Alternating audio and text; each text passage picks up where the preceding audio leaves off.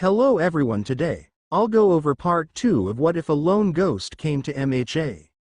And all the credit goes to the author in the description below. Let us begin. All the students had been asked to wait in groups according to the battle center they were headed to. This left Chikara alone with nobody to talk to. She saw a bus heading off with Mori looking out the window and waving. The purple-haired girl waved back to him. Then she turned and walked onto her own bus and sat down in the first row. The other students slowly got on while Chikara tried to clear her head of worry. Negative emotions like fear and anxiety made the repercussions of her quirk factor far worse. She needed either a positive or neutral emotional state while using her quirk, or she would end up with a migraine far quicker than normal. As she was calming her thoughts, she felt something brush against her arm. Opening her eyes, Chikara looked and saw another purple-haired girl sitting beside her. Her earlobes were extremely long and had headphone jacks on the ends. One of her lobes was connected to her phone while the other was just hanging from her ear. "You're staring," the girl suddenly said, looking back at Chikara and jolting her from her thoughts. "Or at least I assume that's what you were doing. Can't really tell where you were looking with eyes like those." Chikara blinked. I'm sorry, I was staring at your ears. I guess that was kinda rude of me." She looked down in shame as she finished. "It's fine, at least you can admit it. Most people try to deny it, that's what annoys me most. I'm Kyoka Jiro, by the way," she said, extending a hand toward the obsidian-eyed girl. "Chikara Hado. Nice to meet you, Jiro." The pair talked quietly on the way to the testing grounds and stuck close as they got off the bus. Once the test started they would split, but for now they were both thankful for someone to talk to.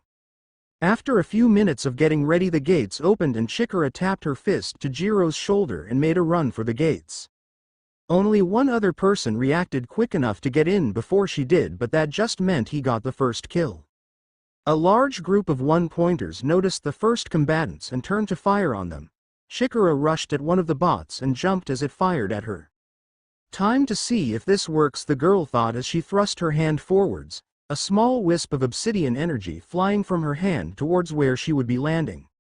The energy formed a small barrier in mid-air and Chikara stepped on it and jumped to the side mid-air.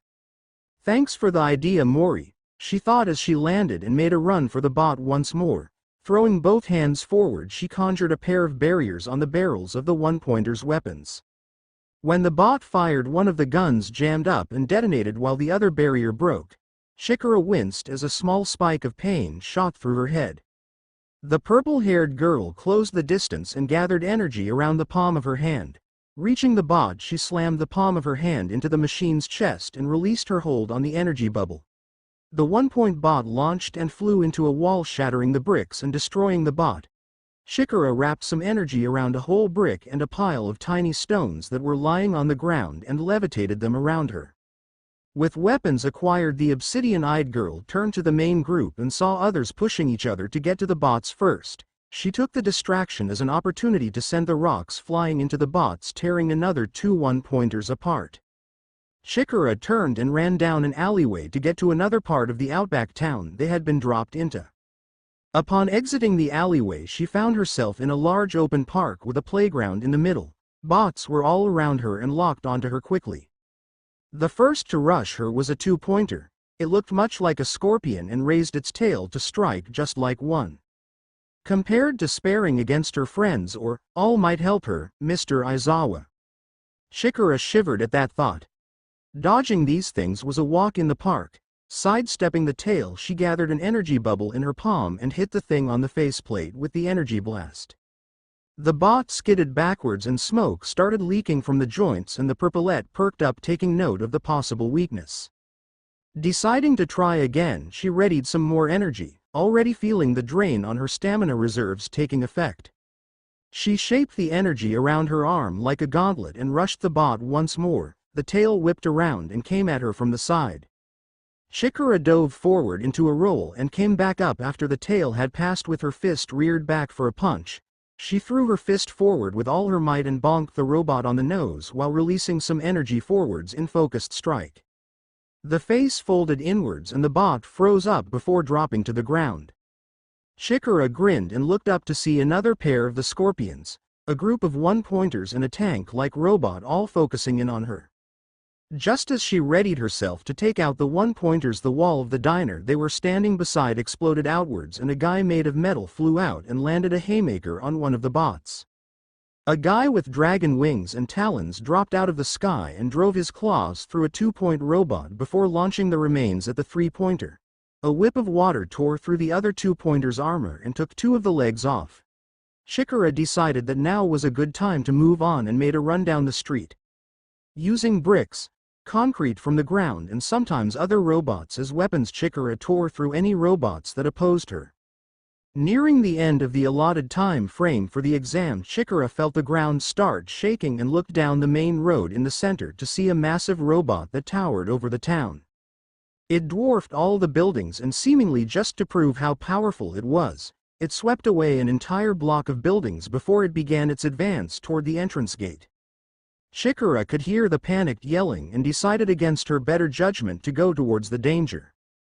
As she neared, she could see a pair of students trying to get out of the zero-pointer's path. The massive bot was catching them quickly and raised its hand high to slam down on top of them. Chikara threw her hands forward with both open and a much stronger stream of energy flew from her hands towards the pair. As soon as her energy reached them, she closed her hands and the obsidian energy wrapped around both of the boys. She drew her hands backwards with force and both of the guys were lifted off their feet and thrown towards her, screaming the whole way.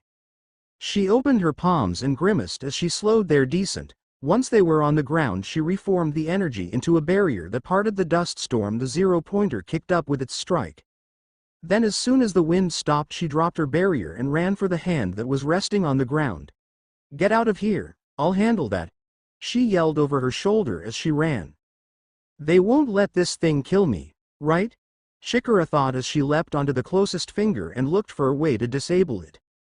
All she could see was indents that looked like a kind of maintenance ladder leading up the arm. "So what's the plan, Hado?" The voice of Jiro came from behind the obsidian-eyed girl. Spinning around to face the other purple-haired girl, she grinned before proclaiming, "We kill it, duh," then spun around and started scaling the ladder. Jiro rushed to follow as the arm started to lift off the ground again.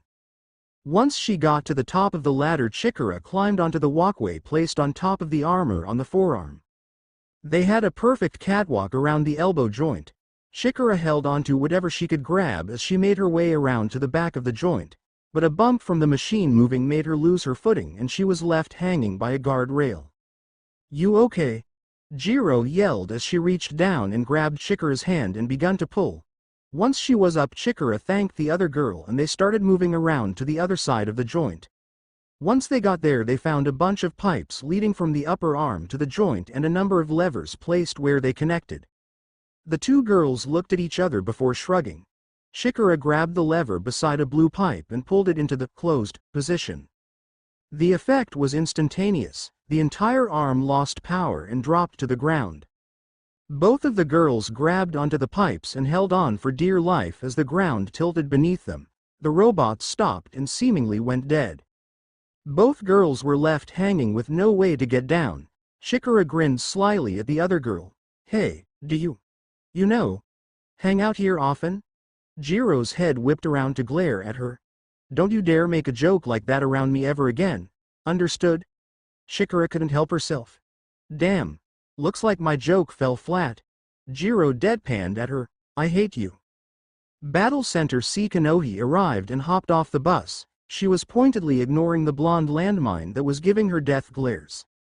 That guy had one hell of a problem. He sort of reminded her of one of her uncles back home who had the same reaction around her own father. But that didn't matter right now. The exam was ahead of her and she needed to give it 100% of her focus.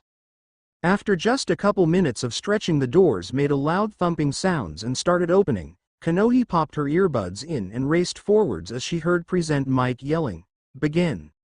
Not bothering to hear the rest of whatever he was yelling, the silver-haired girl ran towards the group of one-pointers and activated her quirk. The one-pointers started firing at her and she didn't bother blocking any of the shots. The rubber bullets bounced off the bone plating that had formed over half of her body. Any shots that hit unarmored spots were surely going to ache later, but for now Kanohi couldn't feel pain. The tattoos covering her body started to glow with a sky blue and water-like energy poured out of them. Kanohi waved her right arm out and the energy curved around and swept away the 3 bots, sending them flying into a wall. The explosive Pomeranian had launched way ahead and had already torn apart the next grouping of bots. He turned back and grinned at the silver-haired girl before blasting off again. Watching the boy disappear in one direction, Kanohi took off towards the other, her plan being to run around the edges and sweep out the bots there before she made her way towards the center. Racing down an alleyway, the bone-armored girl charged headfirst into another one-pointer as she exited the narrow gap. She shoulder-charged it off its wheel and stomped down onto it, crushing its head. Then she raised a swirling disk of energy to her left, blocking a 2-pointer's tail. Kanohi then let the energy disperse and grabbed onto the tail, using it as a launch pad to get her back to the bot it belonged to. She came crashing down on it and coated her fist with energy before punching, the added power managing to crack the armor. Shrugging to herself, Kanohi just kept wailing away on the bot, each punch cracking and bending the metal more and more until the bot finally fell over. The silver-haired girl heard a loud sound to her right and threw up a bubble of energy just in time to block a barrage of concussive rockets from a 3-pointer. Most of the bubble was vaporized by the attack. The remainder of the energy Kanohi drew to her arm and condensed it into a swirling buckler. Then she charged the rest of the bots that were in front of her. Kanohi had been running around punching holes through any bots that came her way and saving the occasional competitor from a nasty hit. All in all, she was having the time of her life, letting loose and not having to hide her quirk like she did back home. Breathing hard, Kanohi came to a halt in the center of the main street. There were many destroyed bots lying around with other competitors standing over them. The silver-haired girl noticed a boy with pure white hair walking casually past people, always keeping them between him and the sun. The boy locked eyes with her and noticed he'd been spotted. He narrowed his eyes at her before they shot wide again as the ground started to shake violently. Both of them looked down the street as a massive robot appeared from the ground. The giant green hulking mass of metal stared down at the examinees and raised its right hand to crush them. Many of the competing students turned and ran. Some fell down and couldn't move, and others just ran off, ignoring the massive threat. Kanohi saw a girl sitting on the ground staring up at the hand descending towards her and rushed forwards. "Damn it!" she yelled as all the energy she could muster swirled around her arms and slid to a halt before the girl. She threw her arms upwards and apart. Kanohi's liquid energy swirled and expanded, speeding up until it became a spinning dome surrounding the pair. "I really hope this works," she thought to herself as she braced for impact. The 0-pointer's hand made contact with the dome and Kanohi felt her control wavering. The energy barrier held, but a large portion of her reserves had been blasted away with the strike. Once the 0-pointer removed its arm, Kanohi released the energy and grabbed the girl, making a run for it. The two of them tore down an alleyway and out the other side. They stopped across the street and turned to see the robot wasn't quite done yet. It had torn through the building after them and was now leveling a punch at them. Kanohi stood shakily. "Hey you, when I catch this thing, run. I can hold it off." She turned and grinned at the girl, who nodded slowly. The silver-haired girl turned back to the fist and raised all her remaining energy and formed a flat barrier to block the strike. She compressed the energy to make it durable and hoped with everything that it would hold. On impact, the barrier shuddered and started to bend under the weight, cracks forming as the giant fist kept pushing. "Don't give up," yelled a male voice, and seconds later a guy with fairly long black hair slammed into the fist. His arms and legs looked like they were made of rock and his feet dug a trail in the concrete. Against all odds, the fist stopped moving. The pair of them struggled against it for what felt like an eternity, not willing to budge an inch. Suddenly an alarm blared out and the two of them nearly fell over as the pressure released and the 0-pointer lost power. The pair of them looked at each other and grinned. The black-haired boy deactivated his quirk and held his hand out to Kanohi. "I'm Ajiro Kirishima. What's your name?" The silver-haired girl took his hand as she tried to stand, nearly toppling over immediately had the boy not grabbed her arm with his other hand to steady her. "Thanks, it's Kanohi," she replied as she shook his hand. "You gonna deactivate your quirk?" Kirishima asked her as he let her go and started walking toward the entrance. When I've got somewhere to sit and some pain medication in me, I know from past experience that this amount of damage is gonna hurt like a bitch when I release my quirk. The black-haired boy grimaced and looked at her sideways. That sounds like a pretty severe drawback. You sure you don't want to go to Recovery Girl to get patched up instead? I'm going to get that done anyway, however, it won't stop the recoil. Don't worry, I knew the risks before I decided to throw myself out there. I'm ready for it. Kirishima just laughed nervously. Kanohi got back to campus and explained the situation to Recovery Girl, who gave her some pain medication and told her to sit at her desk when she released her quirk. The silver-haired girl did as she was told, and after nearly blacking out from the pain she was given a checkup and sent on her way. She met up with Chikara and the two of them went out to get some snacks and drinks while they waited for the infirmary to empty out a bit so they could check up on Izuku and Morimitsu. Kanohi threw the door open when they arrived back at the infirmary. Finally, you wake up. You were out long enough for us to go shopping for tonight's celebration. Chikara called as she spotted Izuku. Yay, try not to do this often, broccoli, Kanohi added as she walked over to the feline guardian and pat him on the head. It's bad enough having one self-sacrificing dumbass on the team. Mori stirred under her hand and Kanohi looked at him before she sat down beside him and snapped a few photos to save to their group chat. So, how you feeling now that you've finally broken out your quirk? The backlash looks insane, Chikara said as she poked at Izuku's bandaged arm. The boy yelped and pulled his arm away from her. It hurt a lot, and I've got no control whatsoever, Izuku said. He looked down deep in thought.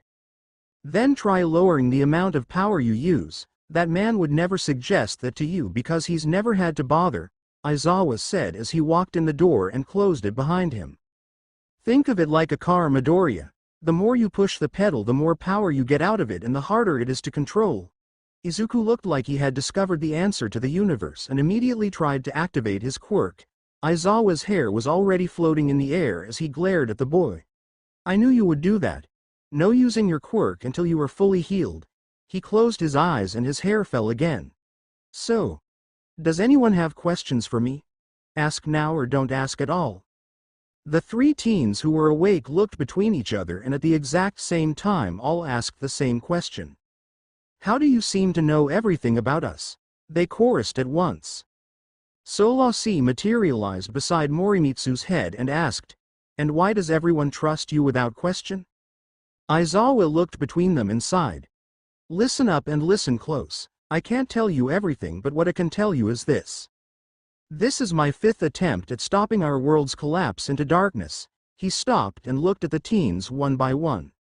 I have the ability to use something called darkness, and it has merged with my quirk, erasure, to form a power called paraversal erasure. Everyone still following? They all nodded with varying looks of confusion on their faces. Basically, I am able to erase anything that is not physical. That means anything from memories to emotions. And even time. I have erased the timeline 4 times in total. Each time humanity has gotten closer and closer to stopping the darkness as I guide us to defeating. That, Aizawa looked at Solasi and she nodded slowly. The witness, she whispered in disbelief. The reason you all trust me is because so far I have been erasing your suspicion of me. I have been training you all because you 3 are the best chance humanity has at defeating the darkness. As for Morimitsu, he's an anomaly. He wasn't supposed to be resurrected for the next 9 years. However, he is one of the best guardians I ever saw, thus I have taken him under my wing to help him grow as strong as I can before the darkness even gets here. The room was silent for the next few minutes. After a while Kanohi spoke up. So you know what will happen in the future? Aizawa nodded. Can you tell us what happens? The tired man closed his eyes and sighed. No. You all need to experience those events to grow as much as possible. If I were to warn even one person of the details of what is going to happen, then the timeline will change drastically. I can only tell you what I have because it gives no detail and thus you don't know when events will happen. So, Morimitsu is possibly our best chance to survive? Chikara asked looking at the boy. No, Aizawa replied firmly. You all are.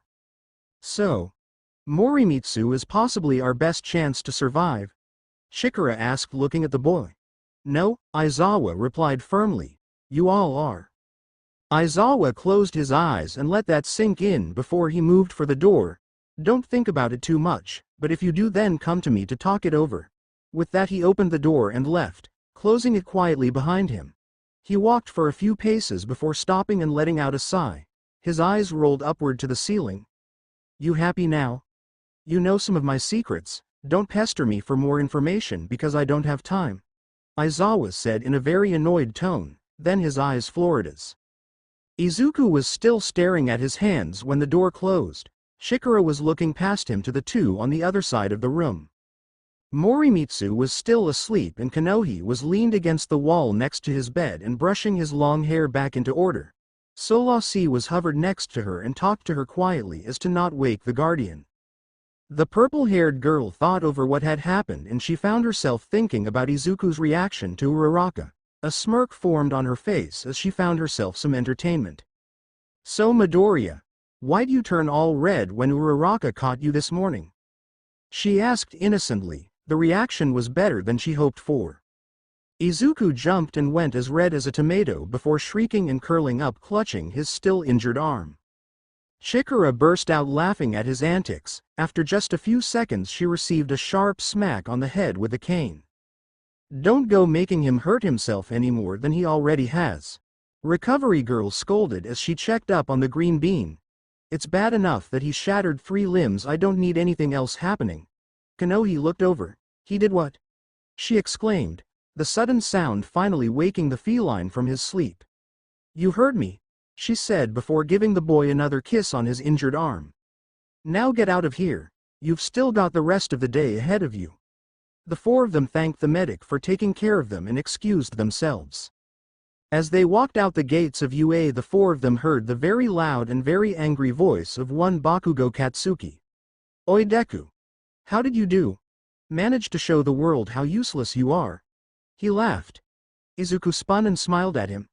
If shattering the 0-pointer counts as useless. Yep. And with that he spun around and walked off. Morimitsu, Chikara and Kanohi stared between him and a stunned Bakugo before they all burst out laughing and chased after their friend. The 4 teens walked towards the Midoriya household. Izuku's mother, or Auntie Inko as the rest of the group had started calling her, had agreed to have them all stay over in the living room.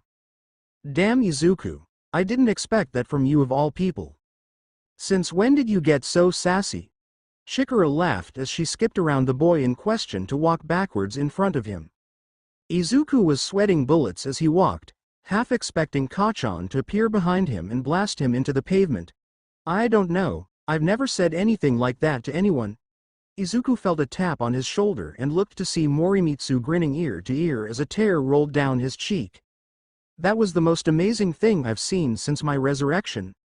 The green bean laughed and gave him a thumbs up in reply. Kanohi pulled a soda out of the bag she was carrying and threw it at Midoriya. Drink up, champ. You've survived the entrance exam and silenced the rabid Pomeranian all in one day. You've earned it.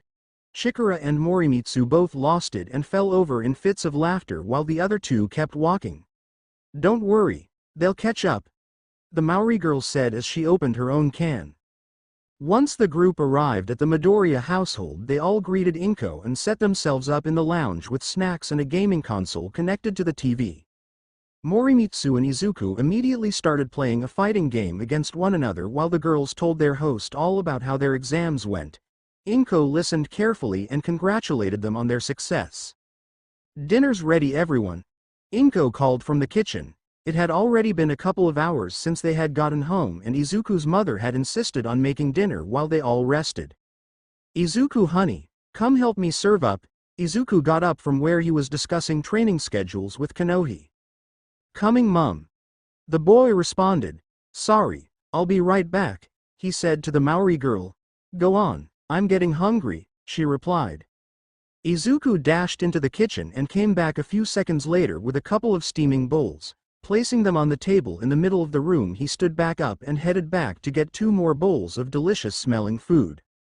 When he returned, he saw the 3 other teens looking at the food on the table. Morimitsu was almost drooling as he looked at the dish before him. Inko exited the kitchen behind Izuku and sat down on the couch beside Kanohi with her own food. Well, What are you waiting for? She said, grinning at the kids' reactions to her cooking.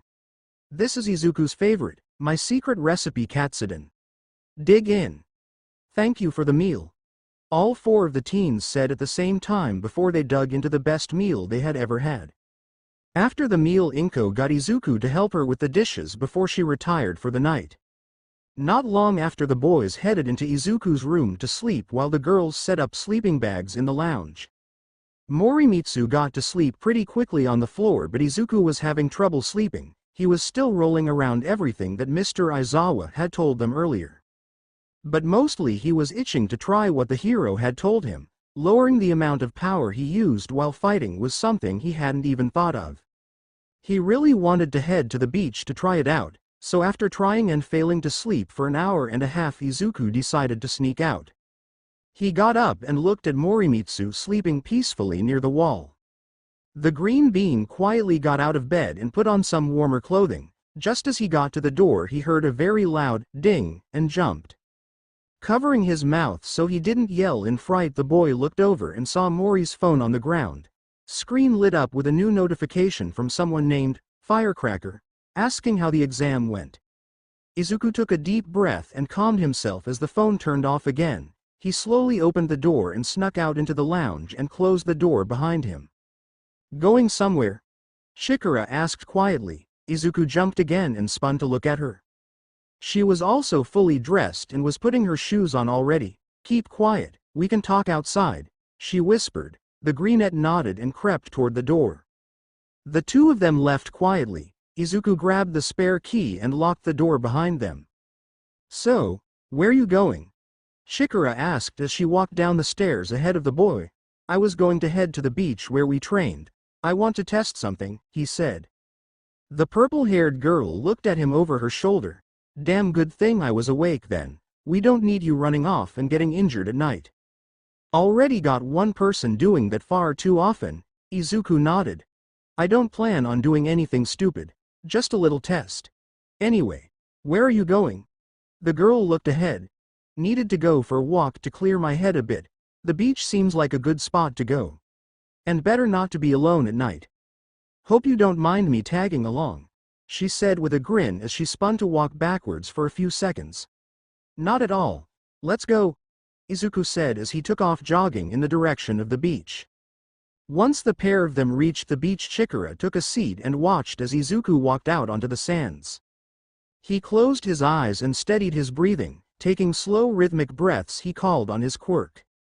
He felt the warmth spread up his arm and remembered Mr. Aizawa's words. Comparing his power to a car throttle, the boy slowly lowered the pressure he was applying to the pedal.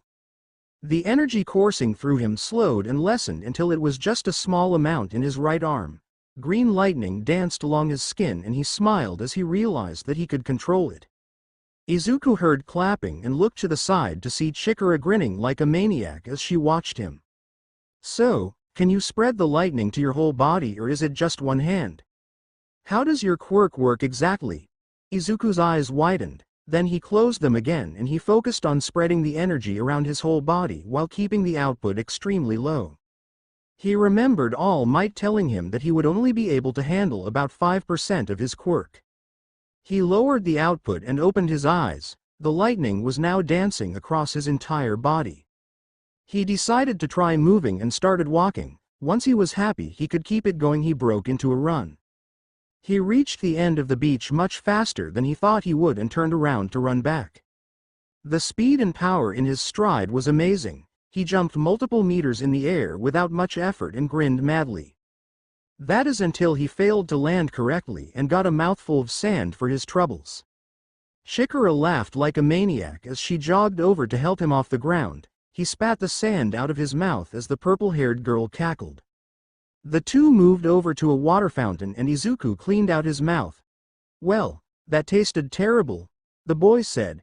That's what you get for trying to show off, Chikara laughed. At least it worked. Full cowling, Izuku said thoughtfully. Really, full cowling? That's what you are calling it? Chikara asked. Yep. The boy replied firmly. Aight, whatever you say. What are you kids doing out this late? A loud and familiar voice called from down the road.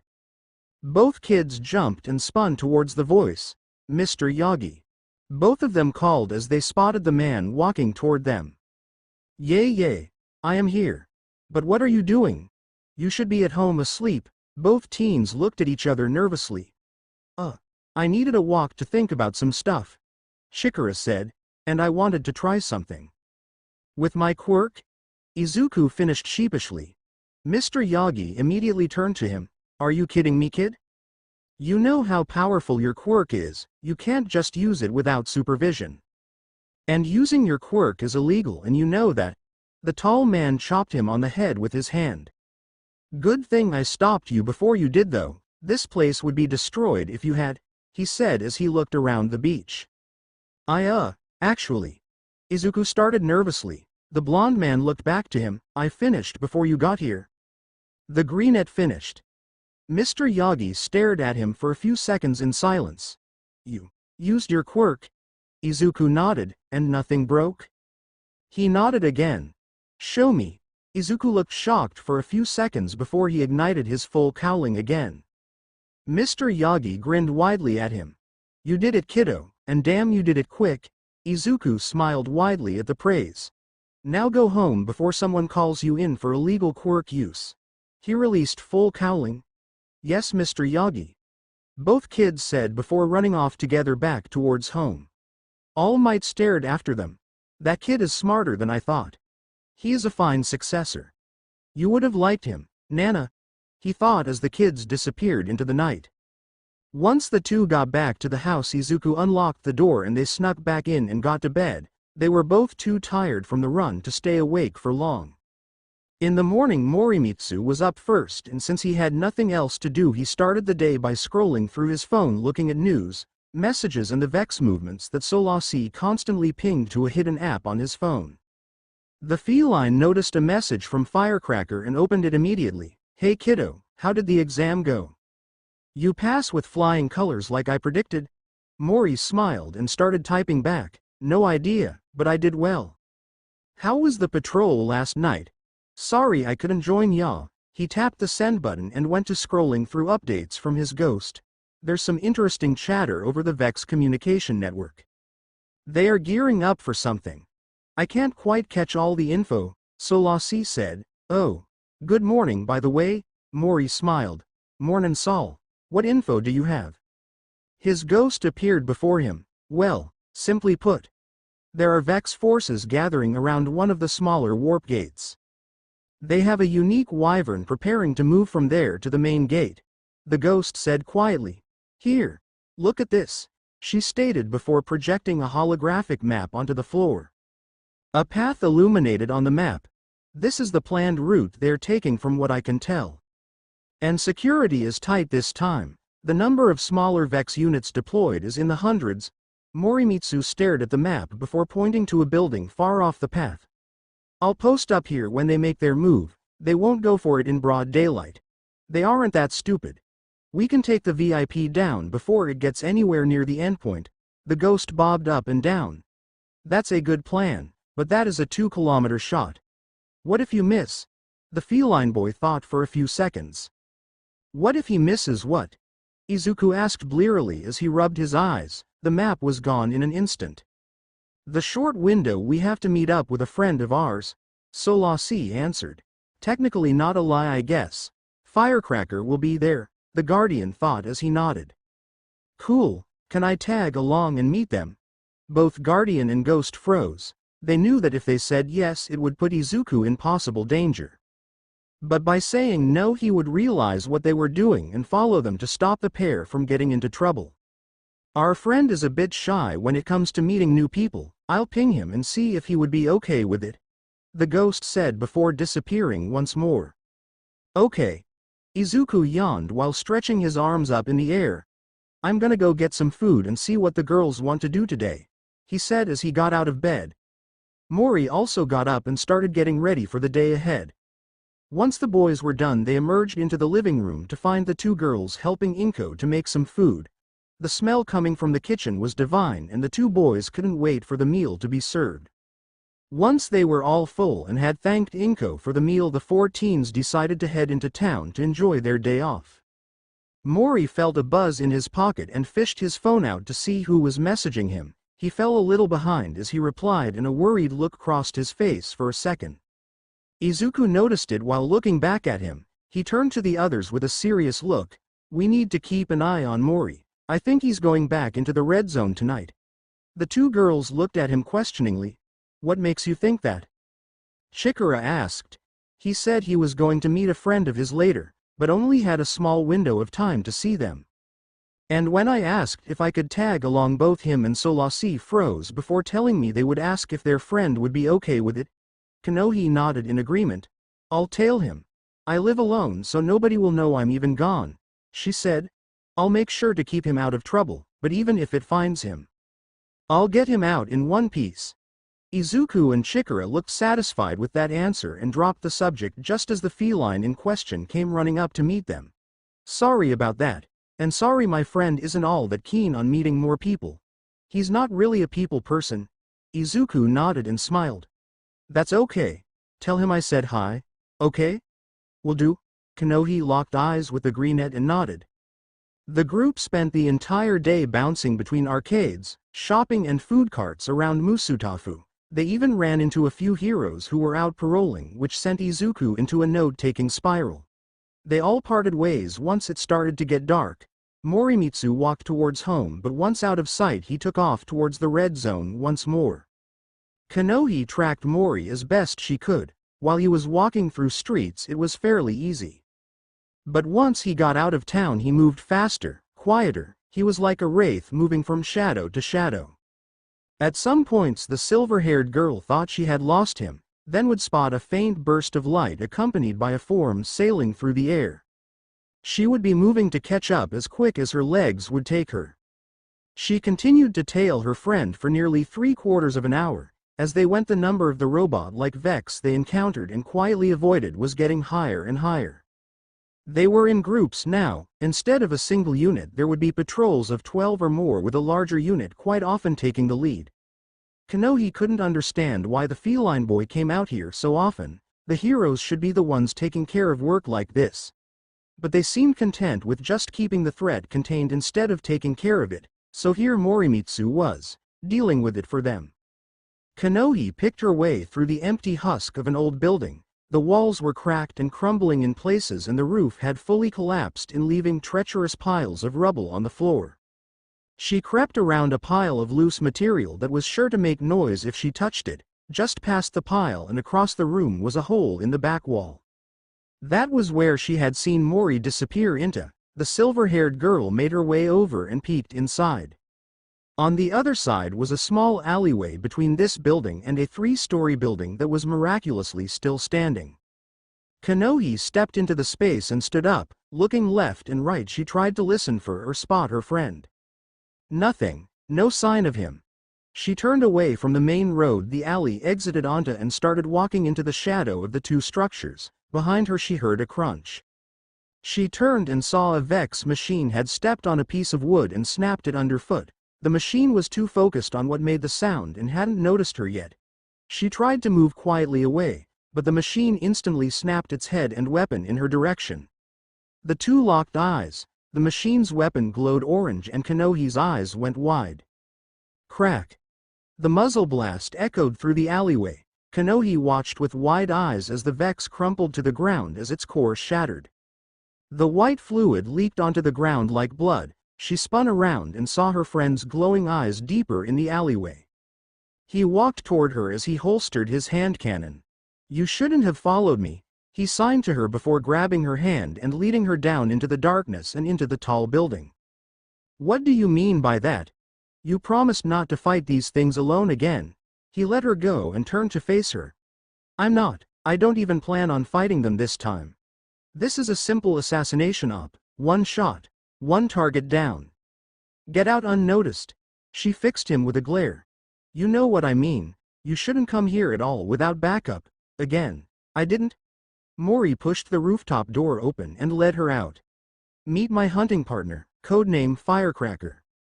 Firecracker was leaned against a wall with binoculars in hand, staring into the distance. The tall man was dressed in all black combat boots, cargo pants and a long flowing trench coat that split at the bottom into twin tails that nearly reached his boots.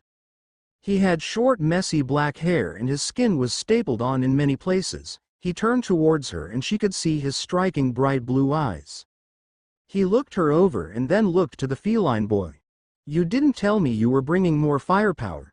Thought this was gonna be quiet," he said in a smooth drawl. His entire attitude screamed, "Couldn't care less," and Kanohi was shocked for a few seconds before she introduced herself. "Hello there, my name I." "Code names, we don't use real names on ops," the tall man interrupted her. "I'm known as Firecracker, he's Cat." They were nicknames but ended up sticking, he shrugged as he finished.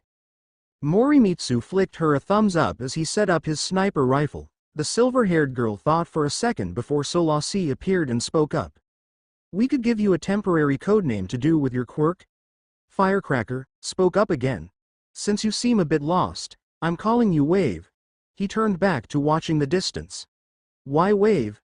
Kanohi asked. "Your hair. It's wavy and the blue and silver reminds me of waves breaking on the beach." Kanohi shrugged. "Guess that'll do for now." Morimitsu, Cat, had finished setting up his rifle and was lying down in firing position facing the same direction as Firecracker was looking. Wave sat down leaning against the same wall as the taller man. She watched him carefully and wondered how someone like him had met Morimitsu. The group sat there for almost 2 hours, waiting, watching and chatting quietly between themselves. Firecracker took a while to warm up to her presence but eventually gave in to her interrogating and told her how Morimitsu had saved him from the Vex one time. And then decided they were going to be friends. That led to them meeting up many times and eventually the guy had told the feline about his life. At the time he only wanted to get back at someone who had wronged him in the past, but after watching the young guardian for a few months he was inspired to join in. He decided to fight against his adversary by doing his job even better than he could instead of trying to get revenge. He still hated the man though. Eventually, Cat saw their target appear and clicked his fingers to get the attention of the other two. Then Solasi materialized an earpiece for all three of them, just in case something goes awry, the ghost had said.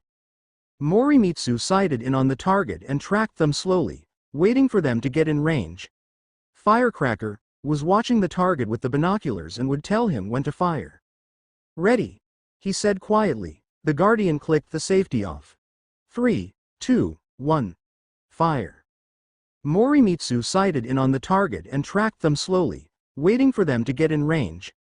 Firecracker was watching the target with the binoculars and would tell him when to fire. "Ready," he said quietly. The guardian clicked the safety off. 3, 2, 1. Fire. The rifle jolted back as the air was split with a bolt of energy, a loud crack shattering the night silence. "Target hit. Damage? None?" the burned man reported. Mori sighted back in and saw that the only damage was a small black smudge on the armor plating around the core. "Damn it," the guardian thought. "It's moving. We need to give chase," Solasi replied quickly. Mori nodded and stood up as his sniper dematerialized and was replaced by an SMG called Recluse. "The target escaped. We are giving chase.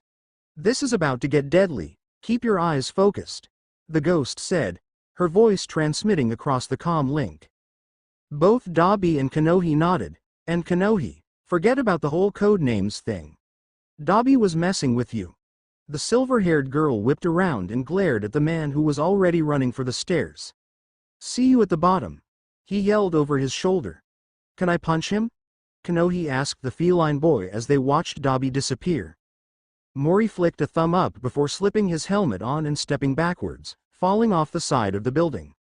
Spinning around in midair, the guardian noticed a small squad of Vex already approaching the building he had been hiding in.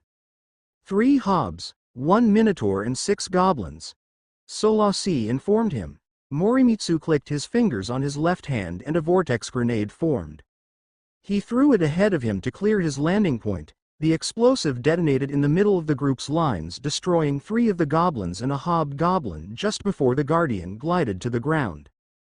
He spun around as he landed and sprayed energy rounds from his recluse. Some rounds hit the goblin in the middle, but the rest flew wide. There was a flash of light and a metal hand clamped down on the guardian's left shoulder. Mori drew his knife and stabbed it into the offending arm.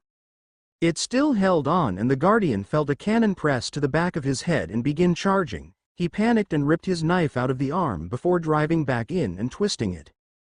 Finally, the Minotaur's grip loosened and Mori spun from its grasp and kicked the cannon upwards as he rolled away from it.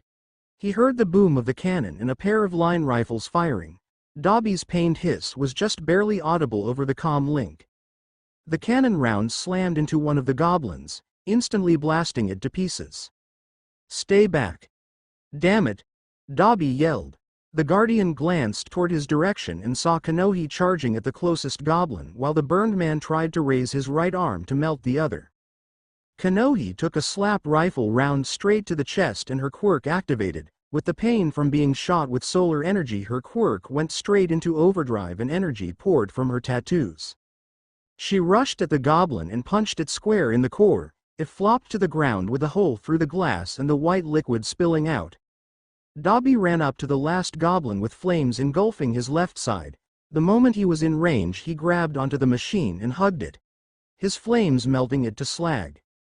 Mori had grabbed his recluse off the ground and spun to face the Minotaur that was now aiming a punch at him. The guardian raised his gun and held down the trigger while aiming into the machine's shoulder. The stream of energy melting straight through the joint and cutting the arm clean off. A blast of energy slammed into Mori's right shoulder blade and the guardian spun around to return fire. 3 rounds slammed into the hobgoblin's chest, knocking it back a little, but the recluse clicked empty. Mori quickly switched to his Aosluna and put 2 rounds through the core of the sniper unit as Dobby unleashed a torrent of azure flames onto the damaged Minotaur. The hulking machine melted quickly and the last remaining Vex unit dropped to its knees with the orange light engulfing it, the melted rifle being put back together. Dobby had managed to disable it for a second. Mori walked behind the downed Vex and placed his hand cannon to the small of its back, right behind the core. The moment the shield dropped, he emptied a few rounds into it, blowing its core apart. With the first skirmish over, the trio regrouped.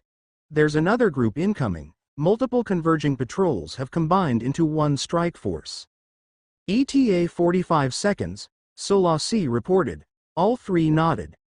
Dobby popped his right shoulder back into place and gave it a roll. "That hurt like a bitch, but I'm good to go." The burned man laughed. Kanohi placed a hand on her stomach.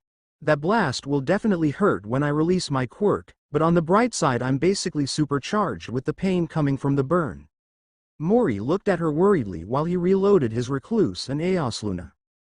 "Do we have something that can wipe the next wave in one hit?" he asked his ghost. "Actually, yes we do. You'll want both hands for this, though." Mori stowed his hand cannon in the holster on his belt, hidden nicely behind his cloak, and clicked the SMG onto his right thigh where it magnetically locked to his armor. Then a much larger weapon materialized and he caught it. It was a blue shift, a rocket launcher. The guardian grinned with excitement, and Dobby whistled. "It's been a while since you broke that out last," the burned man said with a manic grin. "Let's have some fun." Morimitsu and Kanohi took cover behind a half-fallen wall whilst Dobby had taken a position near the street corner. The plan was to let the burned man strike first and then use the distraction to clean up the rest of the patrol with a shot from the blue shift. A simple 1-2 punch that should clear out most of the hostiles in one shot. It didn't take long for the Vex patrol to march around the corner, and all 3 were tense as they waited for a perfect time to strike. Dobby decided the time had come and launched himself out into the street. There were 12 goblins directly in front of him. The burned man raised both hands and unleashed a massive wave of azure flames at the machines, many of which melted in seconds. By the time the flames receded, there were only a pair of goblins left standing, the armor on them glowing red. Mori popped up from his hiding place and leveled the launcher on his shoulder. From his angle he could see the full patrol. There were still 14 goblins with 2 minotaurs at the back. Deciding that the masses of goblins were more of a threat, he sighted in on the unit closest to the center and fired. The massive weapon shuddered on his shoulder and he reeled backwards from the recoil. Placing the blue shift on the ground, he grabbed the recluse and vaulted over the cover. All the goblins had been obliterated by the rocket and the splash had damaged both Minotaur units. Mori sighted on the left unit while Dobby rounded the corner and threw flames at the right one. Both unleashed their attacks and kept firing until Kanohi noticed the two bots about to fire back and raised a barrier between them and the Vex. The two Minotaurs stopped charging their cannons and instead started charging at the barrier. Then at the last second they phased behind the three and turned to attack. One of the Minotaurs spun clockwise and struck at Kanohi with its left fist. The silver-haired girl raised both arms and blocked the blow, just barely stopping the machine's attack. Mori grabbed the Aosluna and quickly released a shot at the cannon arm of the Vex attacking Kanohi. The shot blasted straight through the elbow joint of the machine and the cannon went limp. Dobby had spun at the same time as the silver-haired girl and was just releasing a focused beam of fire directly at the chest of the second Minotaur, the machine just melting to slag before it could even attack him. With its cannon arm disabled, the last remaining Vex let some pressure off Kanohi, whom immediately sent its remaining arm off to the side and sent a punch at its core with some energy wrapped around her hand. Her punch broke straight through the core and out the other side, the machine's spine severed. The girl withdrew her hand just before the construct fell limply to the ground. All three looked at each other and grinned. This might be possible after all. Morimitsu went to grab his rocket launcher and stowed it on the mag lock on his back. "Ready to go, everyone?" Solasi chirped. "Ready as we'll ever be," Dobby replied before turning on his heel and jogging off in the direction the target was last seen, the other two close on his tail. Over the course of the next 3/4 of an hour the trio fell into a rhythm while they were fighting. Dobby acted as the sword by blasting away any opponent with his insanely hot azure flames.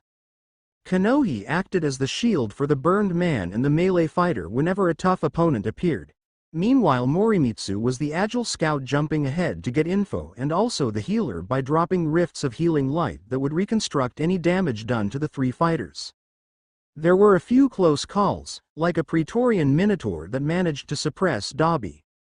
At least until Morimitsu tore it apart with light-enhanced claws, seeing that made both Kanohi and Dobby never want to piss the Guardian off. There was also an encounter with a pair of wyverns, but Kanohi punched through the supports of the building as they all bolted out. The building collapsing crushed both units but forced the group to make a detour to find a way around. Hydras seemed to pose no threat with Dobby around. A well-timed stream of fire would quite often end them in a single strike. By the time they reached the location, the target had run away to the massive wyvern had already gotten inside and closed the massive doors behind it. The group jogged up to the massive doors. There was a terminal off to the side that Morimitsu approached. Raising his left hand with his palm up, a universal signal that a ghost was about to leave the safety of their guardian's body, his ghost appeared. Her purple shell spun once and she flew forward and stopped over the terminal to scan it and hack into the systems it controlled. "Cover me, I'll need a minute or two to get this open," she said as she started her work. The three encircled the ghost, facing outwards and keeping an eye out for movement. Everything was silent, not a single scuffle or step. The only audible sound was the breath of the three people present and the quiet hum of the ghost behind them hacking the console. After a solid few minutes the ghost spoke. "On done. Doors unlocked," she said as the door made a sudden clang and then smoothly started opening up. A cold wind rushed outward and Morimitsu felt a wave of sickness come over him briefly. He shivered and looked at Solasi. "What was that?" he asked. "Darkness, fairly concentrated but not the strongest I've felt," Mori nodded, then raised his hand again. Solasi flew over to his hand and disappeared. Then the trio made their way to the now opened door. As soon as they stepped into the room they were ready.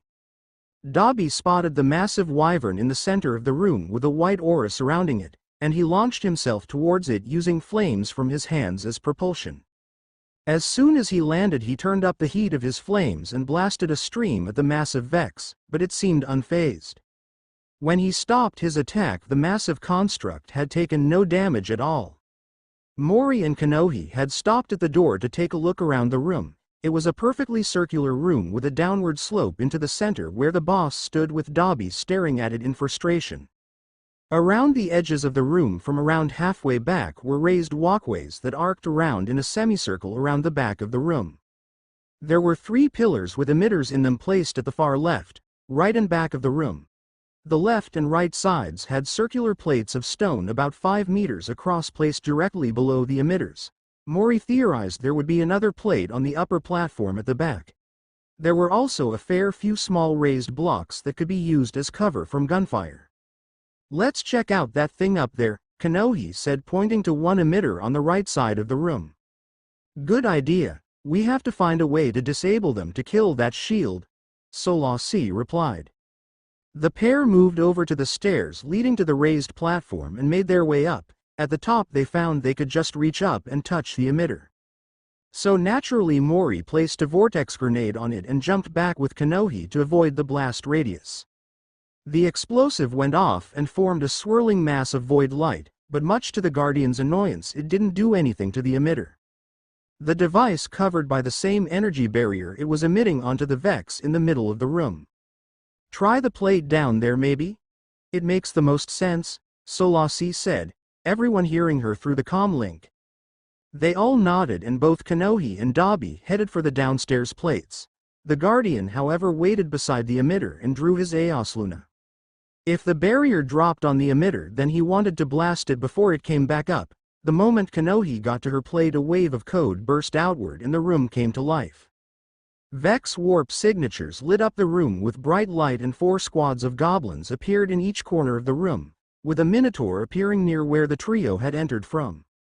Kanohi, seeing the threat emerge, raised a bubble of swirling energy around her plate and stood in the middle. Dabi redoubled his pace to reach his plate and got there just ahead of a squad of 6 goblins, which he promptly melted to little more than molten metal heaps. Meanwhile the feline quickly took a shot at the emitter. The energy barrier pulsed but held. So he changed course, running for the back of the room where 2 squads of goblins were moving toward the plate at the top back of the room. As he was running for the plate he swapped weapons and threw a scatter grenade ahead of him. The grenade split on impact and the sub-munitions detonated amongst one squad of Vex. 4 were destroyed. 1 was thrown off the ledge and crumpled on impact with the floor below and the last was lightly damaged. The Guardian raised the Recluse and fired a quick burst into the machine before sprinting for the plate. He got there just as the second squad was about to step into the orange floating code. He raised his weapon as he slid to a halt and held the trigger down while sweeping the weapon from left to right. 5 goblins went down but the last got a good shot off that knocked the feline flat on his back. From his prone position M.H.A raised his gun and fired the last few shots of the magazine into the Vex's core. As it fell his Recluse clicked empty and he popped the mag out before slamming a new one into place and pulling back the charging handle. Kanohi meanwhile was quite safe from danger in her bubble shield. A squad of goblins had advanced on her as well but after finding they couldn't shoot through the bubble they tried plan B. 2 units stepped into her bubble and were promptly thrown from their feet into the nearby wall from the force of the rotating energy slamming into them. The last 4 stopped and stared at the girl in her bubble, but didn't make any moves. The girl got tired of the standoff and opened a hole in the bubble that rotated with the bubble. As soon as the hole was lined up with the machines they all tried to step in. None of them were fast enough, resulting in all 4 being either torn in half or thrown across the battlefield. Once they were dealt with the girl closed the hole and turned towards the bigger problem in the middle of the field. Dabi had dealt with his group of goblins the moment he arrived so he threw some flames at the Minotaur to get it to advance on him. Once it was in range it opened fire. Dabi just sidestepped each time it fired and forced it to try to readjust and try again, or close the gap. It chose the second option and warped close enough that the burned man couldn't dodge. Dabi grinned manically and raised his arms toward the machine. "Game over," he said quietly before igniting both hands and forming a cone with his fingers. "Jetburn." He yelled as he melted a hole through the Minotaur in an instant, the machine falling flat on its face a second later while the metal smoked. Dabi looked up and saw his emitter wasn't emitting the beam anymore. He spun around and threw another blast of flames at the boss in the center of the room. But the shield was still being fed from the back of the room. Less than a second later the beam died and the shield popped. There was a flash on each of the emitters as they started to recharge energy to shield the wyvern once more. And as the shield popped, it sent out a shockwave that blasted Mori and Dobby backwards a fair bit. Kanohi felt a shudder in her bubble, but other than that there wasn't much difference. She dropped the bubble shield to assist with the attack, but to her horror the machine was faster. It had already turned and was firing at Dobby. The burned man stood up after being thrown by the shockwave, only to see the massive machine charging up its weapons while looking right at him. Oh shit, he thought as the wyvern released two massive blasts of void energy, both hitting the ground one after another on either side of him. Dobby was thrown into the air and backwards, but just before he could hit the ground another two blasts hit below him and launched him even faster towards the wall. The burned man slammed into the wall back first and the stone cracked in a spiderweb pattern from where he made contact. He then dropped to the ground and collapsed. He coughed weakly after he landed. Mori watched in horror as the machine chose Dobby as the main target to eliminate and dealt with him so quickly that the Guardian didn't even have time to react. He immediately swapped to his hand cannon and leapt atop the massive construct. Fucking go down. He screamed in his head as he fired shot after shot into the top of the massive machine. Slowly but surely he burned a hole through the armor plating, but just as the hole opened up the wyvern raised 1 foot before dropping and slamming it into the floor. The kinetic energy kicked up a massive shock wave that threw the feline boy off the machine into the ground. He managed to land on his feet and bolted to Kanohi. The girl understood they needed to keep its attention on them to save Dobby and made her bubble once more appear. Mori just slipped inside before the shield formed fully, then he holstered his Aosluna and grabbed the blue shift from his back. He aimed the weapon at the Vex and nodded to the silver-haired girl. She made a hole appear in the barrier again and the Guardian tried to time his shot to go through it. He missed the timing and pulled the trigger just after the hole flew past, and the weapon clicked empty. Holy crap, I have never been more happy that I forgot to reload, the feline thought as he opened the hatch on the launcher and slid a new rocket into place. You got lucky just then, make sure it doesn't happen again. We can't make a mistake here, Solasi said grimly. But she was right. Had there been a rocket in the chamber he would have just killed Kanohi. Not something he would ever forgive himself for. Luckily he had a second chance here, and damn was he going to make it count. The feline watched carefully as the gap came back around and lined up with him, then it slowed and widened for a split second. He pulled the trigger once more. The rocket launching split the air and slipped right out the gap in the dome, slamming straight into the left side of the towering wyvern. The massive machine recoiled but recovered quickly, then opened fire on the vortex of energy. 4 more blasts made contact with the barrier and more than half the energy vaporized instantly. Kanohi dropped to her knees and clutched her chest. Blood dribbled from her mouth as she coughed painfully. The barrier dropped a second later as the girl lost a hold of her quirk and doubled over in pain. Morimitsu dropped his weapon and wrapped his arms around the girl's waist and lifted her into a bridal carry so he could still run. Then he bolted for the underside of the staircase. He made it into the small alcove that was hidden behind the stairs and pillar. There he placed the silver-haired girl back on the floor and channeled light from his core into his right hand. He raised it into the air and then slammed it into the floor. The light burst into a swirling column of light, not void light but pure life-restoring light. The energy flooded the girl's senses as it restored all the damage her body had taken. Once she was able to move she sat up and looked at the feline guardian who had discarded his helmet. His green eyes looking over her worriedly, it was adorable how his ears were leaned to the sides of his head. She knew from previous interactions that it meant he was terrified. Thanks for the save, dumbass. Now go get the flame brain back on his feet. She laughed. Mori's ears perked up and a hopeful smile spread across his face. He nodded and turned around while charging his body with light.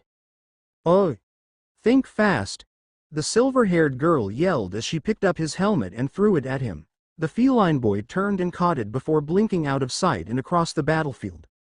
The girl shook her head, before the ground shook beneath her as more blasts of void energy slammed into the ground where Mori had disappeared around the corner with her.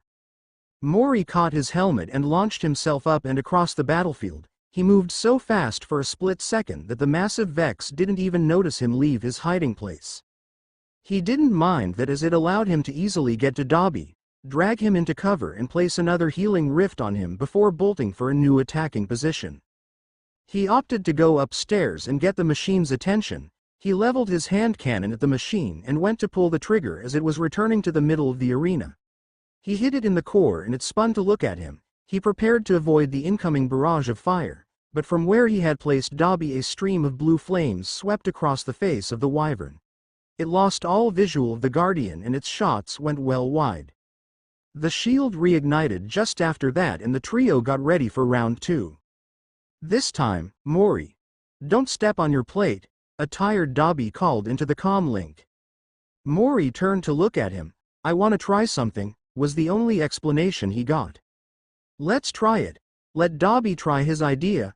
Solasi ordered. Any possible advantage we can discover will help us here. Kanohi appeared from her hiding place and looked up, and the Guardian on the other side of the room. Copy that. Let's bring this thing down. All three nodded and prepared for the next wave. Dobby was heating up his core again and Morimitsu had a vortex grenade formed and ready to throw. Kanohi, having been healed of most of the damage and no longer being in pain, had lost much of the energy she had to work with and wouldn't be making another bubble shield anytime soon. So she opted for keeping the energy swirling around her unformed so she could use it however she needed to on a dime. With everyone ready, Dobby and Kanohi stepped onto their plates. The room once again filled with Vex warp signatures and the three prepared to take care of their opponents. Dobby once again turned his group of goblins to slag with a wave of flames, and Kanohi compressed some energy before throwing it at the approaching machines. The attack did little more than put them off balance, so using the rest of her energy she made a whip with a sharp blade and flicked it at them. She swung the liquid energy at the Vex and carved through 3 of them with one swipe, the rest fired at her. She managed to dodge 2 blasts, but the third caught her on the left shoulder as she spun.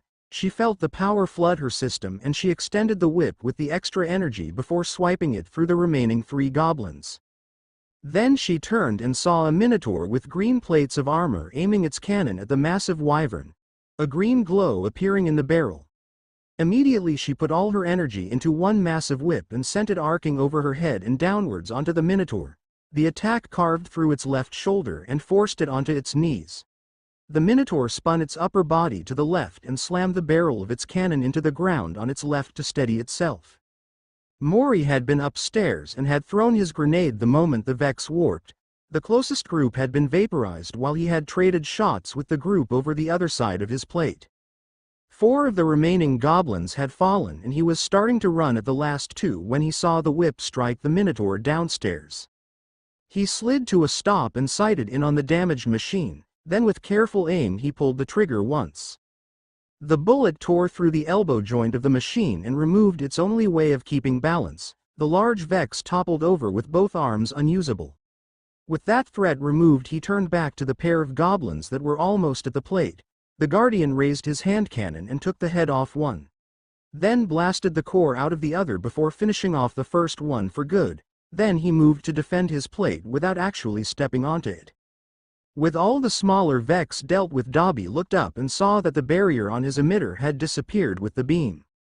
The man grinned and raised a hand upwards to destroy the construct, melting the entire thing to slag. Then he stepped off his plate and looked to Kanohi. Try destroying the emitter, newbie, he called. The silver-haired girl obliged and threw her whip upwards, carving a clean cut through the middle of her emitter. Nice. Now you, Mori, hop on ya plate in the moment that barrier drops. Blast that thing to high heaven. Morimitsu watched as both the emitters were destroyed and detonated a few seconds after. Then he got the call from Dobby to hop on his plate. He was all too happy to oblige, and once the barrier dropped he put the last 3 rounds of his clip into the emitter and damaged it too much for it to operate anymore. The wyvern shield popped once more, but this time the energy didn't pulse outwards. It erupted where it was, and the massive Vex staggered backwards as multiple armor plates were blasted off it. Dobby immediately rushed straight at it, and once close enough he slid to a stop and held both his hands together with his palms outstretched towards the machine's core. Flashfire fist. Promence incinerate. Dobby screamed with all his might as flames erupted from his outstretched arms. They went from a light blue to a brilliant deep azure coloration. The heat in the room was so immense that both Kanohi and Morimitsu both had to dive behind cover to avoid getting burned just from exposure to the flames. When the fire finally died down, Dobby jumped backwards, breathing heavily, his arms smoking and red burns running up the length of his arms. "Beat that, ya old bastard," he laughed joyously as he got out the way. Kanohi jumped from behind her cover and swung her whip at the massive construct, Tangaroa's gift. "Mere whiu." The silver-haired girl yelled as the energy changed its shape to resemble a teardrop-shaped weapon from her home country on the end of a long whip. The blade sliced clean through the right side of the machine's body, leaving it with a skeleton frame from Dobby melting through its plating and internal systems, then a massive slice through what little was left of its core. The machine dropped to its knees and its core started to glow. "Stop it, now!" Solasi screamed. Mori jumped from cover and leapt through the air until he landed atop the machine once more.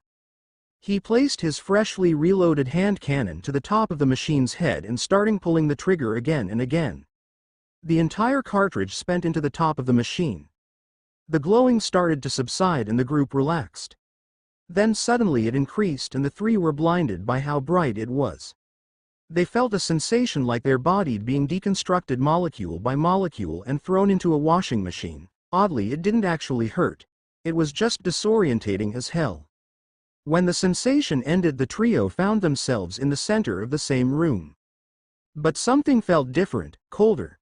After just a second, Kanohi and Dobby heard coughing behind them. They turned and saw Morimitsu struggling to get his helmet off while he appeared to be choking. "Mori!" The two yelled as they rushed to help him. Working together they got his helmet off him, but it didn't help. The poor boy's eyes were slits and his blood vessels were popping out of his skin. He was choking and spluttering constantly. His ghost appeared after a second and bathed him in light, which seemed to help a little. After a few seconds he turned and promptly puked. After he was done he turned back to the other two. Wiping his mouth with the back of his glove, the feline signed to them, "Sorry about that. Felt like I was being torn apart from inside." The boy shivered. "This appears to be a darkness zone, far stronger than the one we were fighting in just before." Kanohi looked around the arena. "The emitters are repaired, and the massive scorch mark you left isn't there," the girl said as she motioned to Dobby. "What the hell is going on?" the burned man growled as he stood up. He looked to the door. It was locked tight. But just like the outside, there was a console on the inside too. "Come on, let's get out of here," he said as he pulled the guardian to his feet. Kanohi and Solasi followed him to the console and the ghost hacked the door open once more, this time though the door didn't open.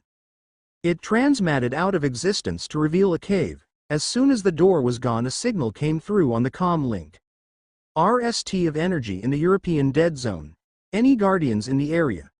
Converge and investigate." The energy burst was Vex in origin. "Search and destroy guardians.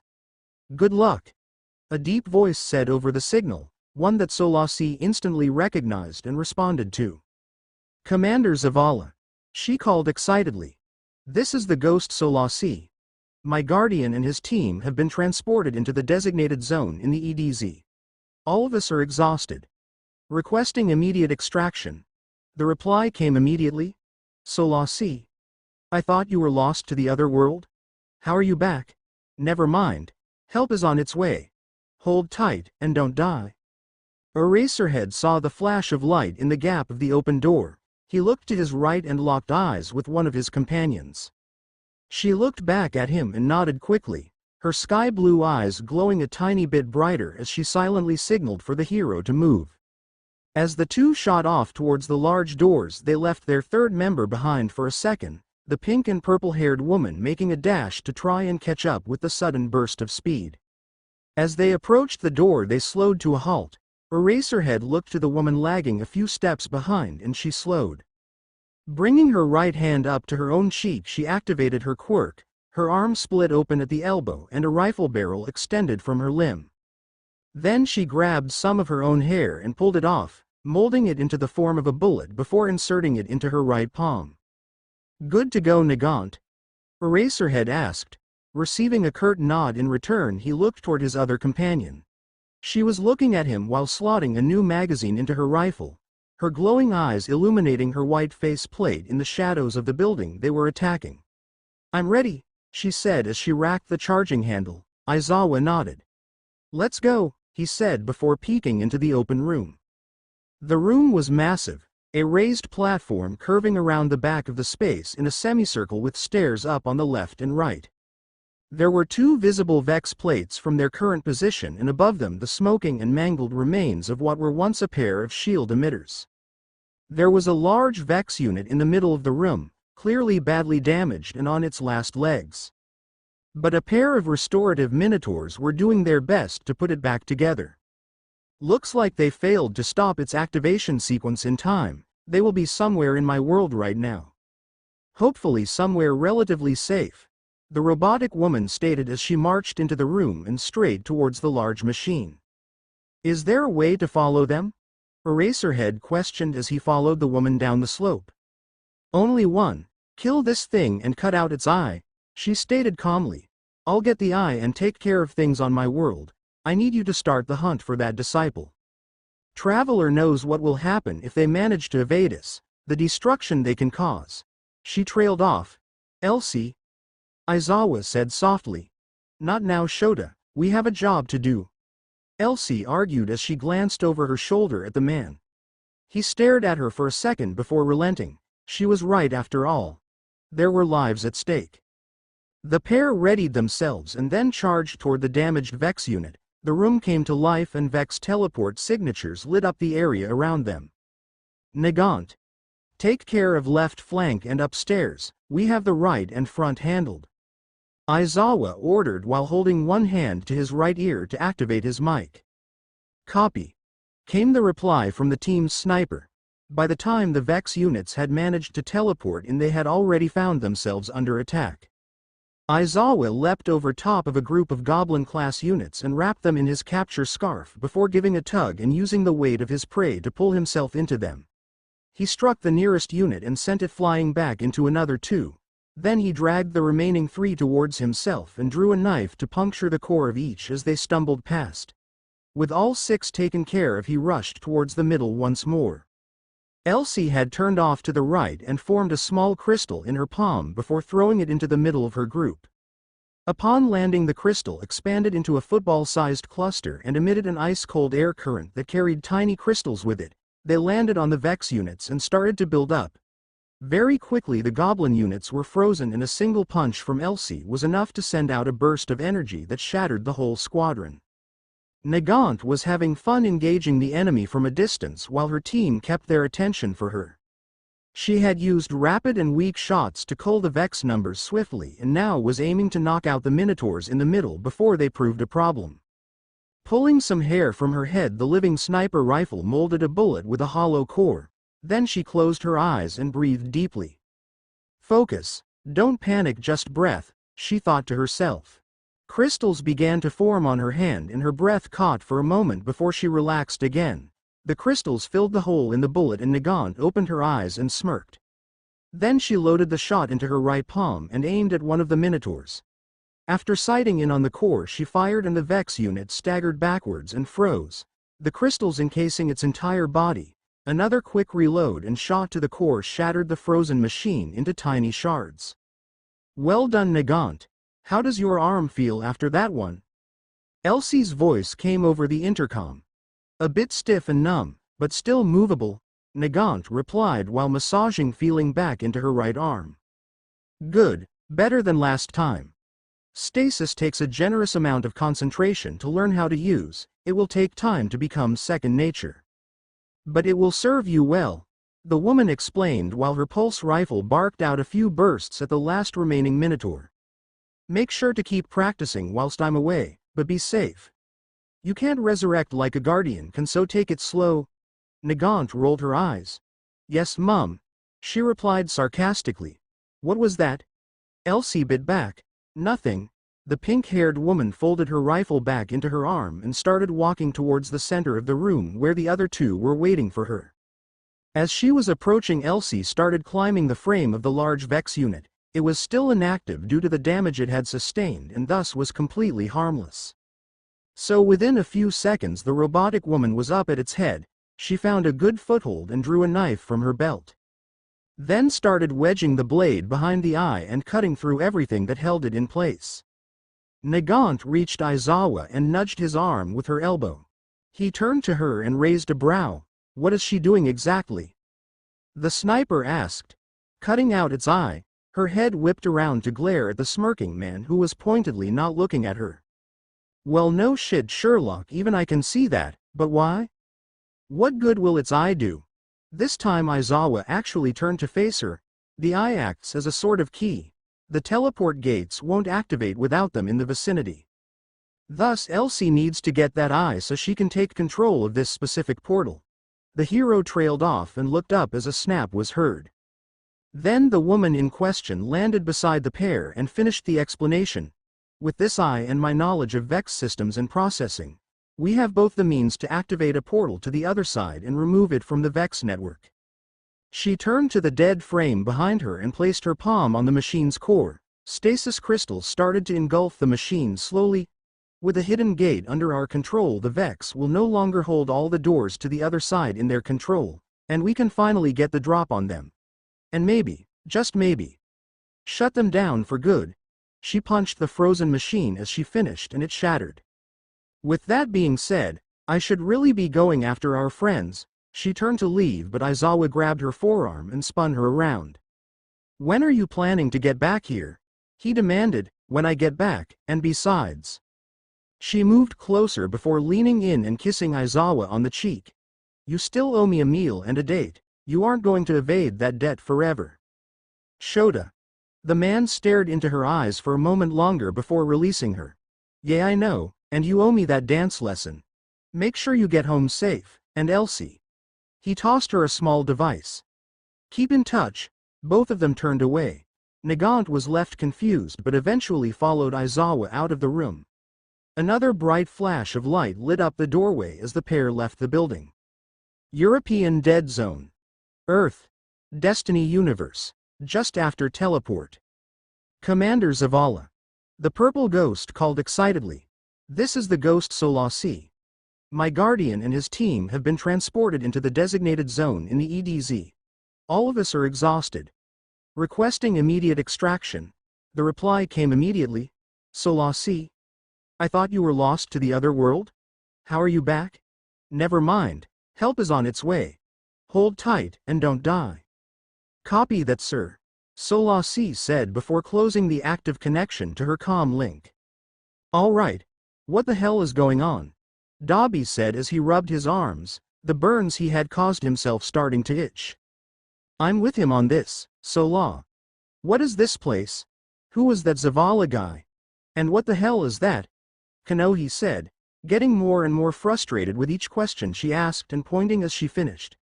Morimitsu turned to look where she was pointing. The moment he locked eyes with the creature, his instincts screamed, "Enemy," and he dropped behind a rock and drew his Aosluna.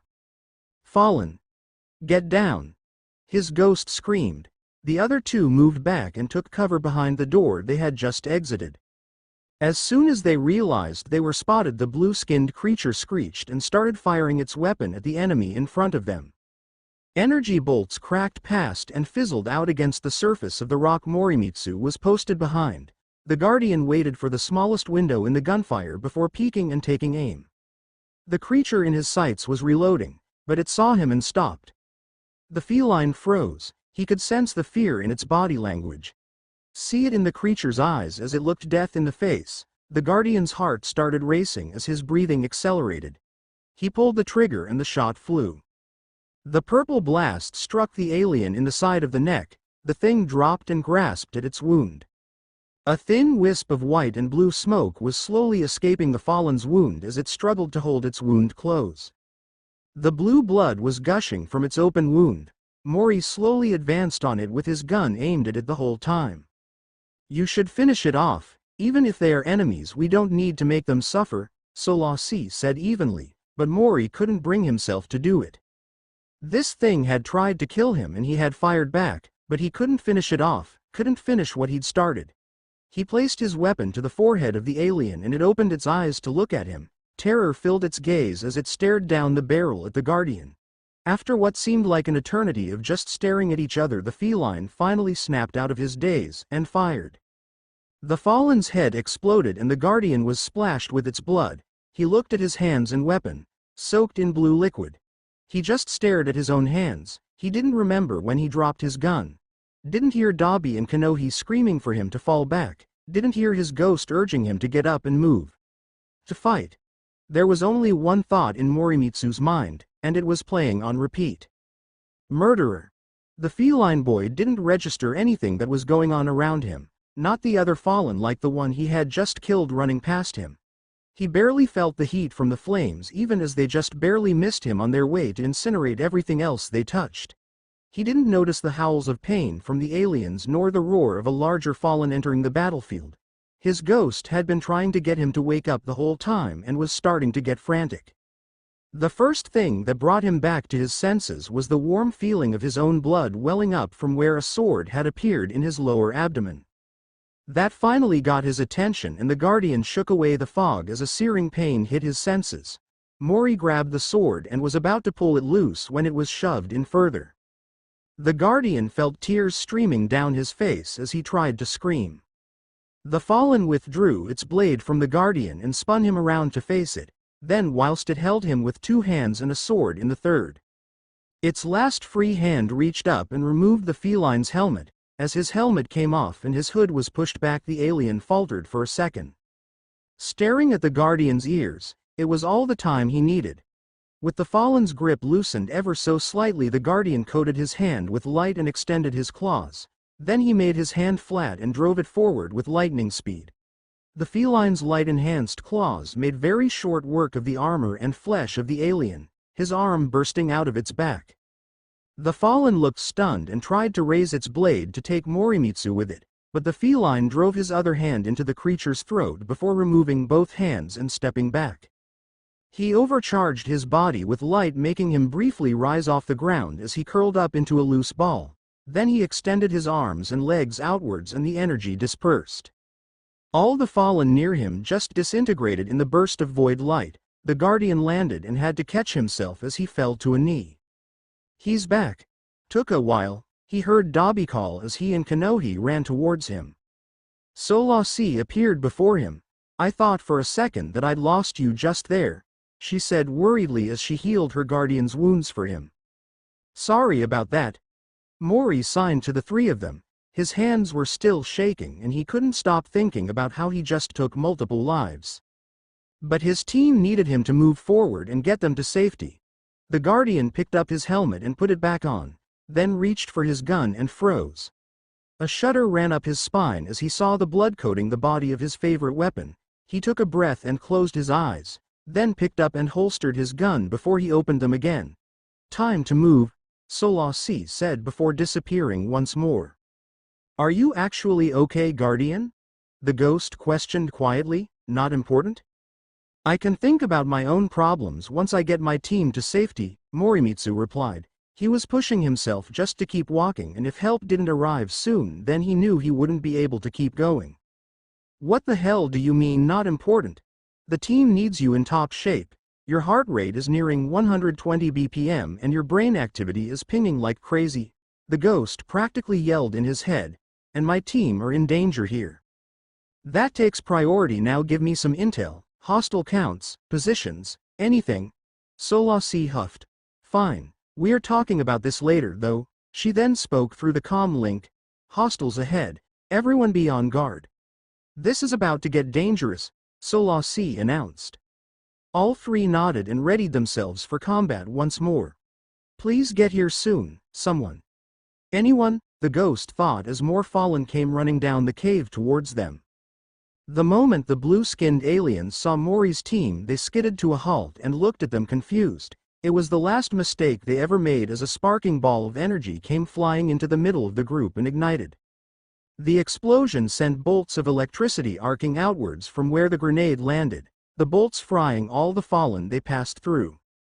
A armored figure dashed from the tunnel behind the fallen to a rocky outcrop that jutted out from the wall. They fired 2 well-placed shots from their sidearm as they slid into cover, and a vandal fell silent. A few more shots punned down a trio of dregs, and another expertly thrown grenade took out 4 more while also stunning a captain for long enough that the Guardian was able to put 3 shots into its head. 7 seconds was all the time it took for the Guardian to clear out the group of 20 fallen. The mysterious Guardian dropped the magazine out of their weapon and slid a new one into place before pulling the slide back. Then they looked at the newcomers and spoke. "Hello. You must be who I'm here to save," they said cheerily. Their deep voice was distorted a fair bit by their helmet. Solasi materialized and flew towards the Guardian. "Yes. That's us. I can't believe the Vanguard sent the God Slayer to get us. Surely we aren't that important, right?" The Guardian paused at the title. Then breathed out a heavy sigh. "No. They sent out a message to all Guardians in the EDZ. I just so happened to be riding right past the designated location when the call came in. So like any Guardian should. I cleared the area out and made my way down here." The other 3 had all made their way over to the God Slayer by this point and were taking a closer look at their armor and weapons. The Guardian was just barely shorter than Dobby and wore a long flowing robe that almost reached their feet behind them. Gray leather guards extended out to protect the shoulders and stomach. The robe itself was a striking red with a golden dragon printed on the left of the chest area. There was also small golden detailing tracing along the edges of the fabric. The Guardian wore brown leather pants that were tucked into their golden boots. There was a red sash with white edging that hung down from their belt. Their helmet shared the same red as the robes they wore, but had silver detailing instead of gold like the rest of their armor. The gauntlets they wore were much the same, with red and silver being the color scheme. The armor on the gauntlets was very detailed and intricate, with small patterns running over the forearms. Brown leather bridged the gap between their gauntlets and shoulders, while a small metal bond was held to the Guardian's left bicep with a white strap. The sidearm they held had a long barrel and a solid half slide at the back that extended over the hand. The black base was complemented by the blue details at the front and rear of the weapon. It was very clean and obviously well looked after. They also had a heavy shotgun on their back, a fully black frame with tiny amounts of red details on it. The weapon looked just like one of Mori's own hand cannons. "You all look like shit. What the hell did you fight to get stuck in here?" the Guardian asked as she looked the group up and down. Before any of them could answer, a flash of light came from the room they had teleported into. All of them were instantly on guard as they waited for something to come through the door. When something did come through, the God Slayer Guardian holstered their sidearm and waved. "Heyo Elsie." They called. The EXO immediately turned to face them and smiled warmly. "Good to see you, Tempest. How have you been progressing with your arc light?" the woman responded as she walked over to the group. "Quite well actually. I still haven't got the hang of the Chaos Reach Super. But everything else is second nature at this point." The Guardian clapped their hands together and arc light danced up their arms in a small show of electricity. Elsie placed a hand on their shoulder and gave a quick squeeze. Then she turned to Morimitsu. "And you must be Morimitsu. Shota has told me lots about you. He is very proud of you and the rate you are progressing at with your void light," she said while looking him over. "And you must be Dobby, judging by the burns. Which makes you Konohi, as the other 2 are still on the other side of the gate," she continued while pointing to Dobby, then Konohi. "Who are you?" Dobby asked while the woman walked toward the exit, Tempest already falling in step beside her. "I am Elizabeth Bray. You could say I am Shota's closest ally and partner," the EXO woman replied over her shoulder as she strode away. "Now keep up. Enemy territory is no place for an idle chat. Unless you want to end up dead." With that, the other 3 scrambled to catch up to the 2 who were now talking quietly as they drew their weapons. Tempest was idly checking her sidearm over while talking in a hushed tone. They seemed fully unaware that one of the people following could still hear what was being said. "I thought you said you would be gone for a few weeks. You came back after only 2 days on the other side. Have things gone south over there?" they anxiously asked. "Yes, it has, unfortunately. though it would seem Newton was correct. She glanced back at Morimitsu. Every action has an equal and opposite reaction, or in this case, every darkness has an equal light to counter it. Tempest looked at the EXO for a few seconds before also glancing back to the Guardian following them. Are they really equal to a disciple? They don't seem all that strong to me, the Guardian stated as they looked forward again. You shall see. They may well become your strongest ally in the fight to come. A long silence followed that statement as the group walked towards the now visible cave entrance. The light outside was dim and the air, while fresh, was cold and still. There was a fog beginning to form as the makeshift fire team stepped into the evening air. The area was totally silent. Not a single creature made itself known as the group moved along the base of the small cliff they had emerged from. They didn't stick to the rock face for long though as Elsie guided them into a dense tree line and through the undergrowth. The whole time both Tempest and Elsie were on high alert with weapons raised and sweeping. Nobody spoke until they found a small bunker hidden in the trees. Tempest raised her left hand and pointed her palm skyward. Morimitsu instantly recognizing the signal for a ghost coming into the open, he turned around and scanned the tree line whilst his right hand hovered around his leg holster. There was nothing there and a light tap on his shoulder told him they were clear to go inside. He turned around and started to follow. But a tiny sound made him freeze and look back, his eyes squinting as he tried to find the source of the disturbance. What's wrong? Tempest whispered as they stepped up to stand side by side with the other Guardian. Mori looked at her sideways. Thought I heard something, he signed to the warlock. Not the type to talk? The Guardian hummed while they turned away. They hadn't even recognized he was trying to communicate with them. I'll tell them once we are safely inside, Solasi told her Guardian as he turned to move indoors. He followed Tempest inside and the Guardian locked the door as they stepped inside. The room was very Spartan. There was a small kitchen with only bare essentials and rations that wouldn't go off for ages and a small space for storage. Metal crates that had been long empty sat around the room and on the other side was a thin doorway that led to a sleeping room. There were 3 sets of bunk beds squeezed into the space with thick blankets laid on them for warmth. Dobby took a seat on one of the metal crates and looked directly at the EXO who was clearing her rifle. So, what do we do now? He asked with a yawn. You sleep. I'm going to get a quick bite to eat before I go take first watch, Tempest said as they laid their weapons on a crate and moved to the tiny kitchen. Tempest is right. You fought a hard battle today. You'll need rest before we go anywhere. Sleep. I'll have food ready for when you wake. Elsie continued. Tomorrow we will have to try get away from fallen territory so we can call for our ships. Then we make for the tower. That's where you'll be safe until you can get back home. The 3 of them were silent as the situation finally hit them. They were stuck in an alien world that they knew nothing of. Well, except for Morimitsu who was currently running through a stack of information his ghost had just dumped into his memory and told him to sort through. He now knew of everything that had happened up until his ghost was captured by the Vex. She hadn't given him her memories of that experience. The feline Guardian removed his helmet and rubbed his temples as he started to get a headache from the amount of information pouring through his brain. After the pain subsided he looked up to see Tempest had frozen and was staring straight at him. It was hard to tell where they were looking because of the helmet that still covered their eyes. But it was clear to the Guardian that they were trying to wrap their head around something they didn't expect. After an awkward moment of silence they finally managed to move again. You have cat ears? They yelled in surprise, the distortion on their voice breaking up a bit uncovering the feminine voice beneath it. They then tore their helmet off and it was the feline's turn to freeze. The girl before him looked almost as young as he did. But what shocked him into staring was her skin. It was a beautiful bluish purple with white light swirling beneath the surface. Her hair was as black as Dobby's and she had glowing emerald eyes. Before Morimitsu could recover she had made her way over to him and had reached out to grab his face. She grabbed his chin and turned his head from side to side, then she looked closely at his eyes and pulled his top lip up to inspect his cat-like teeth. Kanohi was too stunned with the girl's actions to react and Dobby was just cackling like a demented hyena. After a few more seconds Tempest let the Guardian go and stepped back. Okay. I don't even know how to react now.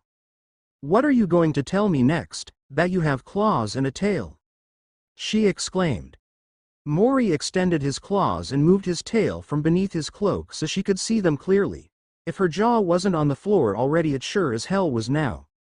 The guardian stammered for something to say for a few more seconds before Elsie finally decided to speak up.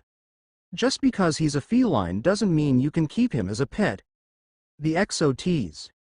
The girl's cheeks lit up red and she snatched her food from the bench before storming outside as fast as she could. Don't worry about her, she just hasn't seen a quirk yet. And she loves cats.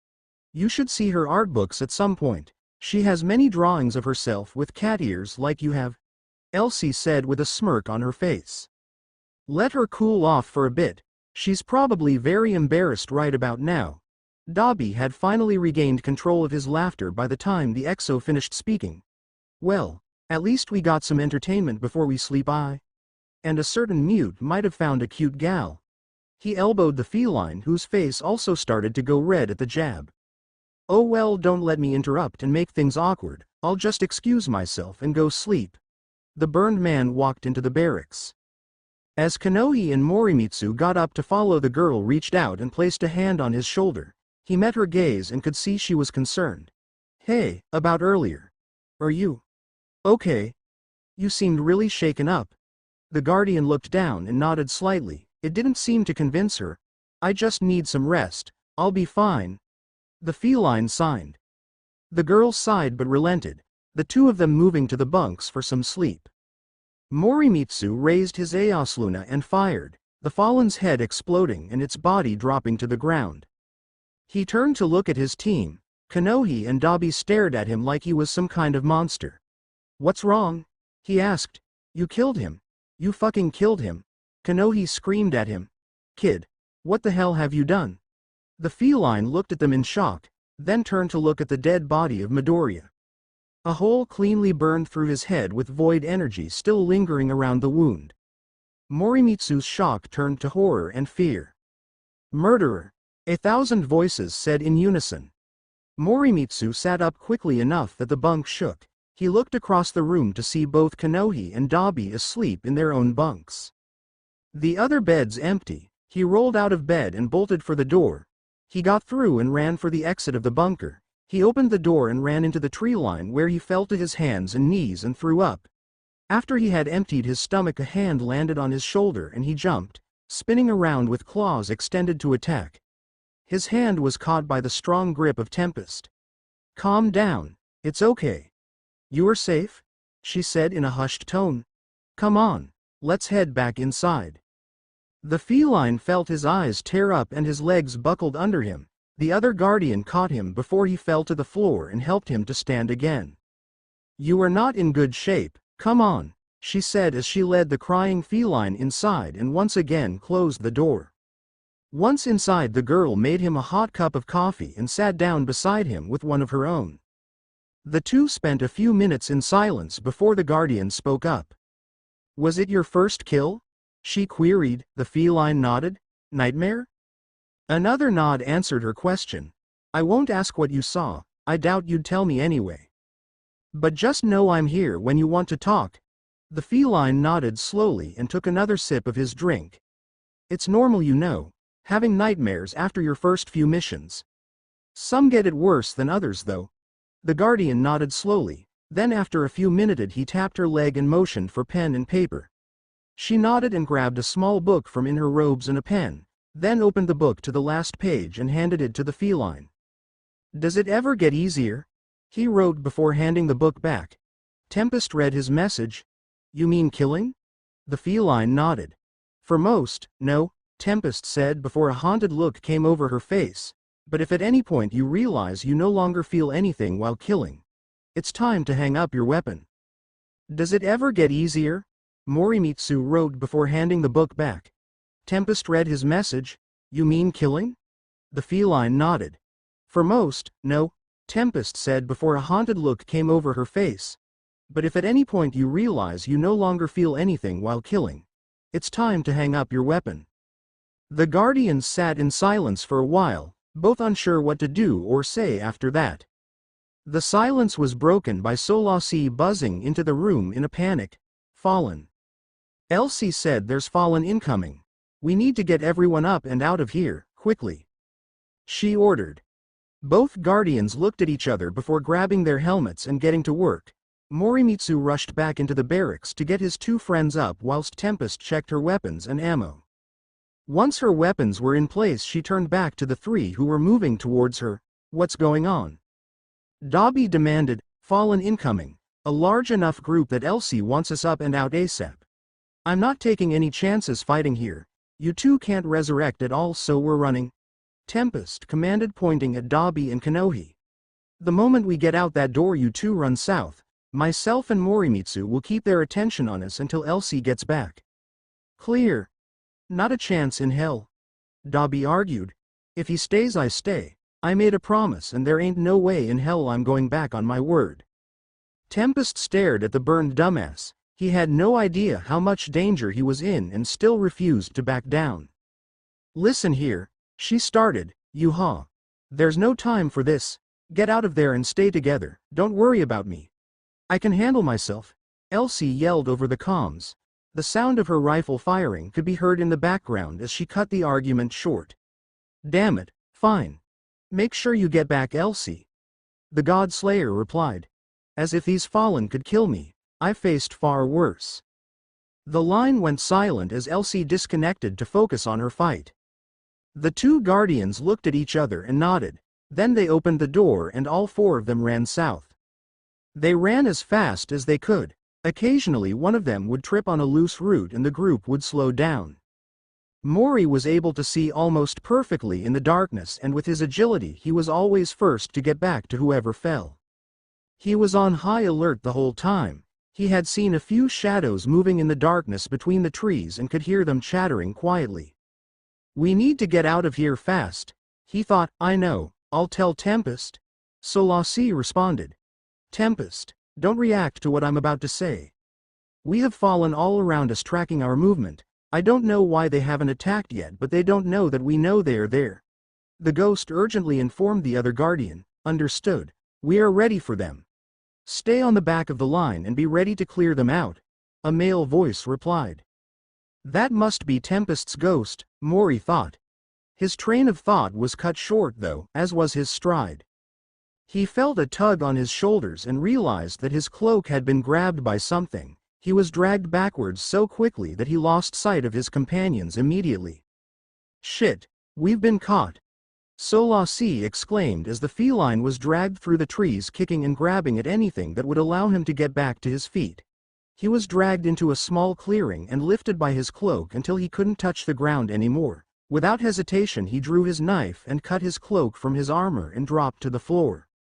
The feline jumped away from his attacker and spun around to look at them with his knife in hand. The fallen that had grabbed him was huge. It was easily 8 feet tall, if not taller, and it held swords in its two lower arms while it held Morimitsu's cloak up in its left hand.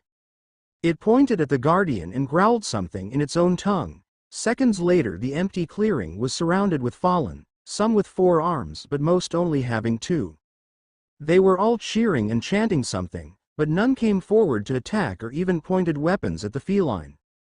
Solasi spoke to Mori quietly.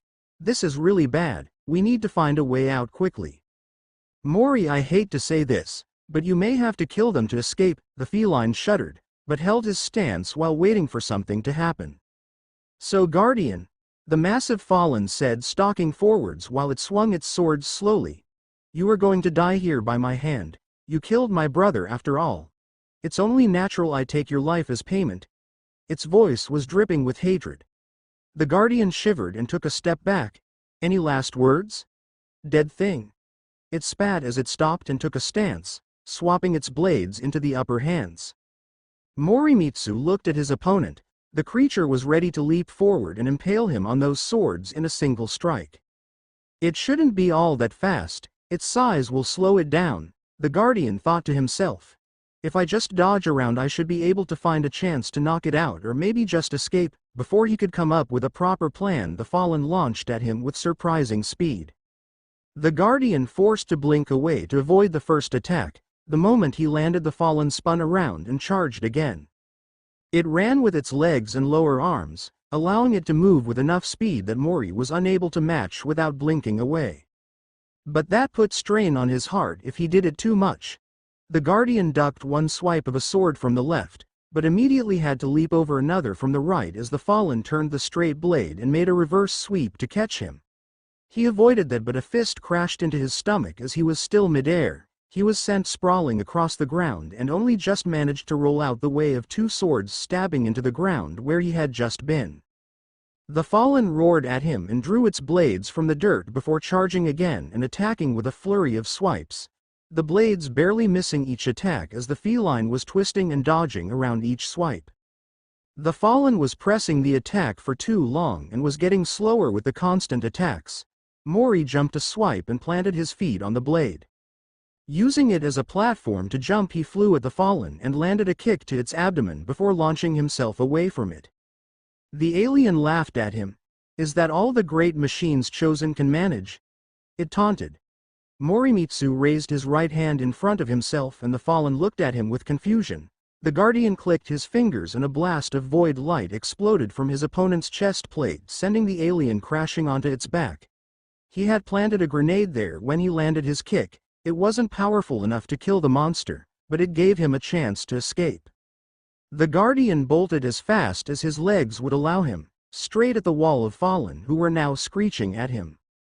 A hand wrapped around the Guardian's waist and he was lifted off the ground again. The fallen had recovered faster than he thought it would, and now it was pissed. "You would dare to make such a cheap attack, and then run. And here I was giving you a chance at an honorable death," it said as it started to squeeze him. It wrapped all four hands around his torso and started to slowly crush him. He struggled and scratched at his captor's hands. It brought him close so it could look at him face to face. Morimitsu gathered light inside his arms and condensed it as much as he dared to within his own body.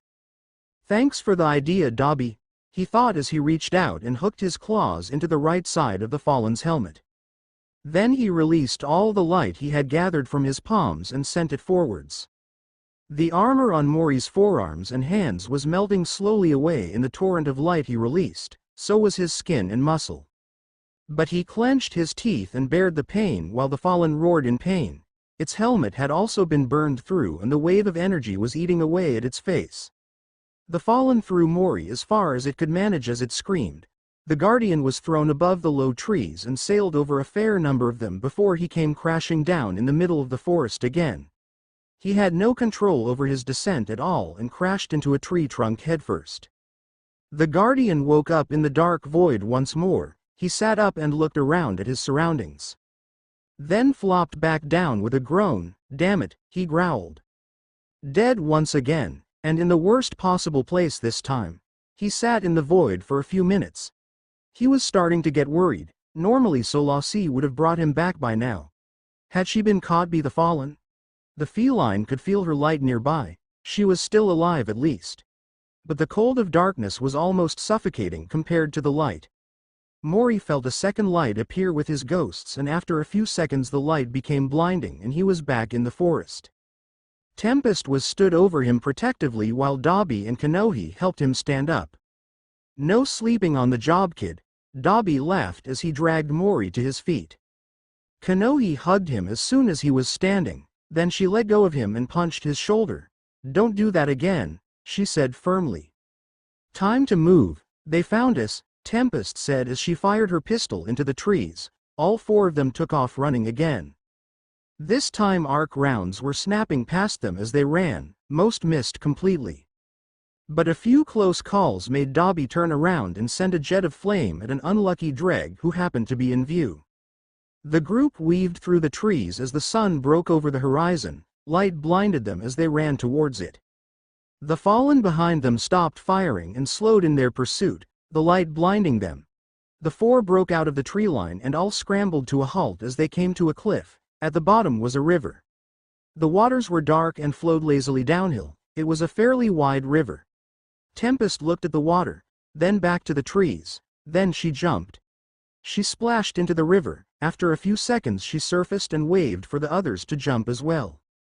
Dobby and Kanohi looked at each other and then jumped at the same time. Hitting the water together they surfaced and the silver-haired girl helped Dobby swim towards the other side. Morimitsu walked backwards toward the trees again, then sprinted as fast as he could towards the cliff edge. When he got to the edge he jumped and blinked as far as he could manage. He got about halfway over the river with his blink, his momentum carrying him most of the rest of the way.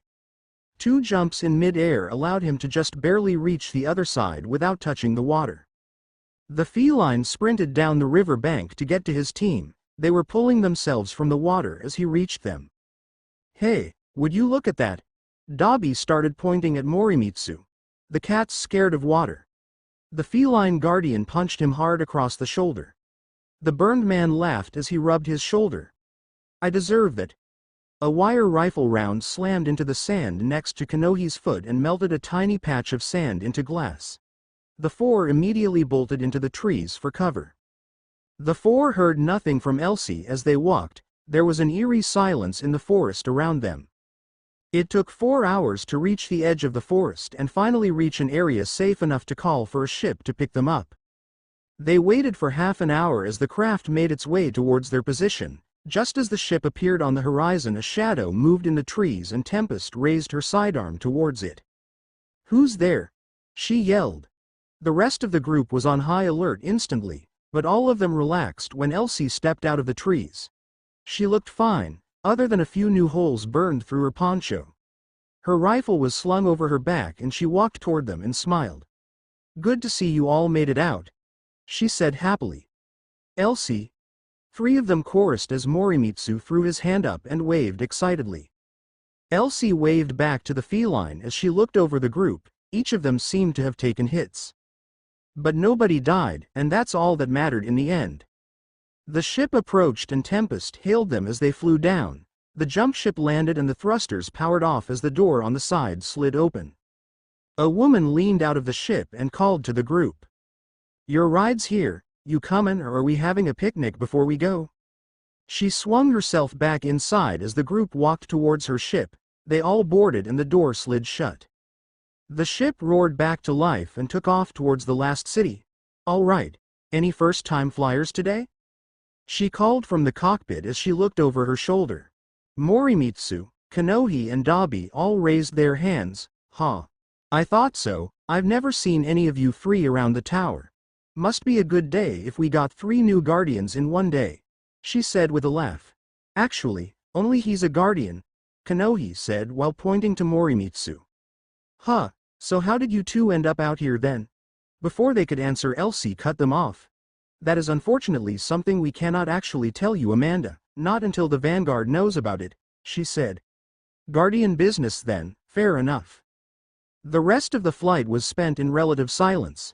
The ship hummed around them and they were all tired from fighting and fell asleep one by one in their seats. By the time they reached the last city the sun was about to set again. Amanda called to everyone to wake them up. Then told them to look out the small windows on the side doors. The view was amazing and seeing the traveler for the first time was quite something. The ship landed in the hangar and the doors slid open. A second ship followed them in closely and landed on the pad beside them. Tempest walked over to it as soon as she hopped off and opened the cargo hold to retrieve something. Morimitsu was amazed by everything he saw, so were Kanohi and Dobby. There were ships everywhere. Some were being repainted, others had pieces removed so the internal systems could be repaired. The mechanics working on them were yelling to each other and laughing. Some of them scurried around looking for parts while others talked to guardians about how they wanted something tuned. It was organized chaos and it was a bit overwhelming to the newcomers. Elsie and Tempest led the way out as Amanda had to check on everyone in the hangar. She bid them farewell and welcome to the tower before she turned and immediately yelled at a mechanic to get back to work. The group walked through the tower. Most people paid them no mind, but a few looked at them with interest. A few guardians nodded to them as they walked past. They ran into a tall titan who almost bowled Morimitsu over as he walked by. The intimidating man had knelt down and profusely apologized. The feline didn't know what to do until Solasi appeared and told the man it was okay. When he left, she floated alongside her guardian. That was Orville. He's one of the strongest and scariest looking titans in the tower. but he's an absolute softie," she informed her guardian, who nodded and continued following Tempest toward the Vanguard's command center. As they entered the command center, a team of 6 guardians walked out and greeted Tempest as they walked by. Then she called out to announce their presence. "Ikora. I'm back." The 3 Vanguards looked up at the newcomers. "Welcome back, Tempest. How did the mission go?" A dark-skinned woman said. She wore a purple robe that had leather padding over the shoulders, and a high collar. Leather gloves, boots and pants completed the look. Next was an exo like Elsie. He was covered from head to toe in worn leather armor and had a holster on his right thigh with a black and white hand cannon in it. His faceplate was white on the forehead, blue from the eyes down, and had black on the chin. His eyes shone blue and an orange light could be seen coming from his mouth as he hummed to himself.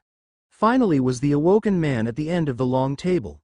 He stood straight with his hands behind his back. He was covered in thick plasteel armor with red markings on some of the plates.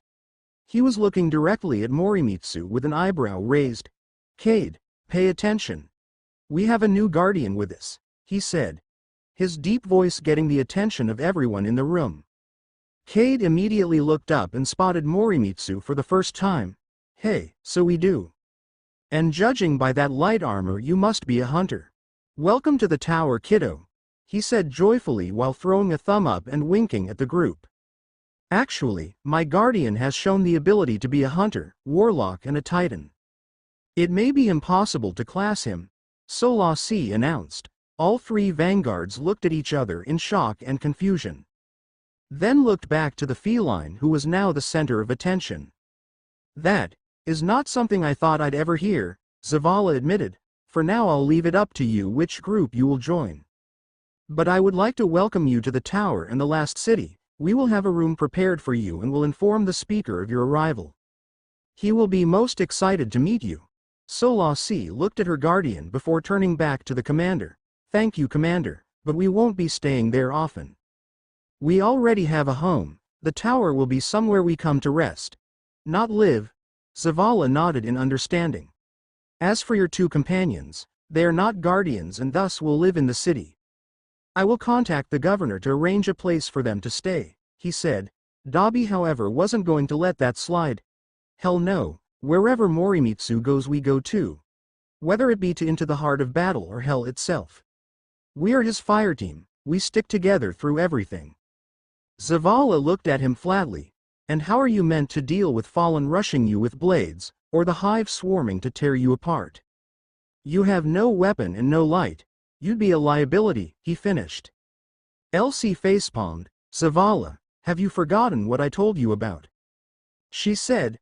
"Other worlders don't need weapons, they're weapons," she finished while she pointed to Dabi. The burned man raised a hand and it burst into azure flames that danced off his fingers. "Curious," Ikora said as she walked over to Dabi. "How does it work?" "It doesn't feel like the light, but there are traces of solar light in the flames," she queried. Dabi looked at her and shrugged. "I don't know the specifics of how my quirk works. I just know that the more I raise my body's temperature, the more flames I can produce. But going above a certain threshold will end up burning myself." His answer left Ikora with more questions than answers. "But what I do know is that it's enough to turn a Fallen to ash and melt Vex to slag, so it works well enough for me." All 3 Vanguards froze as he said that. "You fought the Vex?" Zavala stated. All 3 of the newcomers nodded. "Any information you can give us on them would be most useful, and we would be happy to pay you for it." Dabi laughed. "Forget payment. Take back what you said before and you get it free." Zavala placed both his hands on the table and bowed his head. "You have my sincerest apologies. I should not have made a judgment before understanding what you could do." Dabi walked over to him. "No problem, Commander, now. As for that information I owe you." He looked back to Solasi, who floated over with a second ghost following her closely. "Solasi can give you everything she's found on the Vex. She's got far more accurate info than I could give you." The second ghost floated past Solasi and hovered around the pair who were talking, its sky blue and orange shell spinning every so often as it watched Dabi closely. The group stayed in the command center discussing with Zavala for 3/4 of an hour while they gave the commander all the information they could. At some point Elsie had disappeared since they no longer needed her there. Ikora made sure to ask all three of the newcomers to come to a training ground to showcase what they could do. Ikora really wanted to study quirks and how they interacted with the light.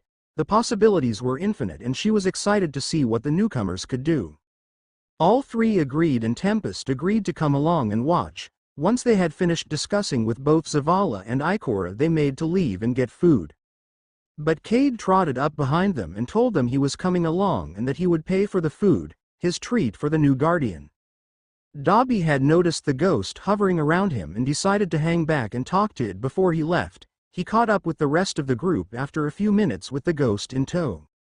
He offered no explanation when asked and the ghost was completely silent and hid whenever someone tried to talk to him.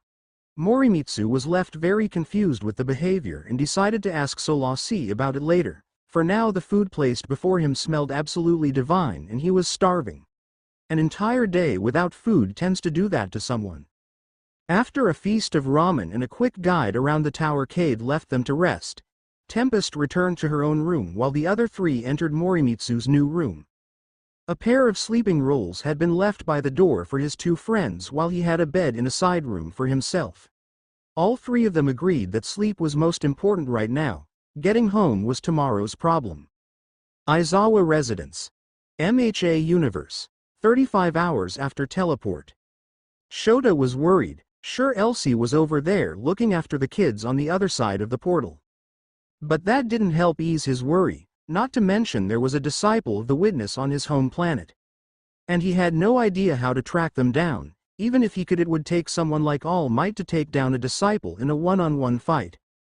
Finally, there was his current headache. He was staring out his front door at a pair of teenagers, both of whom were asking where his foster son had disappeared off to. This day was not going to be a good one. "All right. Get in here. This is gonna take a while to explain," he said, dragging a hand down his face. The two walked in and removed their shoes, leaving them by the door. Both of them walked into the lounge and sat down on a couch. Shota sat down opposite them. "Okay, for starters, neither of them have been here on our world for about 35 hours. Both of them gasped and he held up a hand before they could ask questions. "Last I saw of them was in the red zone. They were teleported away via Vex Gate. One of my closest allies followed them to make sure they will be fine. She is one of the best fighters I've ever worked with and knows the world on the other side of the portals extremely well." He glared at the pair of them. "Happy now?" he said. Both of them didn't seem happy with the situation, but they couldn't do much about it. "All right. With that out of the way, how are you both progressing with your quirks?" He flashed them a chilling grin and they both shivered. "I've been progressing well. I think I figured out what you were trying to tell me about in the infirmary," Izuku said, and the hero's smile grew. "Damn, you figured that out quick, kid. Well done. Now keep on working on it. You'll need to master it fast," he said before turning to Chikara. "And how about you?" The girl looked down. "I still haven't progressed very much. I still get headaches from overuse and I'm struggling to increase the versatility of my quirk. Only being able to grab things makes creating new attacks very difficult," she said with a downcast look. Aizawa looked at her, then stood up. "Kid, look at me." She looked up almost in tears. "You are both smart kids, Midoriya. Help her with some ideas after this, kid. Grab my hand with your quirk." The girl obeyed and grabbed his hand. Black energy surrounding his hand, he let her hold his hand where it was for a few seconds. Then he activated his quirk for a split second before releasing it again. She gasped as her quirk deactivated and then reignited instantly. She was no longer holding Aizawa's hand, she was holding the air where his hand had been. The energy was floating in the air as she held the air particles with her quirk. The air weighed almost nothing. Maneuvering and reshaping it was easy and she was able to make it completely solid with her energy manipulating it. "Well done. Now go play around for a bit. I'll be back soon to make sure you haven't torn my backyard apart again," Shota called over his shoulder as he walked to the kitchen to make himself a coffee. He left them be until he felt a buzz in his pocket. He pulled out his custom-built hollow communicator. It was Elsie calling him. He answered as he walked out to the backyard. Hey there, Shota. How goes the hunt? Elsie asked him, quite slowly. I can't find any traces of the disciple. That means it can only be one of them though, so we know the who, he replied. Well, that's good, I guess. How did the other kiddos react to the news? Exactly as you predicted. How are the three on your end? Elsie gave a quick laugh, looking over her shoulder before turning back to reply. Well, your boy is going to need some therapy after he killed a living being for the first time. He's distracting himself for now. As for the other two, Kanohi has struck up a quick friendship with quite a few warlocks. They all wanted to run tests on her quirk and she was happy to oblige. They have been going at it for a few hours today and are having fun. Elsie then grinned. Dobby is working with Ikora and a very quiet ghost who won't talk to just anyone. They wanted to see how the light interacts with his fire. I think the ghost has chosen him. It's following him everywhere. And our little god slayer has taken a liking to all of them, Morimitsu especially. Though that may be my fault. Shota grinned. He needed no explanation there. He had gifted Elsie a kitten to keep her company on her journeys and Tempest had no doubt met the little furball while working with her. Morimitsu appeared on the hollow communicator beside Elsie and waved at Shota. Hey kiddo, how ya holding up? The feline boy raised a hand and tilted it side to side. Mori, oh, right. I almost forgot about those two, Shota thought to himself, then her turned the device towards the two fast approaching teenagers. Say hi kiddos. Shota grinned. He needed no explanation. He had gifted Elsie a kitten to keep her company on her journeys and Tempest had no doubt met the little furball while working with her. Morimitsu appeared on the hollow communicator beside Elsie and waved at Shota. Hey kiddo, how ya holding up? The feline boy raised a hand and tilted it side to side. Mori, oh, right. I almost forgot about those two, Shota thought to himself, then he turned the device towards the two fast approaching teenagers. Say hi kiddos. Izuku and Chikara skidded to a stop and yelled as they both saw the feline on the projector. Mori. Hi. They said simultaneously while completely ignoring the EXO who was smirking at their antics. Are you okay? Izuku asked. Where's Kanohi? Chikara demanded while shoving Midoriya's face aside. Morimitsu threw his hands up in surrender before pointing to the side. She's fine, so is Dobby.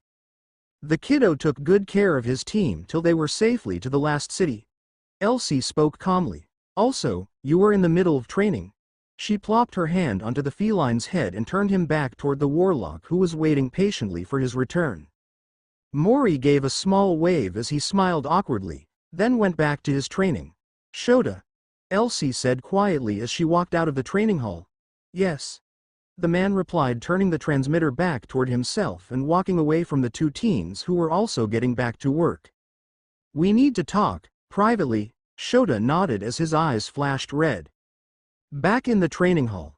The warlock Morimitsu was learning from had spent the last hour and a half going over how to best gather and release light so as to not waste energy while in combat.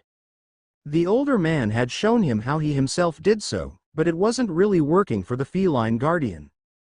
It seemed his connection to the light was completely different to the other guardians, that would make learning anything from them a headache. Mori glanced over toward where Dobby was. He had a warlock who specialized in solar light trying to make heads or tails of how he was producing such monstrous amounts of solar energy without using the light like a guardian would. The burned man was obviously having fun watching the poor woman lose her mind over his apparent lack of limitations. The shit-eating grin on his face was a dead giveaway. Kanohi was basically having a fist fight with a titan who had been asked to come along. The guardian wasn't wearing his armor and without use of light to enhance his blows he definitely wouldn't be holding out so well against the smaller girl. After taking only a few blows from the massive man, she was slinging around so much liquid energy that the titan couldn't even get near her, and all the attacks she was throwing were strong enough to stagger the man and sometimes send him skidding backwards a few meters. By the way she was laughing, it sounded like she was having the time of her life. Mori felt a pang of jealousy. Both his companions were having fun and had guardians fawning over them left, right, and center. Meanwhile, he was stuck with an old man who wasn't teaching him anything helpful and didn't want to do anything other than teach him using the Light 101. something he had mastered day one after he awoke. Was he bored? Yes. Unfortunately Solasi had left to go talk to the ghost that was now following Dobby everywhere he went and hadn't yet returned. With no way to get his point across, the feline was left with nothing to do except try his best to appease the old warlock. Mori clicked his fingers and formed some void light that he started to play with as he listened to the old man, who frowned but continued anyway. It was only a few minutes later that the session was interrupted by a large titan walking into the room. He was almost 7 foot tall and carried a great sword on his back with a pair of smaller long swords on his left hip. The man stopped when he saw the scene before him, then he let out a deep laugh. Never thought I'd see the day a warlock joined me in the training hall. Now I see nearly 10 of you. So what brings you bookworms out of the library? The man said, his deep voice bellowing around the hall. Arthur. Tempest yelled as she spun around to face the man. Tempest. He yelled back. Has been too long, little Stormcaller. Haven't seen you since we took down the Taken King. He laughed before his face fell. That was the day our fireteam shattered. He said quietly.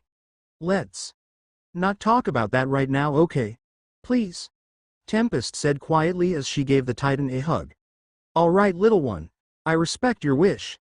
He let go of the warlock and placed his hand on her head. So, who's the fresh guardian? Arthur said while staring straight at the feline. That's Morimitsu, and that is Kanohi. She pointed at the girl locked in a fistfight with a titan, then pointed to the slender man who was currently wreathed in blue flames. Dot and Dobby. They are all new here, arrived yesterday.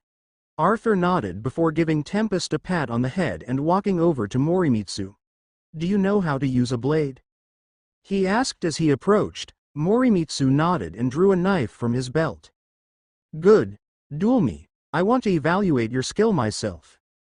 Morimitsu jumped up and stretched his back before giving the Titan a grin.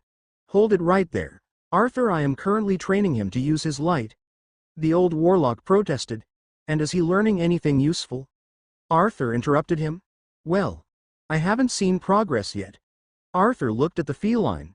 Then a change of pace is necessary. Not everyone learns by sitting down and meditating.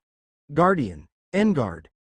The Titan called as he drew a long sword from his belt and pointed it at his opponent. Morimitsu took a combat stance and drew his primary knife from his shoulder.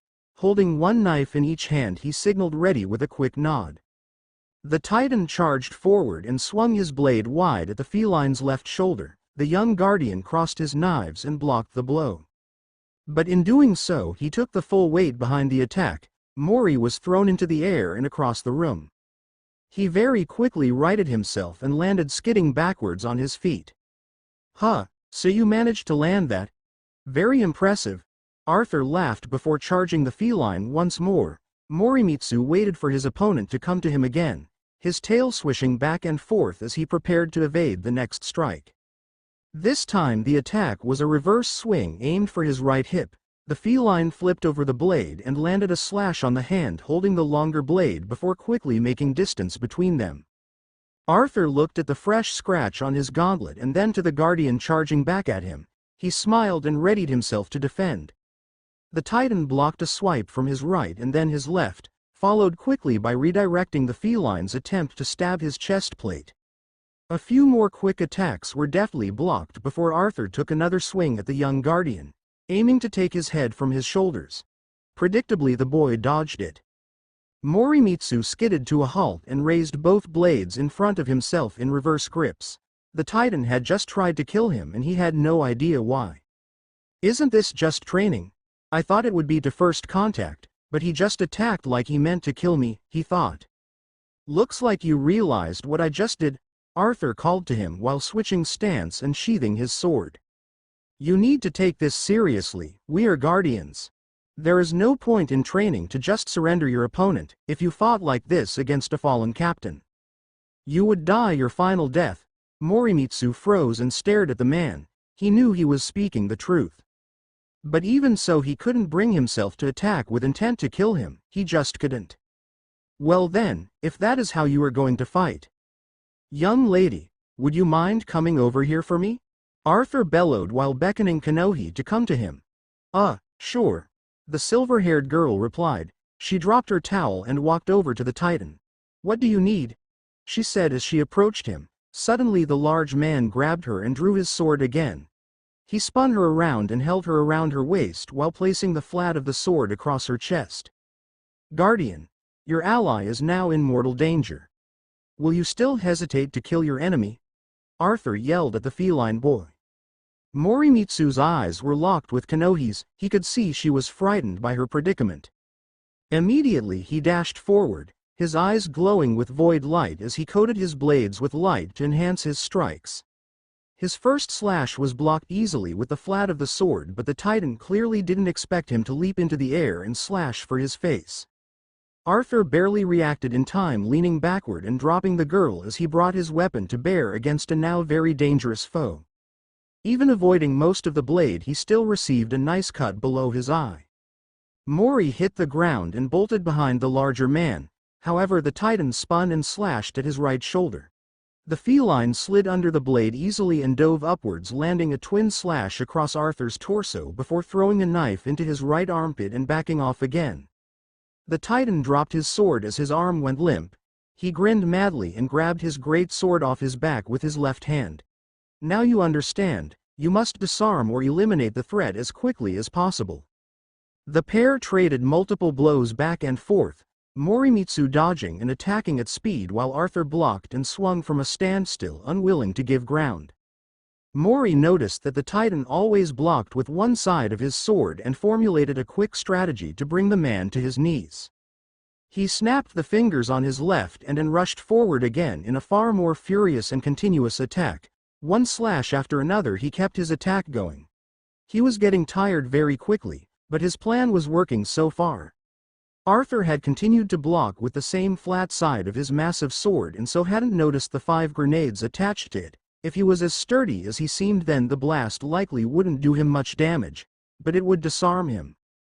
The feline backed off for a few seconds to catch his breath and ready himself.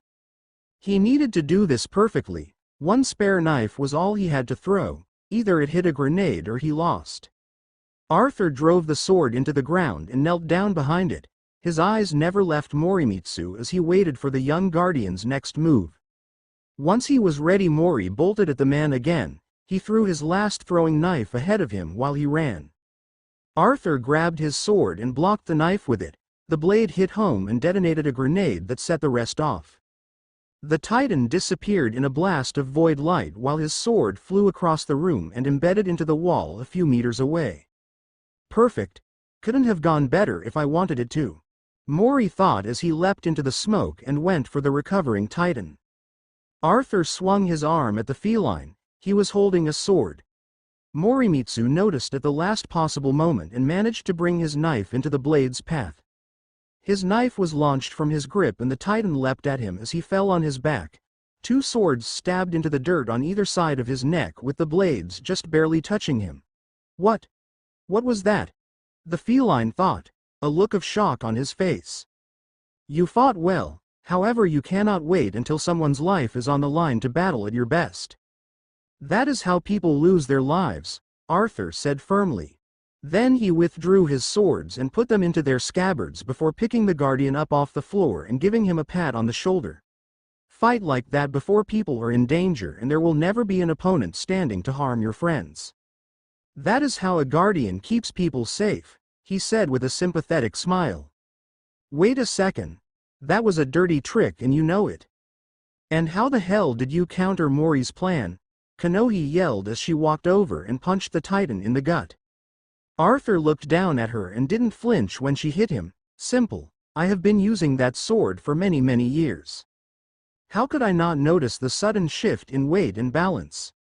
I'll admit I didn't expect explosives. A nice touch, but I knew you were up to something, he replied while looking to the feline boy. You also gave me enough time to remove your knife from my shoulder and have my ghost heal the damage caused, he pointed out as he walked over to his blade and pulled it from the wall. He ran his hand over the scorched blade before placing it on his back again. I look forward to seeing what you can do, Morimitsu, he said before walking out of the training hall, leaving everyone in silence as they thought over the match they had just witnessed. It was a few hours before Morimitsu, Kanohi and Dabi sat down to have dinner together. By that point the two ghosts had rejoined them. They sat in the tower cafeteria and spoke quietly while they ate. The ghost following Dabi had introduced himself as Fizz and told them that he would be staying with the burned man to bring him back as a guardian upon his death. The group had welcomed him warmly and were slowly getting to know more about the little ghost as he opened up to them little by little. Mori was still contemplating what he had been taught by that titan, Arthur. Tempest seemed to know him quite well, maybe from a previous fireteam. The feline was dragged from his thoughts as a tray was placed on the table across from his. Sorry about Arthur, he can be a bit forward with his teaching methods, Tempest said as she sat down. He just hates to see people not fighting at their best. We lost a few good friends who made that same mistake. She looked downward sadly as she spoke. But that's my past, nothing you need to worry about. How are you guys liking the tower? She perked back up and took a bite of her food as she waited for a reply. It's very organized, and people tend to treat you guardians with great respect. I have seen some hunters giving us looks between questioning and sometimes disgust, Dabi replied while stabbing his fork into some meat. They seem to judge us useless just because we are new around here. And it's starting to tick me off. He looked up at the warlock. With that said, when do we get to go fight some Vex and prove our worth around here? Tempest stared straight at him while finishing her mouthful of food. Actually, that was another reason I joined you. Zavala has given you clearance for a strike at the recommendation of both Arthur and Elsie. You guys will be paired up with myself, Arthur and a hunter of Cade's choosing. The gunsmith, BANSHEE 44, has been told to prepare a selection of firearms for you two to choose from, and Eva has armor for you both as well.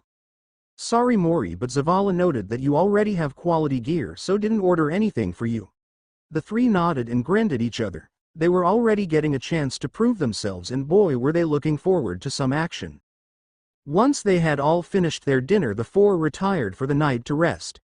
Tempest left for her own room while the other three had a joint flat with 3 small bedrooms put together for them. It was empty other than a single couch, the beds and some cooking equipment in the kitchen. They would have to fill the place with trophies from their battles once they started working. Each of them went to bed for the night anxious for the next day. Morimitsu awoke to Solasi hovering over him. Guardian, both Kanohi and Dabi are already awake and getting breakfast ready. You should suit up and join them, she said. Mori sighed and crawled out of bed. He hated mornings, but he had work to do. After a quick breakfast, the feline said farewell to his 2 companions. Tempest had arrived to guide them to the armor and weaponsmiths to acquire their gear. Meanwhile, he was going to do his morning exercise routine. He might have been off-world and away from Shota, but that didn't mean he was gonna slack off for a day. After nearly an hour of running and a variety of workout exercises, Solasi received a summons from the Vanguard office and informed her guardian. Half an hour later, Morimitsu arrived at the command center and walked down the stairs to find a number of fireteams receiving assignments from the Vanguard members. Some were already on their way out the door, and he met eyes with a hunted who gave him a once-over before walking off. Mori, over here. He heard Kanohi call him from his left. He looked over and saw her, Dabi, Tempest and Arthur leaning against a set of railing. He waved as he walked over to them. Our last member is running a little late. He got back from a late-night scouting mission and was given time to sleep in before this op. Tempest informed him as he leaned against the railing beside her. He flicked her a thumb up and turned to observe the other guardians being given assignments. There were people of all heights, some human, other exo and some awoken. They all were very well equipped and looked confident. He spotted all kinds of weapons as well. He kept observing until the last fireteam walked out and Cade turned to address them while Ikora and Zavala talked. So, it turns out he's a bit later than I thought he'd be. But I swear that he should be here very soon. Just as the Exo man finished speaking, a hunter dashed through the door and leapt to the bottom of the stairs without even touching them. He slid to a halt and ended up almost nose to nose with the hunter Vanguard. Nice entrance, Kale, Cade said as he stepped back and looked the hunter up and down. How's the sniper treating ya? Still in working order, I hope? The hunter nodded quickly. Yes, sir, I'm loving it. It is very useful for whittling down numbers from range before actually going in. Cade put a hand on his chin and nodded slowly. That's what I like to hear. All right. Come on over, team. This is your new temporary member. Why don't you introduce yourself? Nice entrance, Kale. Cade said as he stepped back and looked the hunter up and down. How's the sniper treating ya? Still in working order, I hope? The hunter nodded quickly. Yes, sir, I'm loving it. It is very useful for whittling down numbers from range before actually going in. Cade put a hand on his chin and nodded slowly. That's what I like to hear. All right. Come on over, team. This is your new temporary member. Why don't you introduce yourself? The hunter turned toward where the rest of the fire team was waiting and nodded. Godslayer, good to be working alongside you. Tempest nodded to the hunter as she got up to walk over to the table. You too, Arthur. It's been too long since our last mission together. The Titan laughed. Indeed. I have missed having a good sniper watching my back, he responded. Kale nodded and looked to the other three approaching him. Sorry, but I don't think I've met you three. Kale 09. Hunter, Scout and Sniper. At your service. The hunter gave a quick bow and stood back to his full height while removing his helmet. His face was plain silver with bright yellow eyes. A dull red glow lit up his mouth as he spoke. So, don't all introduce yourselves at once. Who's going last? He joked. Dobby, I'm technically not a guardian yet, but I've proven myself strong enough to take on this mission. I'll be trusting you to cover my back, Kale 09, Dobby said, extending a hand to shake the hunters. Just Kale will be fine, the Exo said happily as he accepted the handshake. I'm Kanohi, looking forward to working with you. The silver-haired girl introduced herself with a mock salute which the hunter returned with a smirk. And this is my guardian, Morimitsu. I'm Solasi, his ghost. Mori gave a small wave as his ghost buzzed around his head. Got it, Morimitsu, Kanohi and Dobby. Kale said as he pointed from one to the other. Good to know. Zavala spoke up to call the fire team over, then once he had everyone's attention he tapped the holotable and a map popped up from the surface. All right, let's get underway. At 0940 hours yesterday this entire sector was suddenly and violently invaded by massive Vex forces. This portion of the European Dead Zone normally isn't of much importance, however that changed 2 days ago when U3 activated what was at the time an undiscovered Vex teleportation structure. Now it has become a vital link to your world that we must have under our control. Without it there will be no sending you all home. The commander paused to let that fact sink in. With that said, I agreed to have you all take this assignment because it means something to you personally. This fire team will be the ones taking this sector back from the enemy. Fire Team Horizon, led by Tempest, will insert in this location. Zavala pointed to a spot near the edge of the sector, and push into this small canyon system. Kale has confirmed the presence of a signal scrambling protocol being used from this location. It is blocking all transmat signals and all low-energy communication signals and scans.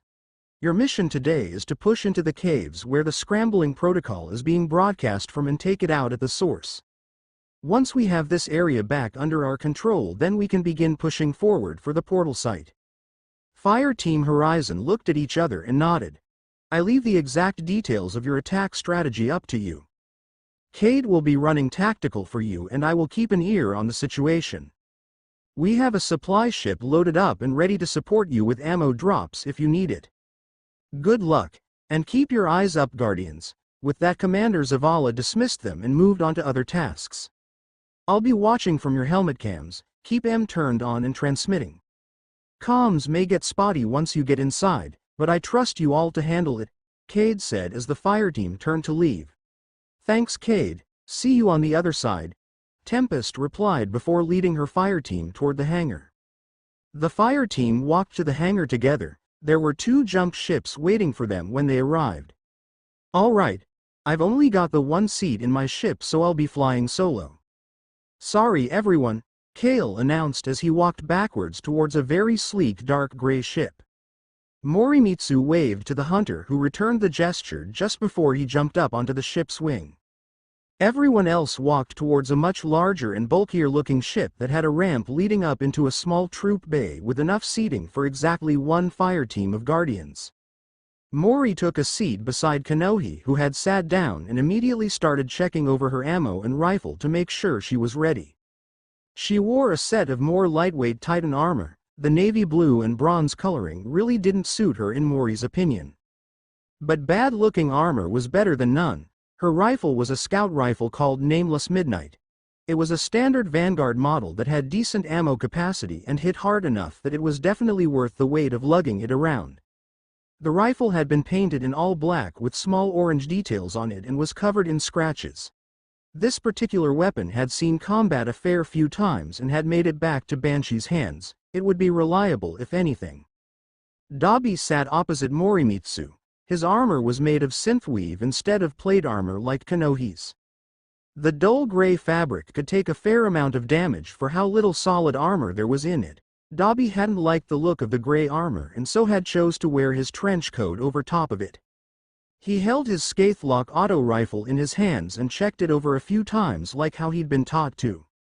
The rifle had been donated to Banshee by another guardian after being freshly painted. The black coat gleamed as if it was brand new.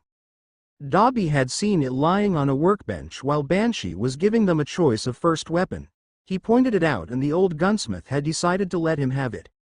Tempest stowed her two weapons in a wall-mounted locker before heading to the cockpit. She had bought along an auto rifle called Shadow Price and single-shot tube grenade launcher called Salvager's Salvo. The auto rifle was a dark gray color while the launcher was painted white with blue marking on it.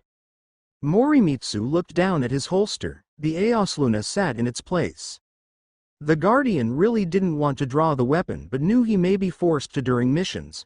Better to get used to it again quickly so that he wouldn't be slowed down and put people in danger. Saul, you there? Mori thought, always Guardian. What's on your mind? The ghost replied. What happens to us if I can't fight anymore? If I don't have the ability to protect people?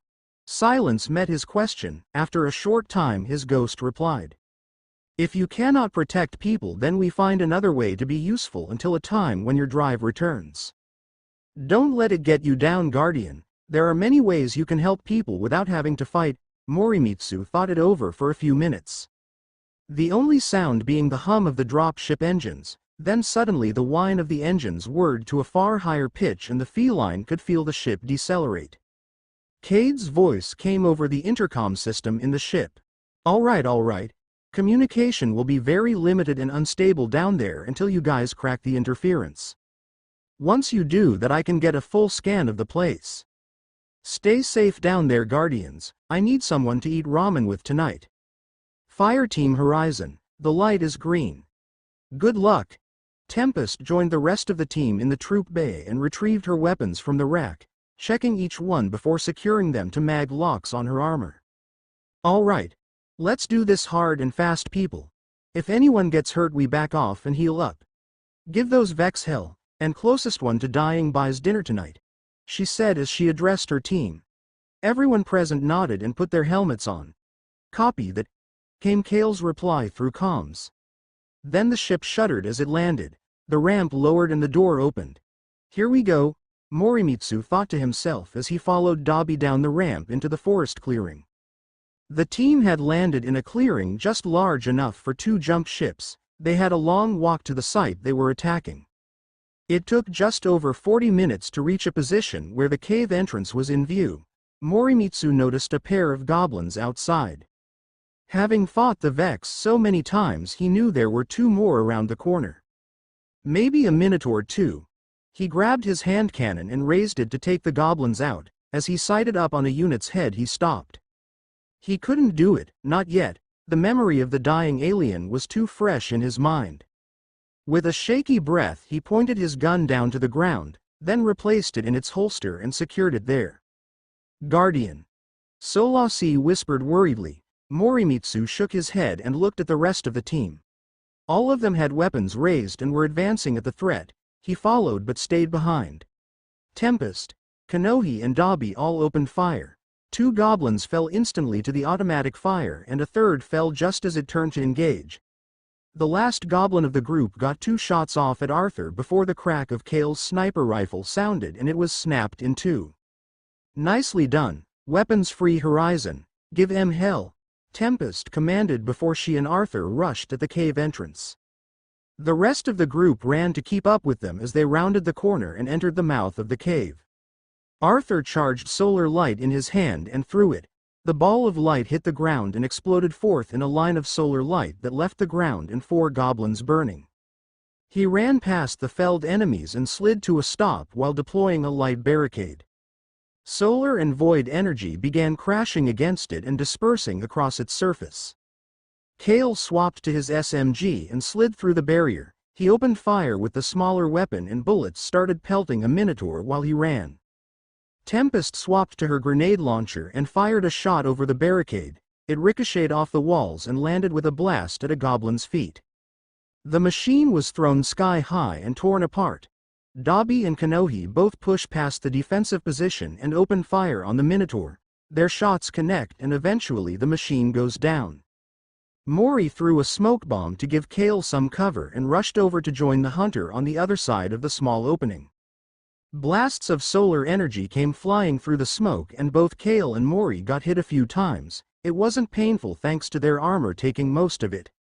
Little help, Kale called while firing blindly back through the smoke cloud. I'll take care of them, Arthur replied while he rushed forward with his massive great sword in hand. He disappeared through the smoke cloud and all the feline could hear was metal hitting metal, an explosion and the gunshots ceasing. Got them. But there are more incoming, the Titan called. Kale and Morimitsu rushed into the smoke and pushed out the other side, Kale swapping to his sniper rifle and taking a couple of shots while Mori threw a scatter grenade into a group of 4 goblins and a Praetorian. The machines all were torn apart by the blast and disintegrated in void light. Arthur swung his blade and cut into the side of the last Minotaur, then dragged his blade out and swung again, shattering the machine. All right everyone. Take a second to reload and rest. Morimitsu, Kale, come here, Tempest commanded as she reloaded her own weapon. The feline followed the hunter over to Tempest who formed a healing rift as they approached. Both of the injured guardians stepped into the rift. Morimitsu sighed as the warm feeling of healing light caressed his skin and healed the burns he had received. Once he was fully healed he grasped both of his knives and looked at Tempest. His ghost knew exactly what he was about to do before he even told her. Tempest, we are gonna take point for this next room. Act as the distraction while you all tear them apart from range. Solasi said. Nobody replied. Com check. 1-2, she said. Silence. The purple ghost materialized above her guardian's shoulder. Is anyone else experiencing comm interference? She called to the squad. Affirmative, we can't get through to Cade. All ghosts, try to get through that interference. If you can crack the frequency then share the sequence you used to get through with everyone else. Guardians, let's push forward, Tempest commanded. We can take point, Solasi said before dissipating into her guardian again. The feline rounded the corner with Arthur at his tail. Literally, he walked past a boulder in the middle of the tunnel. Morimitsu's ears pricked up at the sound of a charging weapon. He instinctively leapt forward and rolled back to his feet as 2 bolts of solar energy splashed against the rock wall where he had just been standing. Too close, he thought as the Arthur charged around the other side of the boulder, twin swords in his hands. The Titan took a swing at each goblin and carved them in 2 one after the other. Tempest and Kale rounded the corner as Arthur pointed behind the feline and yelled, "Behind you." Morimitsu spun around and watched a pair of goblins fall to automatic gunfire from Kale and a grenade landed beside another pair and they both were hit with 2 bolts of arc light and fell to the floor with electricity sparking through their chassis. Tempest then raised her rifle and fired at another goblin with Kanohi. It tanked a few hits and stayed standing until Morimitsu put a knife through its core and then spun around it and stabbed another goblin unit in the glass container in its stomach. The feline caught the falling machine and used it to block a few bolts from 2 more of its brethren. Kanohi and Dobby sighted up and tried to fire on the units attacking Morimitsu but couldn't get a clean shot past their friend and didn't even hit the targets. There's a Cyclops over here. Kale, help me with this thing. Kanohi yelled as she dove for cover and swapped her rifle for the launcher hanging from her belt. Copy that lead. The hunter replied, taking up a position behind a rock outcropping. While he swapped to his sniper rifle, he took a good look at the area. There was a fork in the road here. One side went into a wide open room that looked a couple 100 feet across at least. The other route went around a bend and he couldn't see much. Just the three newbies who were currently engaged with some units there. The open route had a single perfectly square stone rising from the floor about 50 feet into the room. It would make a good position to attack the room from. Problem was there was a stationary Vex unit on top of it. A Cyclops, basically a semi-automatic void explosive launcher with armor plating that rivaled a light tank. Luckily, Kale thought as he sighted up on the massive unit. They have one glaringly obvious weak spot. He fired. The bullet struck the center of the unit's eye just as a grenade from Tempest's launcher exploded beside it. Armor fragments flew in all directions as the machine went haywire and fired shot after shot all around. Kale waited, it would sit still eventually. Morimitsu readied himself and dropped the dead goblin, rushing to his left and then darting at the squad of Vex. He coated his blades with his light and struck. One slash tore the first goblin in half. A stab rendered the second lifeless. The remaining units all fired at the feline, with one getting a lucky hit on his right thigh. The Guardian hissed in pain while watching a glowing ball of solar light land among the Vex shooting at him. It was followed by a second and the entire group exploded violently in an impressive ball of flames. The Guardian turned to the Titan who was running toward him. "Get down!" Arthur yelled as he grabbed the feline and dragged him back, throwing up another barricade just in time to block a blast of void energy. Mori looked at the dissipating smoke on the other side of the translucent wall and then to Arthur. He bowed to the man in thanks and received a slap on the back. "Don't mention it, Guardian. Tempest wants you over that side with Dobby," he said, pointing back toward where Dobby was already joining in with the attack on the Cyclops. "I've got the other two. Don't worry about the little lady. She is safe with me," he said, giving the feline a little push to get him moving. Kanohi came jogging the opposite direction. She slowed down and gave Mori a nod as she pointed her rifle behind him and let loose a few rounds. "She'll be fine. Keep moving, Guardian," Solasi said calmly. "Et through to them. It's been too long. They should have broken the encryption by now." Cade's voice crackled to life over intercoms once again. "Cade?" Mori's ghost exclaimed. "Little star?" came the surprised reply. "It's Solasi?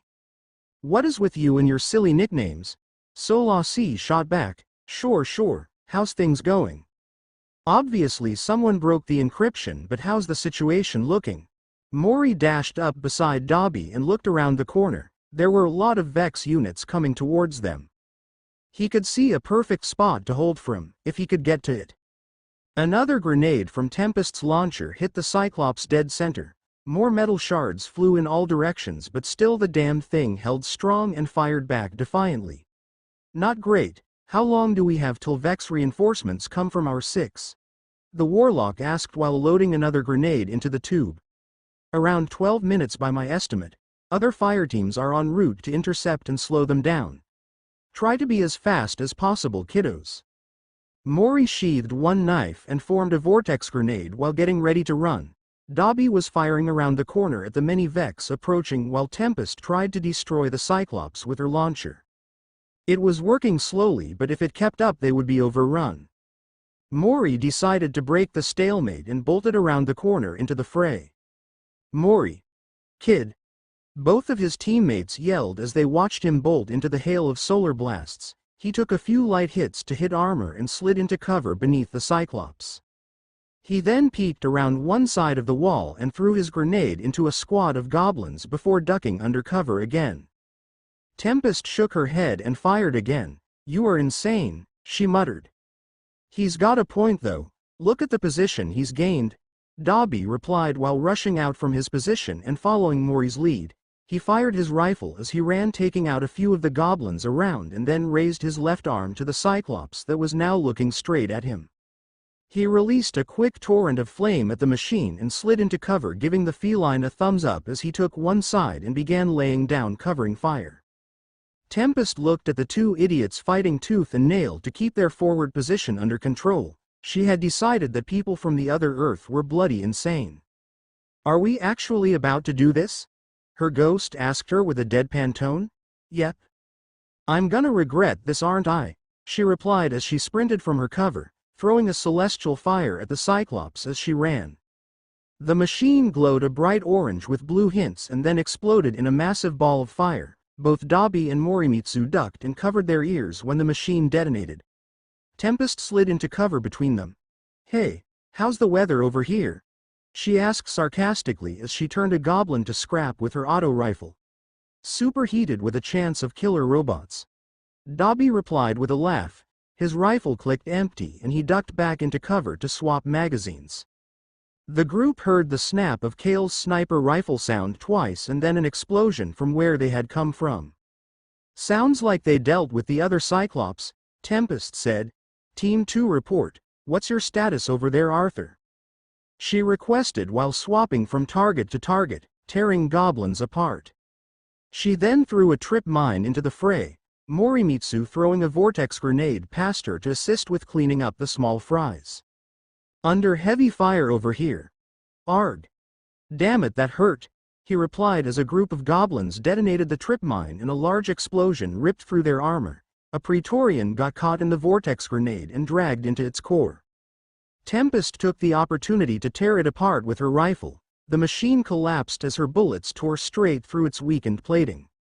Dabi shattered another goblin and ducked as a hail of solar bolts nearly hit him. Morimitsu spun his knives in his hands and dashed out of cover. He ran between two units and sliced them both in half with light-empowered slashes. Another pair of goblins fired at him, but he rolled underneath the blasts and drove his knives into their cores. A beam of energy nearly hit the feline, but he blinked backwards and sidestepped into his hiding spot beside Dabi once more. The feline dropped a knife into its sheath and charged some light in his hand. Then he released the energy around himself and formed a healing rift for himself and his teammates. Kanohi was running behind Arthur as he charged around a bend in the tunnel. Energy bolts started flying as soon as she rounded the corner. "Team 2 report. What's your status over there, Arthur?" Tempest asked in her ear. Arthur replied, "Under heavy fire over here." A goblin shot him on the shoulder and then an explosive round detonated on his abdomen, sending him to his hands and knees. "Arg. Damn it, that hurt," the Titan grunted before getting up and placing a barricade on the ground between himself and the Vex. Kanohi joined him and helped him up before peeking around the edge of the barrier and aimed at a goblin. She pulled the trigger and her weapon clicked loudly and did nothing. Arthur grabbed her armor, dragged her back into cover. "Your weapon jammed. You'll need to clear it before doing anything else," he instructed, never once taking eyes off the approaching Vex. "How do I do that?" the silver-haired girl replied. Kale walked up beside her and fired his sniper rifle at a Praetorian unit before dropping to one knee and reloading.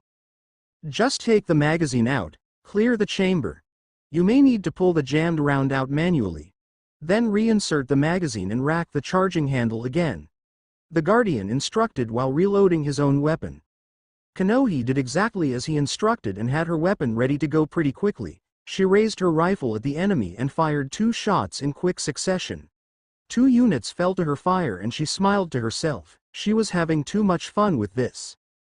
Dabi leaned around the edge of the rock and fired into the ever closer Vex units. His rifle clicked empty after a few shots and he spun into cover while clearing the magazine and dropping it in favor of a full one. Inserting the new mag into his weapon, he primed the handle and looked around the corner just as a smoke bomb went off. "Damn it, kid. Can't see a damn thing now," he thought as he kept his weapon trained on the wall of smoke.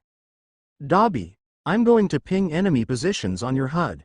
Fire exactly where you see the blue dots appear," Solasi instructed. "Copy that. Give me a target," he replied. Within seconds 8 blue dots appeared on his helmet display. He wasted no time opening fire on the tightest packed group. Without being able to see, he was doing damage, but only a few markers actually winked out. Suddenly solar blasts came flying back through the smoke cloud at him. He was forced to retreat into cover. After a second, he heard something clatter on the floor and the pop of exploding void light. Then Morimitsu appeared around the corner missing a knife and looking a bit out of breath. "They are getting too close for comfort," Tempest yelled while firing into a large group of Vex. A Praetorian unit hit her with its suppressing beam and she gasped as her light disappeared from her body. Then the beam cut through her armor and burned her on the center of her chest. The warlock fell backward screaming in pain. Her rifle clattered to the ground as she tried to scramble backwards. Dobby and Mori rushed out and grabbed her to drag her back to cover. The burned man leaned her up against the wall and fired his rifle around the corner, barely dodging the beam of energy fired back. Morimitsu was trying to get the warlock to respond. She was in too much pain to answer him. She felt her light return after a second and she formed a flash bang, then threw it around the corner. The grenade detonated and all the gunfire stopped. Tempest stepped out and grabbed her rifle before running as fast as she could manage towards the previous room. Dobby and Morimitsu followed her closely, the burned man firing his rifle back at the stunned Vex the whole way. The trio got around a corner to safety where Tempest dropped a healing rift and promptly sat down in it, sighing as the warm feeling healed the damage she had taken. Morimitsu keeled down beside her and placed a worried hand on her shoulder. She looked at him. She couldn't see his expression behind the 6 eyes on his helmet, but she knew he would be worried. She nodded slowly and placed a hand on his. "I'll live, hurts like a bitch though," she said bitterly. She watched as the feline's shoulders started shaking and he clutched his stomach. He raised a thumb at her as he laughed silently. She couldn't help but join in. "I guess you've felt this before?" She laughed at him. He nodded as he calmed down. "I'm sorry for your loss. How's Dobby doing over there?" she asked while looking around the feline at their other teammate. He was actively clearing a jam in his rifle. Once he got the magazine back in, he racked the weapon and aimed it at the enemy. Then immediately lowered it and started the process again. A string of curses could be heard over the comms as his rifle jammed for the second time in a row. "Guess we should probably help him," Tempest laughed, amused with his misfortune. Morimitsu nodded and the pair ran back into the fray. It only took a couple of minutes to finish off the group attacking them. Arthur had appeared behind the group and cleaved a minotaur clean in two from top to bottom with his sword. The fireteam reloaded and looked toward the 3 remaining Vex units. Wyverns, 3 of them. They were each located in a force field of their own that forced the Guardians to fight them at close range. In each arena was a pair of consoles. Cade informed them that hacking each pair of consoles in the 3 arenas would clear the interference and allow the Vanguard to set up a transmat zone and get more Guardians in the area to secure it. The plan was simple. Morimitsu and Kale were going to go into the far left zone and use Mori's void light to become invisible. They would have their ghosts hack the consoles and run for the second objective without even fighting that unit. When they arrived, the whole fireteam would enter the second arena and unleash absolute hell on the second Wyvern. Hopefully they would destroy it instantly. The third would prove to be the biggest problem. They would have to burn it down the old-fashioned way. Once everyone was in position, Tempest gave the go-ahead and Mori threw a smoke bomb at the ground. The initial burst of light made both himself and Kale invisible. They got past the first Wyvern and released their ghosts to begin the hack. The rest of the fireteam waited with held breath as they watched the pair standing nervously at the feet of the large Vex unit. The ghosts confirmed a completed objective and the 2 Guardians started booking it. As they exited the small arena, the invisibility effect wore off and they were under immediate fire from the Vex unit. The rest of the fireteam advanced into the second arena and unleashed upon the Wyvern in the middle. A storm grenade landed underneath it, hitting it with bolts of lightning every second. Dobby bathed the thing in azure hellfire and Arthur ran at it and cleaved through one of its legs. The machine crumbled under the assault without getting to fight back. Tempest and Arthur released their ghosts to hack the second objective and the team moved for the third as Mori and Kale caught up. Kale got shot in the back by the first Wyvern and stumbled. He caught himself and kept running. "I'm fine. Keep moving," he yelled as he raced to catch up. They all entered the third arena and Arthur dropped a barricade as the Wyvern fired at him. The blasts rippled across his shield and Kanohi and Kale joined him, firing their weapons at the machine. Morimitsu threw a vortex and the armor on the machine started to melt slowly. Tempest fired her grenade launcher and the massive construct staggered. Arthur and Morimitsu both charged forward with blades drawn. Taking advantage of the moment of weakness, they carved the machine's legs clean off. The massive unit fell to the floor and Dabi ran over and blasted fire at it until it stopped moving. The third objective was secured and Morimitsu looked up at the last standing wyvern. It had stopped advancing. The signature white light appeared in the air around it and the feline knew it was retreating. He sighed in relief and sat down. Well done, Guardians, we have teams dropping in now to secure the location. Come home and rest, you have all done very well today. I will have your payment and some new gear waiting for you when you arrive, Zavala informed the fire team. Thank you, sir. Fire team Horizon out, Tempest replied before cutting the line. All right. Everyone up for a celebration tonight? She asked, turning to her squad. I feel like I could sleep for a week after that, but if there's food I'm in. Kanohi replied as she flopped onto the ground beside Mori. A celebration sounds like a fine idea. Arthur laughed as he clapped Dabi on the back, the burned man being launched forward a step and rubbing his back as he glared at the laughing titan. Sure, I'll come along to keep the kids out of trouble, he replied. All right. How about we get out of here first, though?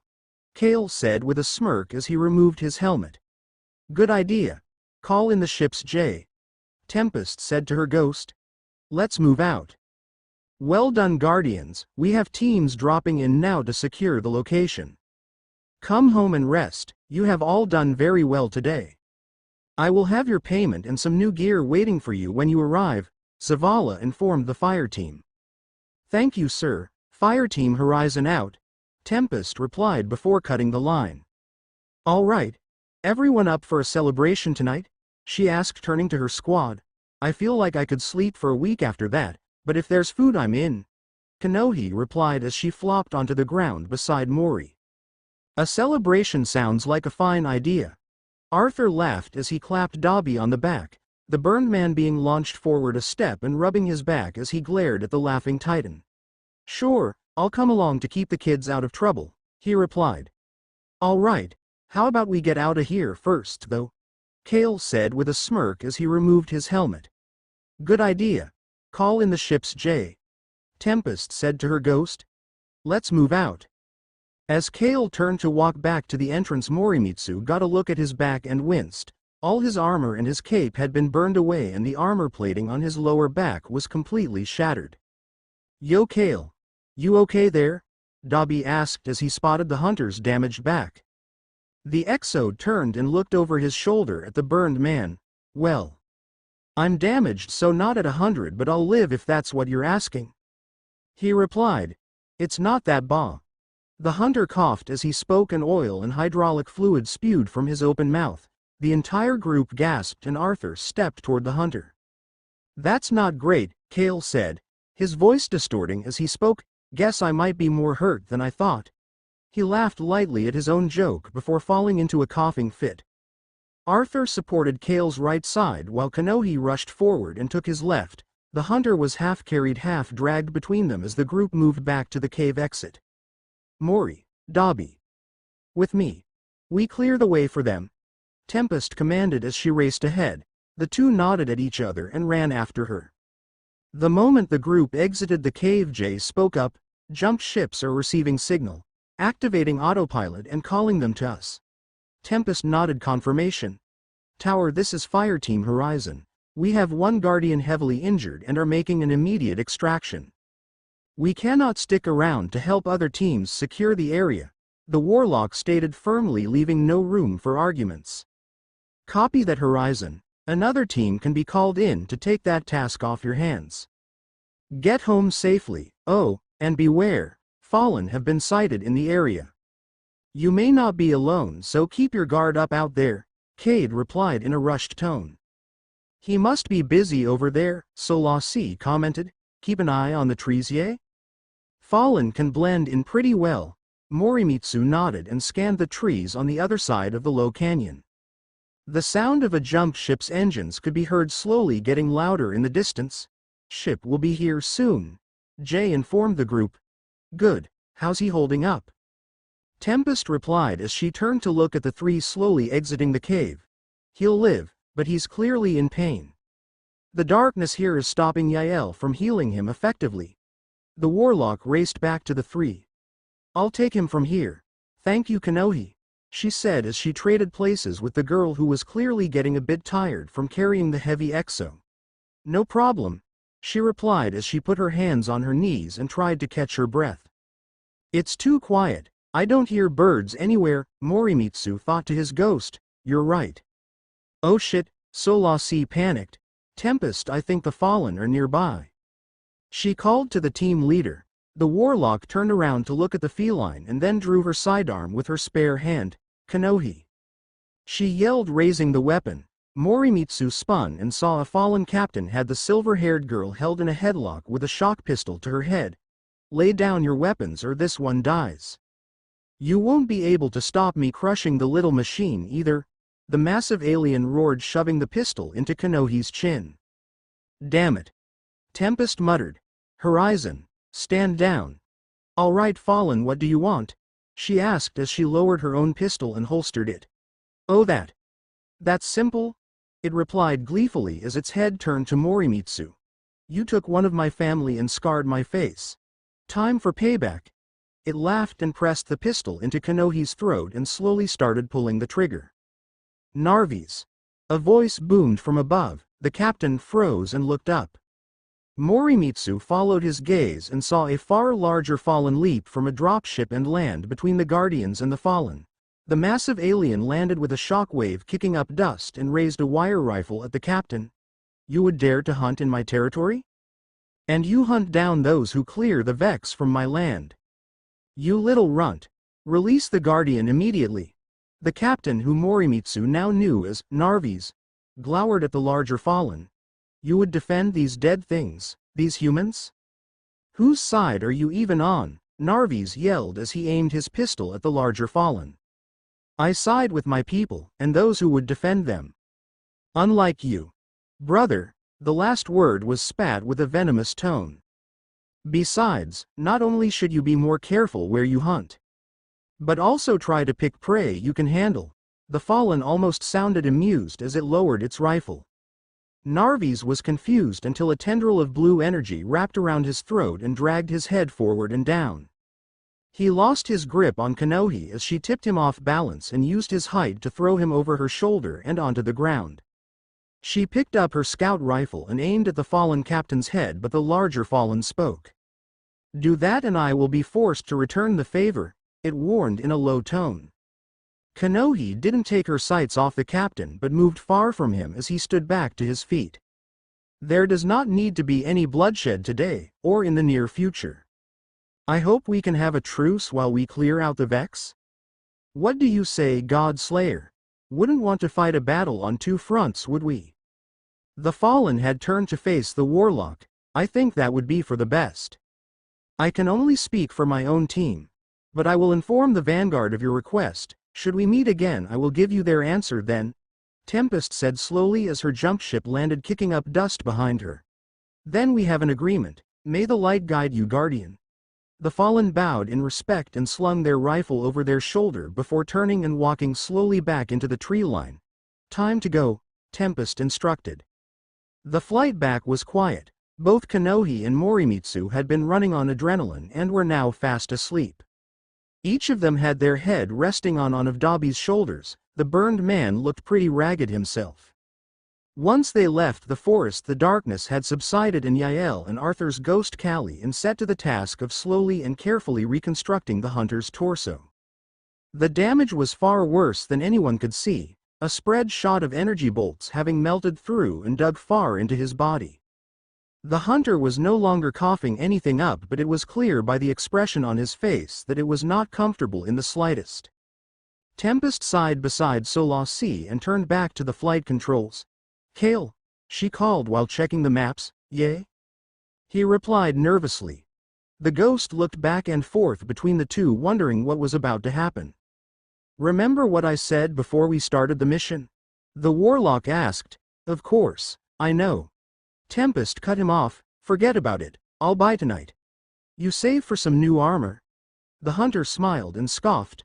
All right. But I'm gonna pay you back. I always pay my debts, he stated stubbornly. I'm fine with that, she replied. There was a short silence before the hunter spoke again, and thank you, all of you. It's nice having someone to watch your back. Tempest smiled slightly while Arthur gave a short laugh. Thought I already told you that. The ship fell into a comfortable silence as the ghosts worked. Dobby was getting a bit bored and decided to clean his rifle while he waited for the ship to get home. He was looking forward to a cold shower and some food. The burned man grabbed a rag and made sure the weapon was clear before he locked back the bolt and started carefully cleaning the inside of the chamber. He felt movement on his left shoulder and turned to look at Kanohi. The silver-haired girl was stirring and looked like she might wake up any moment. Dobby kept cleaning his weapon but spoke when she suddenly stiffened up. Morning, sleepyhead, we still have a ways to go till we get back. You can go back to sleep, he said quietly, hoping not to wake the feline leaning on his right. When Kanohi didn't reply or move, he glanced at her. Her entire face was basically glowing red. Are you okay there? You look like you're burning up, he said as he placed a hand on her forehead. Get off me. She suddenly shrieked as she threw a punch at his arm. Her tattoos glowed as she threw her arm forward. Oh shit, Dobby thought. A crash echoed around the troop bay and everyone looked toward the source. A red-faced Kanohi was standing with her arm outstretched while Dobby was crumpled in the corner by the door with Morimitsu crushed below him. Ow. Did you have to hit me so hard? You made me crush the poor kid? Dobby said as he carefully rolled to the side, revealing a white-eyed and unconscious Morimitsu. Oh my gosh, I'm so sorry, Kanohi said as she rushed over to help the feline back into his seat. The boy was completely out of it as Kanohi assisted him. His ghost floated over and scanned him. He's fine, just stunned from the impact, she said before going back to the cockpit. How far out are we? Tempest turned her head. Only 5 minutes out. Get ready for a warm welcome, she said. Everyone started checking that they had all their gear and Dobby secured Morimitsu's weapons in their holsters as the feline blearily looked at him. The burned man looked at him and placed a hand on the feline's head. Shush. Go back to sleep, kid. You need the rest. The feline nodded slowly before bowing his head and going back to sleep. Dobby knelt down next to the feline and brushed the hair away from his eyes. Kanohi, he said quietly. What's up? The silver-haired girl replied. Either you gotta teach this kid to tie his hair up properly or you'll need to do it for him before missions. When he starts using his guns again, this is going to get him killed because he can't see, he said, motioning toward the guardian's long hair. I have wanted to style his hair for a while, she mumbled to herself. Sure, I'll help him with it before dinner tonight. He'll be the prettiest guy you've ever seen. She grinned and Dobby shivered. What have I just brought down on the kid, he thought. We are on final approach, everyone get ready to disembark. And anyone who doesn't like attention. Sorry about this. Tempest called from the cockpit as she brought the ship into the hangar bay and put it down on the open platform. The doors slid open as the warlock walked into the troop bay and grabbed her rifle from the weapon rack and placed it on her back. Dobby knelt down and pulled the sleeping feline onto his shoulders. He grabbed his legs and stood with Mori held securely on his back. Tempest put her helmet on and punched the hatch release. The door hissed and the ramp descended to the floor where there were a large number of guardians and mechanics were cheering and trying to get Tempest's attention. The warlock led the way, not looking at any of them. Arthur looked at the crowd of cheering people. She doesn't like the attention she gets from her God Slayer title. That's why she always wears her helmet in the tower when there are other guardians around. Lets her walk around unrecognized when she's off duty, he murmured to Kanohi and Dobby. The two of them looked at the warlock who was striding out of the hangar as fast as possible without seeming like she's in a rush. Poor girl. Kanohi whispered. That's part of the reason for the voice changer too, hides her identity better. Dobby nodded and readjusted the feline on his back. He was stirring with the amount of noise. Arthur noticed the sleeping guardian's movement and turned to the crowds. Ahem. If you all wouldn't mind, we have some exhausted guardians here. Please keep the noise down. The Titan's voice carried well in the open room and he didn't even have to raise his voice for it to be heard. Everyone's eyes were suddenly on Dabi and the sleeping Morimitsu. The burned man gave a scowl at the crowd and started walking again with Kale and Arthur flanking him on either side. Kanohi had jogged ahead to catch up to Tempest. The crowds quieted down and started to disperse as they left the hangar bay. Thank goodness the little one didn't wake up, that would have been a terrifying thing to awaken to. Dabi nodded. No kidding. Let's get him to bed as soon as possible. The group made their way to the command center and arrived while Tempest was giving her report to the vanguard. Kanohi was just behind her and waved them in as they approached. She's almost done, then we are free to go rest, she whispered the moment Dabi was close enough to hear. Cool as, the burned man said. Fire Team Horizon, Zavala said loudly, getting everyone's attention. Yes, sir, they all chorused as they moved to the war table. Your first mission, W. Dabi cut him off, quietly. Please, sir, he's exhausted and I'd like him to keep resting. Zavala raised an eyebrow at the interruption and the burned man began sweating nervously. Sorry, sir, he said as he hung his head. No, I should have been more aware. My apologies, the awoken man replied before continuing a bit quieter. Your first mission together was a great success. Not many fire teams make it back with 0 casualties on the first go. Especially against enemies as dangerous as the Vex. The commander smiled.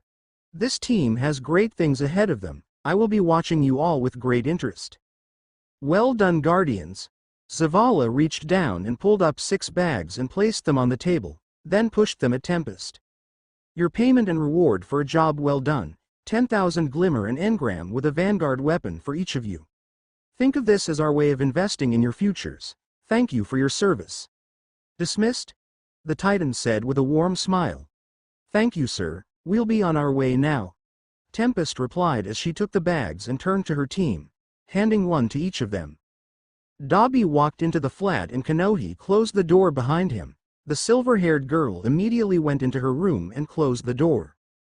Dabi sighed and carefully placed Morimitsu on the couch before taking off his trench coat and throwing it next to the feline. The burned man stretched his arms up in the air and walked into his own room to take a shower. It was real nice of the vanguard to set this up for us so fast, he said as he looked around the small space. After a while Dabi re-emerged with a fresh set of clothing and damp hair. He spotted Kanohi and was about to speak when she held a finger over her mouth and silently shushed him before waving him over. He shrugged and walked over to her quietly. The sight he saw was absolutely adorable. Morimitsu had curled up in a ball with his trench coat wrapped around himself. Dabi slowly drew his phone and opened the camera app to take a photo. A quiet click sounded and the burned man walked to the kitchen satisfied with the picture and potential blackmail. It was nice to have these little moments of peace. He didn't have enough good memories. Kanohi joined him as he put the kettle on to make a coffee, another thing that had rubbed off on him. He had been raised drinking tea, but the kid quite often had bought along a hot coffee for him before a long late-night mission. The burned man had grown to like the drink and now defaulted to it often. We should take our rifles back to Banshee to be looked over, Kanohi said as she grabbed 3 mugs from the shelf. Dabi looked at her sideways while he put some coffee into his mug. Agreed. Those weapon jams could have cost us our lives if we didn't have a team to watch our backs. The Maori girl nodded as she prepared her drink and 1 extra for Morimitsu. You know he's asleep, right? Dabi deadpanned at her as she poured the water into the mugs. Not for long, if I know him as well as I think I do. The smell of coffee already woke him up and he's debating coming over and making one for himself, she said, pouring milk into the drinks and stirring them. Luckily for you, I already did that for you, she finished as she turned around with both mugs in hand. The feline guardian was poking his head over the end of the couch with bleary eyes and smiled at her. He mouthed a "thank you" at her and struggled to sit up as she walked over and handed one to him. Dabi finished making his drink and joined them. He chose to sit on the floor and leave the couch to the kids. What I wouldn't give to have done this with Natsuo and Fuyumi, Shoto too. Dabi mumbled under his breath while lost in thought. What was that? Kanohi queried, now looking at him. Oh, nothing. I was just thinking about the past. He took a sip of his drink and closed his eyes. Well, I want to know what I get from that engram, he said as he stood up and walked to the door and retrieved the 2 bags there. He threw one to Kanohi and then pulled the purple object from his own bag. You got an engram? Nice, Mori signed after placing his half-empty mug on the floor by his feet. Solasi appeared and materialized an engram into her guardian's lap. You got one as well, so did everyone else. The ghost said happily. I can help crack yours open, Kanohi. The Maori girl pulled one from her bag and then crawled over to her armor and grabbed a second from a pouch on the belt before returning. I actually have 2, one from Zavala and the other fell from the corpse of a Vex. Solasi looked at her for a second. That's great news.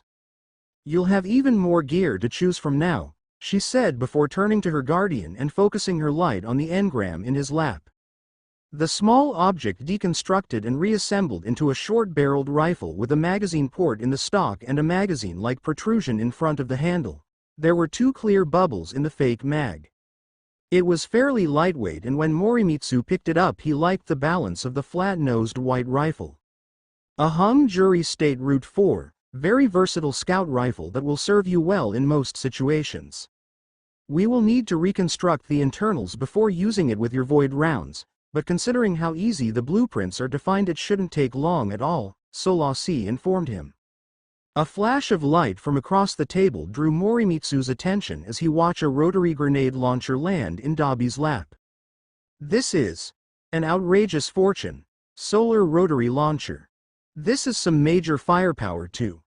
I mean, Guardian, the orange and gray weapon was chunky and Dabi hefted it to hit shoulder with some effort. The weapon had 2 gray stripes running through the main orange body paint.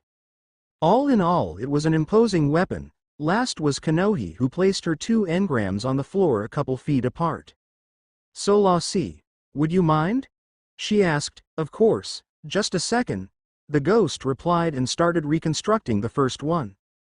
A small sidearm appeared where the engram once was. The small weapon had a gray body with green highlights and a green suppressor on the barrel. Another flash signaled the second engram being decoded. A very chunky snub-nosed weapon appeared on the floor beside the sidearm. It had the exact same paint job as Dabi's launcher but was far smaller by comparison. 2 barrels extended from the front of the rifle and there was a holographic sight on the top rail of the weapon. A heliocentric sidearm and a plug 1.1 fusion rifle. That's going to be very useful on missions with heavy armored targets at close range, Solasi said as she floated back to her guardian and started scanning his rifle. We should give these a test run on our next mission, Dabi said as he opened the chamber. Damn. This must hit hard, he said as he looked at the size of the slots for the grenades. Yay, but it's going to slow you down a bunch. You'd better be a bit more careful whilst using that thing on missions, Kanohi said as she picked up the sidearm and drew the slide back. Meanwhile, I get the tiniest little weapon possible. What could this possibly do? She said while holding it up and looking down the sights toward the door. Well, Fizz started nervously. It is known to be able to take a type of round known as a solar-infused high-explosive dragonfly round. Basically a miniature explosive bullet. They are fairly expensive though. The silver-haired girl stared at the ghost. This. The ghost bobbed in the air. Can take explosive rounds? Yes. Fizz answered slowly. Kanohi looked at the small sidearm in shock. Okay, I take it back, I love this thing. The tower was fairly busy with guardians walking around everywhere talking to all the vendors around and running to and from missions. Kanohi and Dabi had left Morimitsu to rest for a while longer while they made their way over to Banshee. Once they made it to the old gunsmith, they found themselves waiting in line for a while. A hunter duo standing behind them in the line eventually spoke up. Hey, are you two new here? We haven't seen you around before, the awoken woman asked while the exo-man stayed quiet. Yay, got here a few days ago. The name's Dabi. The burned man replied, extending his hand for the woman to take. Nice to meet you, Dabi. Wow, your hand is hot. Is that normal? Dabi nodded. Yup, comes with being a human fireball. He let go of the hunter's hand and lit his own alight with azure flames. Wow, that's sick! She exclaimed with wide eyes. She reached out to touch his fire and he extinguished it quickly. Are you crazy? Don't just try to touch fire. The burned man said, surprised. I use solar light all the time. I can handle it, she said. Do your flames burn you? Dobby asked with a raised eyebrow. Of course not, that's ridiculous. She laughed. Then I guess your flames must be pretty cold then, Dobby said with a straight face. Try me, she said, then ignited her own hand with solar light. Dobby grabbed her hand again and felt the flames tickle him the slightest little bit. As I thought, your flames are cold compared to mine. I disintegrate anything my flames touch. The hunter took a step back into her companion. For real? She murmured. The burned man just pointed at his own face. M.H.A. hurts every time. Damn, that's hardcore, she whispered. Next please, I don't have all day to wait for you, Banshee called. Dobby and Kanohi noticed that the line in front of them was empty now and they waved back to the two hunters and stepped up to the counter. What can I help you two with? The old XO asked. Fizz appeared and materialized both of the rifles on the bench. Both of these guns jammed multiple times during our last mission. Could you take a look at them for us? The ghost asked. Banshee's eyes widened and he angrily looked down at the two rifles. Come get them tomorrow. I'm going to fully rebuild them myself. I'm so sorry about that. Next time you come to buy a new gun I'll give it to you for half price, the old gunsmith said as he took the two rifles and placed them on the bench at the back of the shop. Thanks Banshee, but you don't need to do that for us, Kanohi said. Yes I do. Sending a guardian out with a faulty weapon is the same as sending a guardian to their death. It is unacceptable. I will atone by giving you more weapons and keeping your current ones in the best possible condition I can. All right, thanks again. We will leave you to it, Dobby said. Stay safe, guardians, the Exo-man said as they walked away. Nice meeting you too, the awoken woman called to the pair as they walked away. Kanohi turned around and waved while Dobby just raised a hand over his shoulder in farewell. Morimitsu opened his door and walked back into the living space in the middle of the flat. He looked around the silent room. He was going to have to collect some souvenirs to decorate the place. But first food, he was starving. The kitchen was fairly empty at the moment with only essentials and very few extras freely supplied to guardians. The feline boy opened the pantry and looked around for something to eat. Rice, noodles, oats, porridge, he thought to himself. Hey Saul? He asked. The ghost materialized beside his head. I know what you're thinking. I'll get the stuff for you. The guardian grinned as his ghost floated up into the open cupboard and started flashing her light at different objects. Morimitsu turned around and searched for a pot and spoon. He found the items without much difficulty and placed the pot on the stove. Let's get started, he thought as all the ingredients he needed were placed on the bench next to him. His ghost looked at him and nodded at him. Let's get started, she said as Morimitsu opened the oats bag with his claws. When Dobby and Kanohi returned to their residence they were surprised to see Morimitsu standing by the stove stirring something in a pot. Solasi was hovering over his shoulder and giving instructions to the guardian who was absolutely focused on the food. What's cooking? Thought we were going into the city for dinner to celebrate, Dobby called as he removed his boots and stepped into the kitchen area. The feline jumped and raised the wooden spoon at the burned man before relaxing when he recognized who it was. He placed the spoon on the pot and punched Dobby in the stomach the moment he was close enough. Dobby doubled over and laughed as the feline stood over him angrily glaring at him. Okay, sorry for scaring you. He laughed as he stood back to his full height. Ooh, porridge. Smells good, he said as he walked past and grabbed the kettle and refilled it in the basin.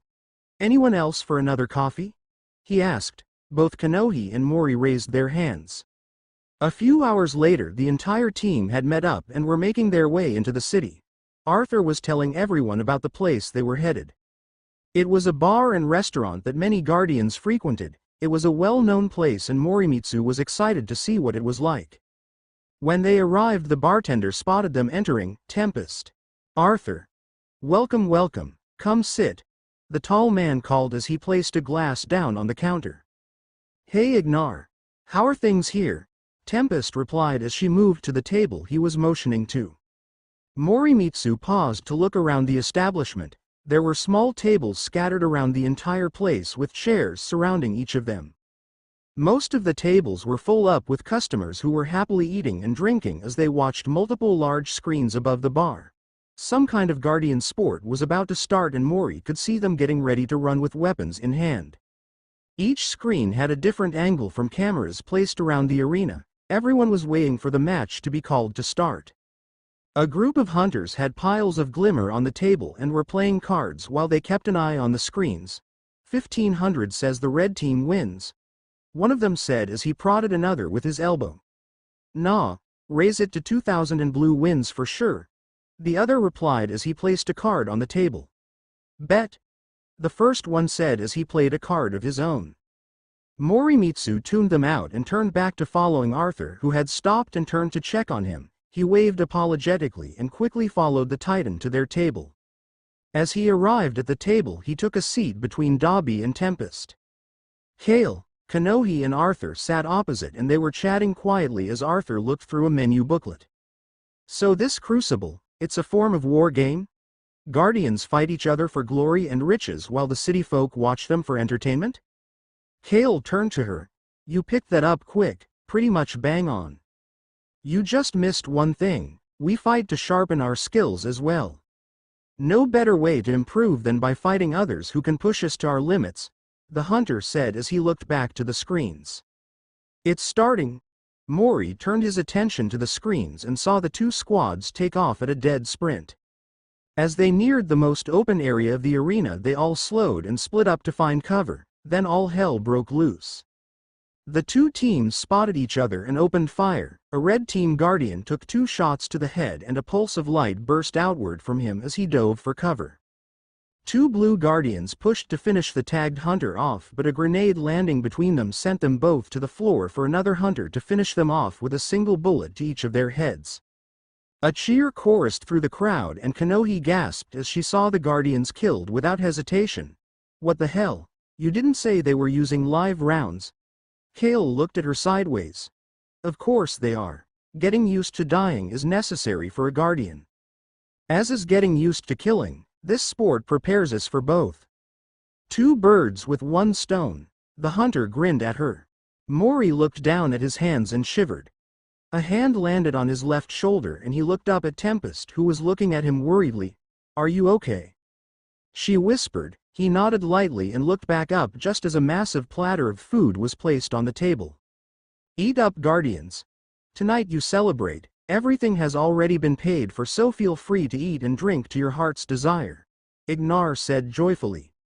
He was a fairly tall and muscular man with gray hair and a bushy beard and mustache. He wore a white t-shirt and black pants with a pair of clean dress shoes and white socks.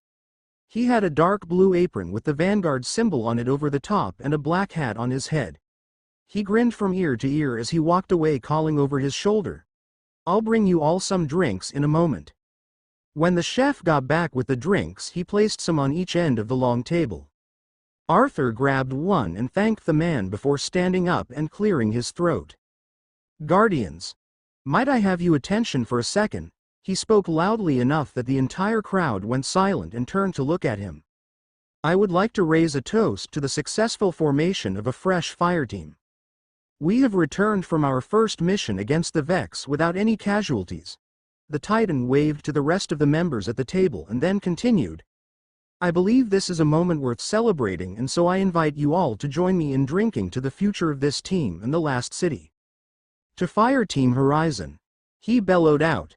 Not even a second later the entire crowd yelled in affirmation, "Horizon! Horizon! Horizon!" Then the room went silent as everyone took a long drink. Morimitsu grabbed one of the large glass mugs filled with an amber liquid when he saw Kanohi do the same. Then he drank a few mouthfuls before putting the mug back on the table and coughing as the liquid stung his throat. "What the hell was that?"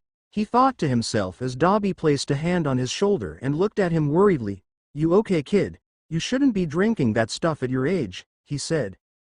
Morimitsu felt a warm feeling settle in his chest and he stubbornly turned away from Dabi and started drinking again. The burned man managed to get the mug away from him and sat him back down.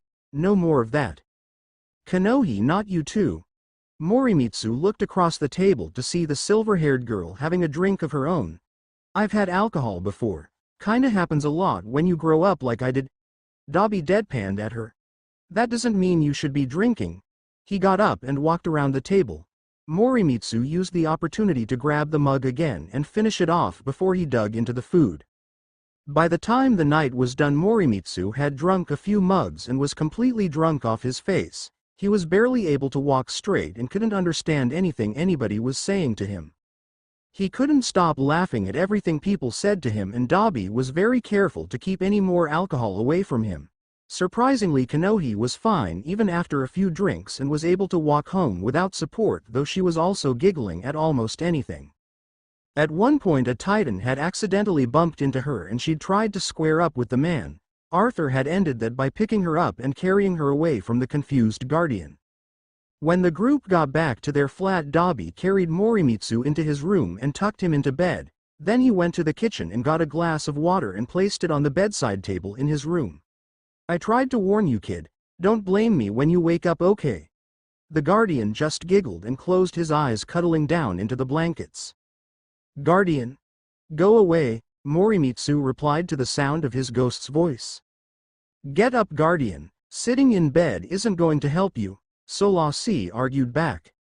After a few seconds, the feline guardian heard the ghost spin her shell in exasperation. How did I know it was exasperation? He thought while opening his eyes the tiniest bit and looking for her. The ghost was hovering over by the curtains. She pushed against one and shoved it across the rod. Sunlight streamed in the window and blinded the guardian, who immediately squeezed his eyes closed and covered himself with the blankets. Why? Morimitsu thought as pain bloomed in his skull, making it feel like it was on fire. Sorry, guardian. Here, let me heal you, Solasi said as she rushed over to him. No, Sol, let him be, Dabi said as he opened the door and leaned against the door frame with a glass of water in his hands, his disappointment clearly showing on his face as he stared at the guardian hiding below the covers. This is what he gets for doing the one thing I specifically told him not to do, so now he can bear the consequences. The burned man walked over to the bed and pulled the covers off. Drink, he calmly stated, holding the glass out to the writhing feline. Mori slowly opened his eyes and after focusing for a second he sat up slowly and took the glass of water. Dabi left the room as the guardian started to drink. Breakfast is almost ready. Both you and Kanohi better be ready for a hellish day of training, he shouted as he got back to the kitchen to tend to the food. 10 minutes later, Morimitsu and Kanohi were sitting on the couch in the flat, happily eating a small array of food that Dabi had prepared for them. Apparently they had both slept for so long that he had time to go grocery shopping, check in with Tempest and the Vanguard, and then come home and prepare various flavors of kimbap. The burned man popped another piece into his mouth and then pointed at Mori. By the way, Ikora wants to see you at 1100 sharp at the top of the wall just north of the command center. She said you'll know where to meet her when you see it, he said while chewing away. Then he swapped to Kanohi. Dot and Zavala said you should go meet Arthur in the training room again at the same time. Both of the teenagers nodded and looked at each other, clearly thinking the same thing. What could they have planned? Solasi and Fizz came floating into the room and headed to their respective guardians. The purple ghost coming to a rest in her guardian's lap while the other settled gently on Dabi's left shoulder. He reached over and pat the ghost affectionately while he ate.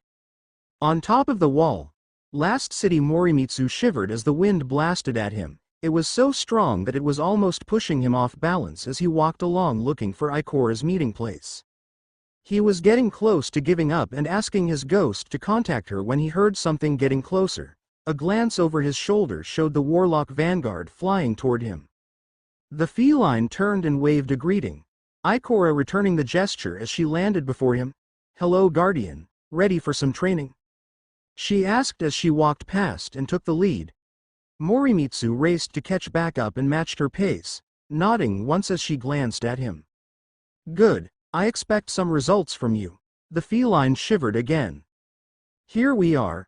Sit down, the vanguard commanded. She sat down facing him as he complied with her request. All right.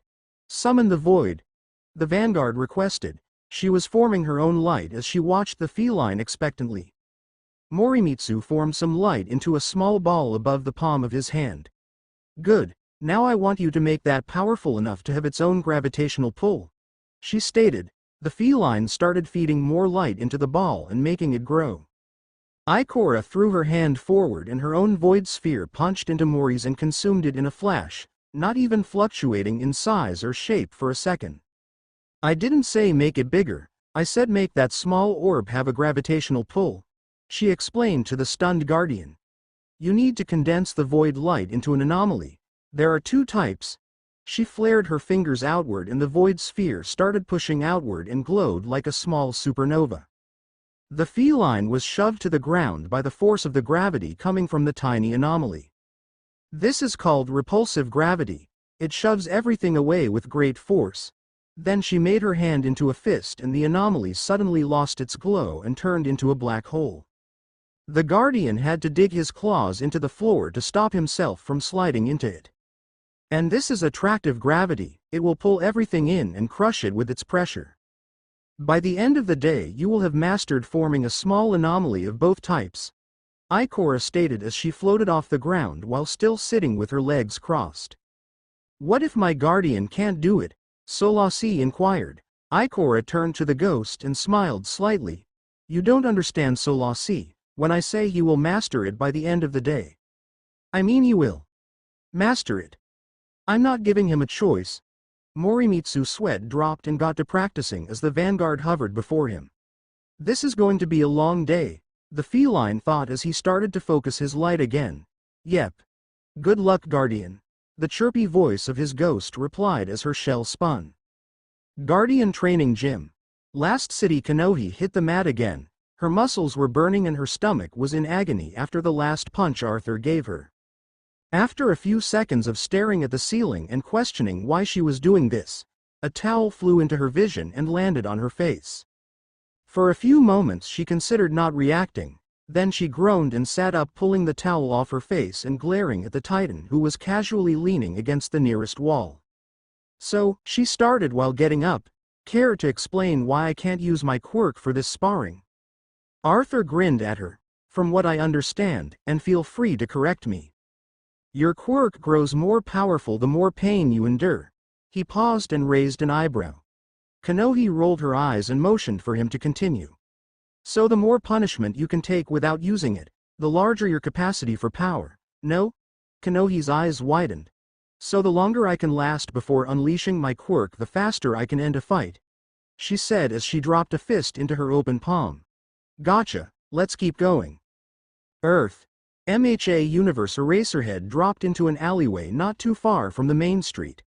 The night air was still and cool, almost no breeze whatsoever. The night had been fairly normal so far. Eraser had taken down a few villains and searched for any clues that could lead him to uncovering the location the disciple of the witness was hiding out in. Having such a dangerous being hiding out on his world was unacceptable. There was too much that could go wrong with such a variable. As he searched, the hero thought about what had been happening lately. Midoriya and Hado had been progressing well under his and All Might's watchful eyes. Morimitsu, Kanohi and Dabi were all still lost to the other world, and the Vex were getting more active without a guardian to cull their numbers and disrupt their plans. Some movement caught his eye and the hero slipped into a gap between two bins. He stayed perfectly still and listened as two people walked into the alleyway. To the address I gave you. He will be expecting you, one man said. And what does this man want with me? Aizawa froze. That sounds exactly like Dabi, he thought. I'm busy searching for someone whom my master wants to recruit, the second man said, pausing to think as he spoke. Well, how about you tell me for whom you search and I'll get ya the information. For a price, of course, the first man said with glee. All for one, the other man replied. The information broker started giggling, then broke out laughing uproariously. Well, looks like you're in luck. I just gave you his address, seems he wanted to give you the same offer. Just keep that info quiet, yay. That man is not to be trifled with. One of them started walking away. That man is only terrifying to those who have never seen darkness. He is but an insect compared to my master. A few moments later the other man walked deeper into the alleyway. As he walked past, Shota got a good look at him. That's Jiren if I remember correctly. He thought, at least I know where the disciple will be heading. Straight to All for One. Once the alley had been silent for a full minute, a racer emerged from his hiding place and threw his scarf upward. As it latched onto a guard rail, he pulled himself upwards and maneuvered to the rooftop. A quick glance back revealed an empty alley. He hadn't been noticed. Top of the wall, Last City.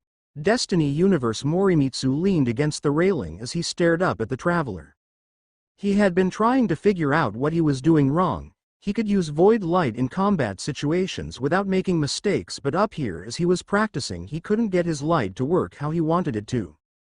Ikora kept telling him to make a nova, basically a highly compacted vortex grenade, but it seemed impossible. Why can I do it in the field but not here? There's no distractions, no danger, nothing to stress me out, he thought. Solasi spun her shell and flew in front of him. That could be a guardian. Maybe you need to be stressed to use light effectively? The feline looked up at his ghost. And where can we find something that would stress me out as much as combat? He questioned. Well, I don't know. There's nothing up here. Maybe we need to go down into the chaos of the wilderness to find the answers. You always were good at figuring things out on the fly, she said as she slowly floated over toward Ikora again. Mori thought on her words for a few seconds. That could be it, he thought to his ghost. What? She asked, spinning to regard her guardian. I may not be able to find the key here at the top of the tower, but I can try learning on the fly, he thought with a grin, one hand pointing over the railing. What do you Wait, no. Solasi panicked as she figured out what he meant. Her sudden yell caught Ikora's attention and the vanguard looked up from her tablet just in time to see the feline disappear over the edge of the tower. What? She said, confused for a few seconds before it registered what just happened. Crazy kid, she whispered, returning to the report she was reading. Wind whipped past Morimitsu's face as he fell through the air. He focused on the feeling of free falling. The air around him, the ground rushing up rapidly to meet him, the adrenaline suddenly pumping through his system. He could feel his light growing rapidly as his heart pounded faster and faster. Got it? He thought as he formed a nova in his palm, exactly as Ikora had shown him. Then he paled as he realized he didn't know how to use the concentrated light to manipulate gravity yet. The ground raced up to meet him. Well shit. Ikora tapped away writing orders for a team of warlocks currently in the field as she listened to the sound of Morimitsu and his ghost approaching. Solasi was berating her guardian on the idiotic choice he made to jump off the tower. The guardian had died instantly upon impacting the ground. Not that it was much of a surprise. He reached terminal velocity midway down and hadn't yet figured out how to reverse gravity with a void nova. The pair reached the roof and Solasi immediately turned to the vanguard. Ikora, please tell him that was a stupid thing to do and never to do it again, the ghost begged. Morimitsu. Ikora said, holding up a hand for the ghost to be quiet for a moment. The feline looked up at her sheepishly. Did you learn anything? The guardian nodded slowly. What did you learn? Can you show me? He formed a nova of void light. It was far better than any other she had seen him make. Ikora nodded slowly, then walked over to the railing at the edge of the wall. Solasi. She started while turning back to face the pair, a hand extended toward the guardian. Prep for resurrection. She finished, forming a nova of her own and launching Morimitsu off the tower again. This will get him used to using his light and death. Use the service elevator to get back up each time. It'll save time. Solasi looked stunned as she stared at the warlock in disbelief. Tell him this. Ikora gave the ghost a smile before continuing. Morimitsu steadied himself in midair. The shock of being thrown off the tower wall was already gone as he plummeted toward the ground once more. I can do this, he thought as he channeled light into a nova between his hands. He tried to reverse the pull of the light, but after a few seconds and nothing happening he hit the ground and was dead once more. Eyes up, Guardian. Solasi said as Morimitsu woke up once more. The feline sat up and looked around. The streets were empty apart from him and his ghost. Looks like Ikora wants you to keep doing this until you figure out how to stop yourself in midair while falling at terminal velocity. The ghost grumbled. Her exact instructions were: no slowing yourself down until the very last moments. Knowing how to stop and knowing the best timing to do so are both equally important. The Guardian nodded and got up, looking toward the stairs. Oh, and use the elevator over there to get to the top, the ghost said as she turned to face toward it. Got it.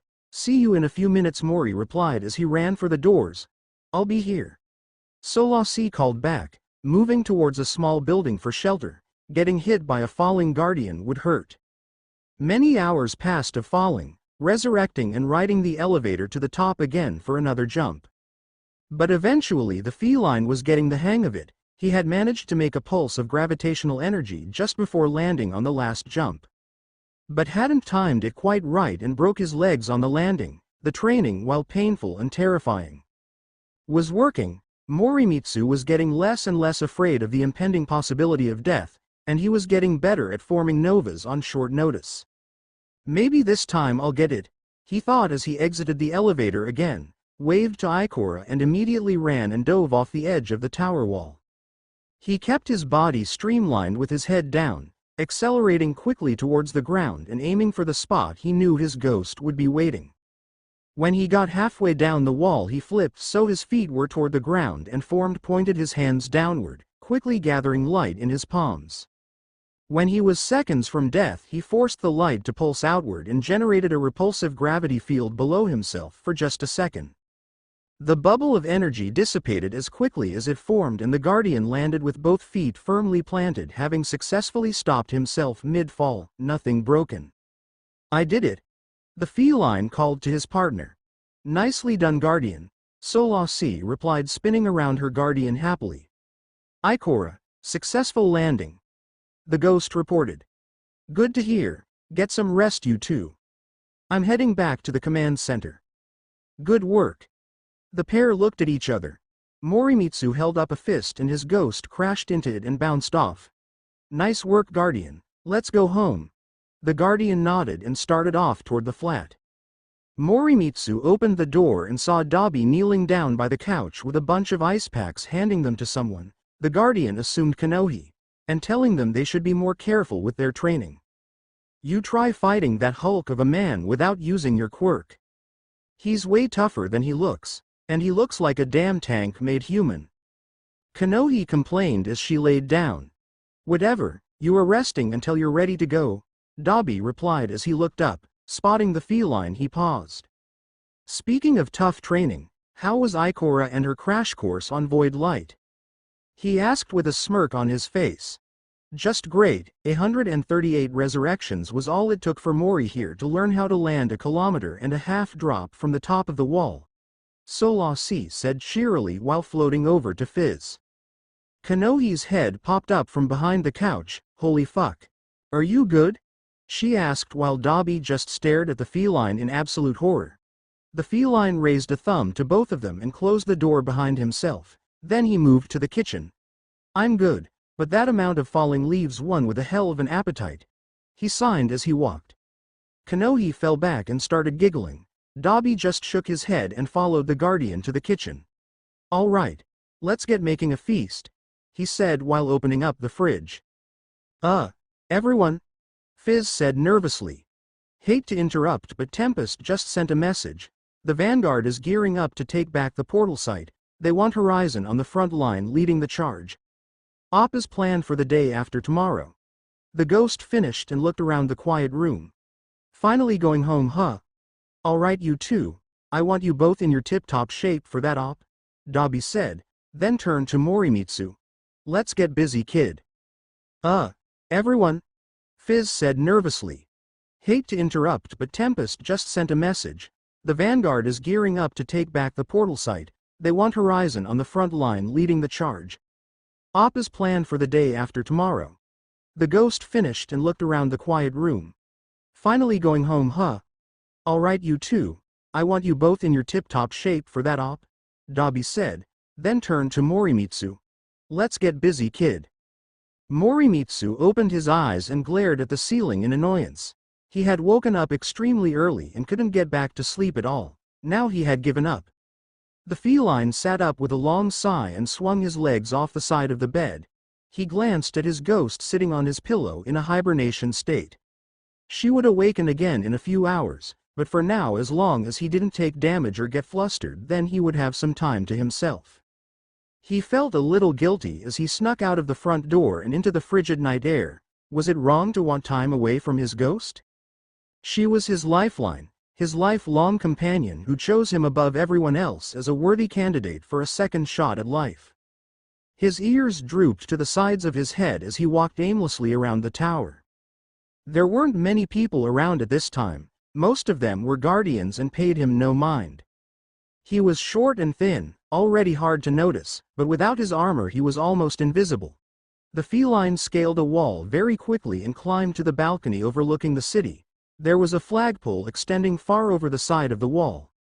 Morimitsu looked over his shoulder and, after confirming nobody was watching him, walked out onto the flagpole. Step by step he got further out until he stood at the very end of the pole. He crouched down and stared out at the traveler. After a while, Mori didn't bother keeping track of time. A voice called to him from behind. It's rare to see someone so brave. Are you a guardian? One I have yet to meet? The feline turned his head and looked at the one who had spoken. The masked man wore all white with a black hood and a white mask. He looked too clean to be an active guardian. Morimitsu turned fully and walked back down the pole to the man who stood patiently, his head leaning to one side as he studied the feline guardian. When Morimitsu reached him, he hopped down onto the pavement next to the man and looked up at him expectantly. Quiet, aren't we? Your eyes speak for you though, especially in the dark of night, the masked man said as he turned toward the traveler and placed his hands behind his back. You seek answers from the traveler? Or perhaps you are anxious about an assignment you have been given and are looking to it for comfort. Morimitsu blinked. Seems I was close, but not quite there. The man gave a small laugh. My name is the Speaker. I guide the guardians and the citizens of the last city under the blessing of the traveler. I have not, however, met you, the Speaker said, turning to the feline. You are peculiar, different from any other guardian ever risen from the grave. Mori's ears laid flat back and he glared at the man. I did not say that was a bad thing. Please do not take my comment for ridicule. I was merely stating a fact. You are different. And that means you are dangerous in ways other guardians cannot be. The feline paused and tilted his head in confusion. You will understand in time. I cannot give you any answers.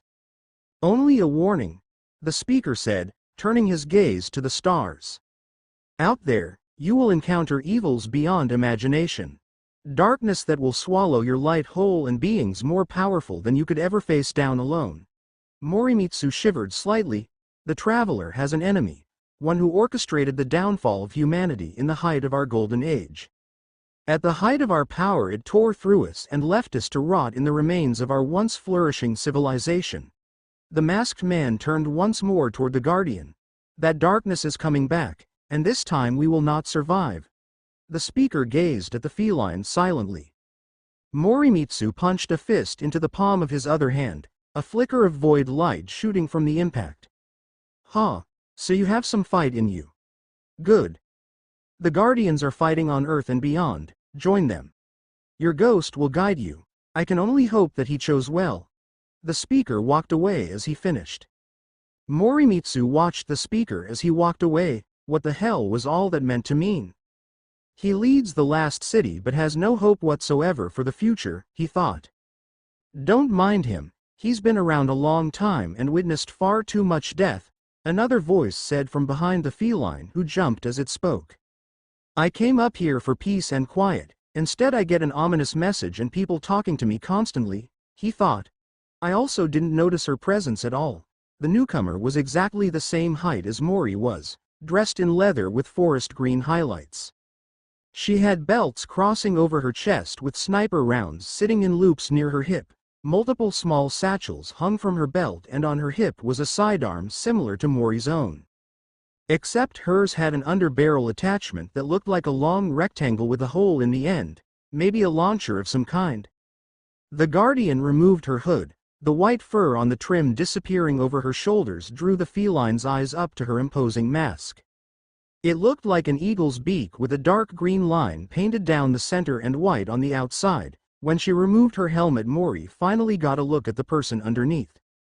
"Hi there, my name is Artemis," the guardian said, her long gray hair billowing free in the cold wind. "How about you come inside and have a warm drink, young man? It won't do to have you getting sick standing out here in the cold," Artemis said with a smile.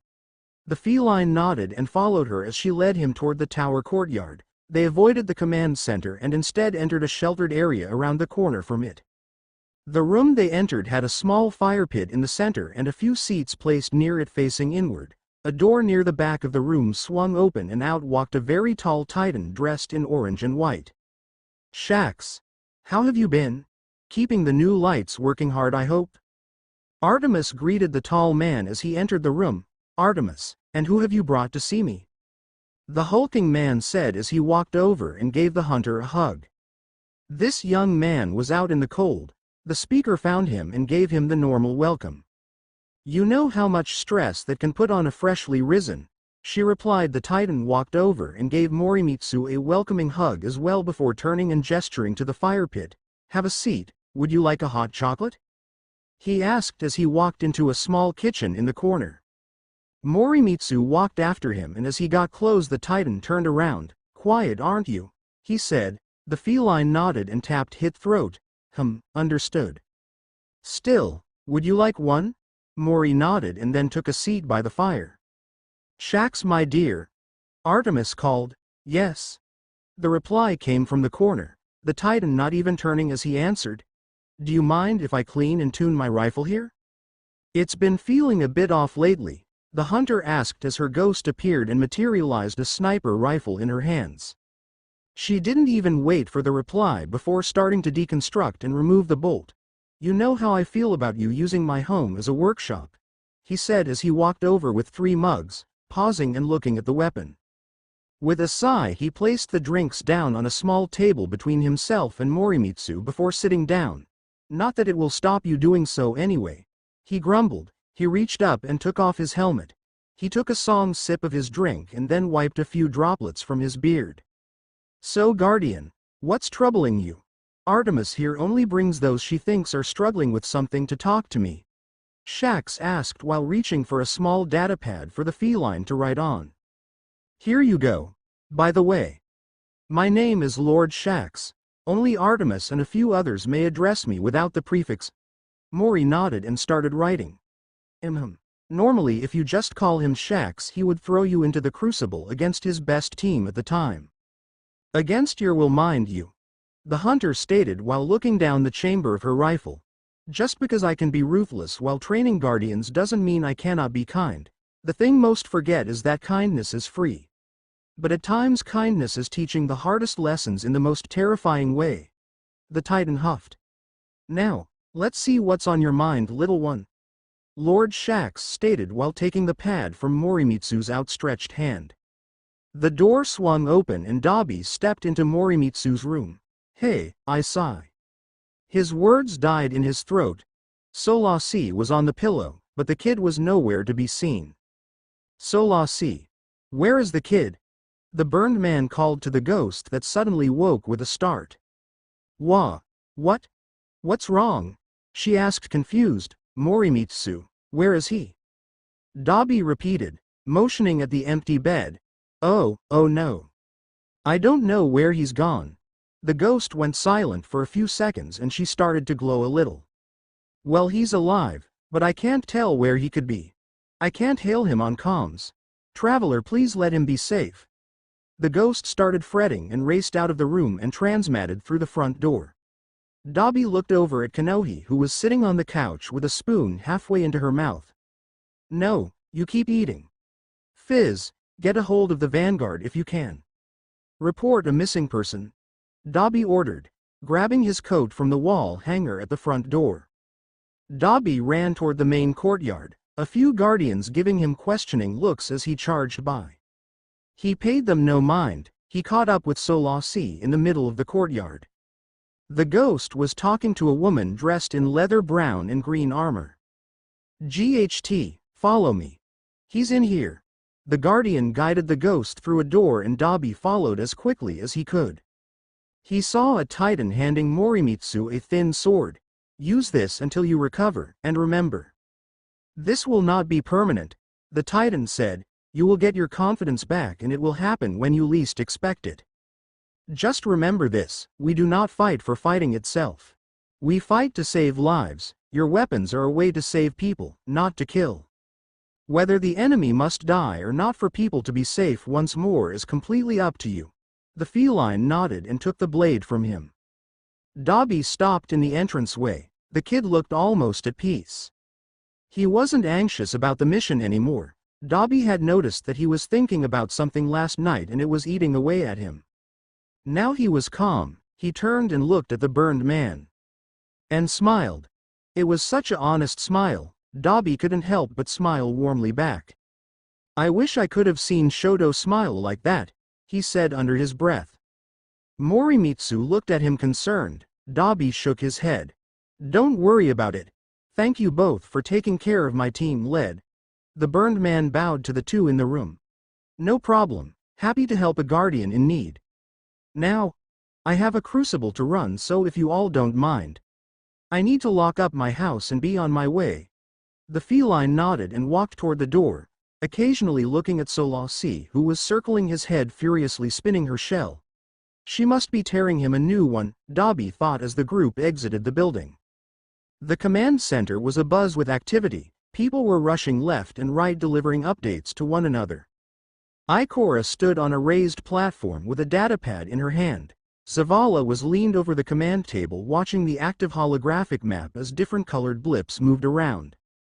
Morimitsu spotted a group of red blips disappearing at a rapid rate near 3 of the blue ones. Vex reinforcements have appeared in Sector 4 inches, Cade called as he walked to the table, tapping his own datapad as he walked. "Commander," Tempest called, announcing the team's presence to the room. "Horizon. Good. You are needed on the field immediately," the Awoken spoke, relief clear in his voice. The Vex made an unexpected move, pushing out rapidly and putting the scout teams in danger. Those small recon squads have been thrust into a full-on war with limited ammo and no reinforcements. The situation is getting deadly very fast. 2 guardians have already been permanently killed. Zavala looked over at Cade. The Exo was scowling at the table. "We need to get as many fire teams as we can down there to bail them out. Get your gear together and go. Cade will guide you." Tempest saluted and the whole team turned and ran out of the room. "We should be getting in there ourselves. Leave this to the command team. That's what they are trained for anyway," Mori heard Cade say as he was running out the door. The team raced into the back of Tempest's ship and strapped into the seats. The engines roared to life as the team checked their weapons and armor one last time. "Hangar command, clear the air.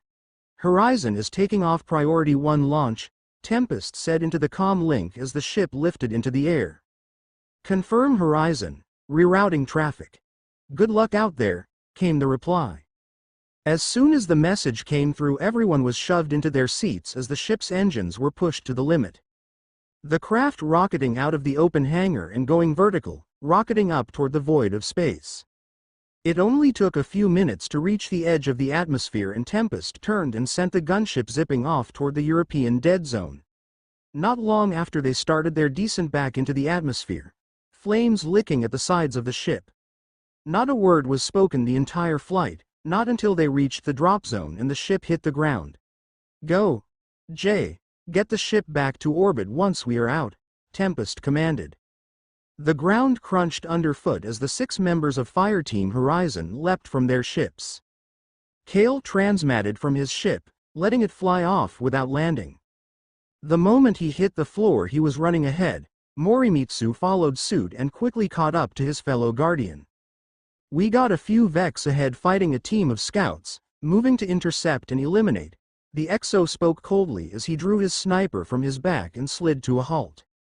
The crack of gunfire split the air as a bullet flew past Morimitsu's head. a minotaur folding from the force of the blow just ahead. The feline placed a hand on his new sword. Time to put this gift to good use, he thought as he blinked to a point right in front of a pair of goblins and drew the blade in a slashing motion. The weapon carved through both the machines, and Mori turned to engage another but saw the rest fall to a hail of gunfire. "Targets down, Cade. Directions," Tempest called. It took the fire team only 15 minutes to absolutely crush any Vex they crossed and get to the cave mouth where the portal was located. "Zavala, what's happening? You told us this was a war zone. The number of Vex here is akin to a skeleton crew." "Just enough to keep the place running and guarded," Dobby said as he slowed to a brisk walk, raising his rifle to the mouth of the cave. The rest of the team formed up on him and they pushed in together. Kanohi fired her rifle twice and a small construct shattered. "Eyes on horizon. Can you hear me?" Cade shouted. "I can't get through too." "Wait. The signal is back," he said excitedly. "Cade, what's going on?" Solasi asked. "The Vex jammed all comms and then immediately started funneling toward the portal site. Then we detected the power signature of the portal activating and the Vex started declining. We think they are going through," the Vanguard said in a panic. Morimitsu and Kanohi locked eyes, both terrified of what could happen. Dobby started running again. Everyone else bolted to keep up. "Fireteam Vanguard is on the way. We will be a while behind you. Hold the line till we make it." Zavala ordered. The click of a rifle being racked could be heard as he spoke. "Horizon, get in there and save lives," Ichorus said. "Good luck, Guardians." The line went dead as the team approached the active portal. "Weapons free the moment you land. Let's stop them in their tracks, Horizon," Tempest yelled, leaping for the swirling energy field. Aye. Got it. On it. En guard. Let's go." Horizon flew into the portal and everything went white. Earth. M.H.A. universe. A massive blast split the air as the Titanic Vex fired its cannon and destroying another building. Aizawa glared at the machine and then looked to the left. All Might landed next to him. "Evacuate the civilians. I've got the big one," he said before launching himself headfirst at the towering machine. The shock wave as the hero hit almost threw Eraserhead off his feet. The massive Vex had a barrier that absorbed all damage done to it. There was a way to disarm it, but you had to hit it in multiple spots at once. Until Guardians got here, All Might would have to just hold it off. "You'd better get here soon, Elsie, kid," the decaffeinated hero muttered as he threw his scarf at a pair of goblins. Green threads glowing in the fabric. It tore through the machines and they unraveled into more green threads and disappeared. Normally Aizawa wouldn't use his strand with so many people around, but this situation was critical. So it was necessary. He could save more lives if he used it. Morimitsu stepped from the portal with his blade drawn and ready. He tapped his right hip and felt his hand cannon sitting there securely. When it's time, he thought, and then he started running. The rest of the team was flanking him on both sides, weapons ready. Fireteam Horizon carved through squad after squad of Vex, the sound of battle getting louder and louder as they went. Mori readied for a blink to the rooftops as soon as they entered the city. "Tempest, we are going up top and getting ahead," Solasi announced moments before the feline warped skyward and landed gracefully on the flat roof of the nearest building. "Copy. Call for aid if you need and report all threats," the warlock replied. "Yes, ma'am," the ghost chirped. "Time to make some noise, Guardian," she said. Only a few minutes after leaving the fire team, Morimitsu came upon a large group of Vex. Without hesitation, he threw a pair of grenades into the fray and leapt down after the blast vaporized a dozen units. A quick slash disarmed a Minotaur and a second put it down in a pile of scrap. He blinked between two Vex to avoid their rifles and snapped his fingers. A nova formed in the palm of his hand and he focused it. The repulsive gravity threw all the Vex near him into the air. At least 20 units were shattered on the floor as the feline heard a terrified cry from behind him. "No!" He spun around to see a hero lying on her back, a Minotaur holding its cannon toward her head while standing on her belly. The Guardian blinked straight toward the machine, aiming to cleave its cannon off. The cannon fired. Morimitsu saw the terrified hero's eyes as the void blast covered their face and the energy vaporized the top half of her body.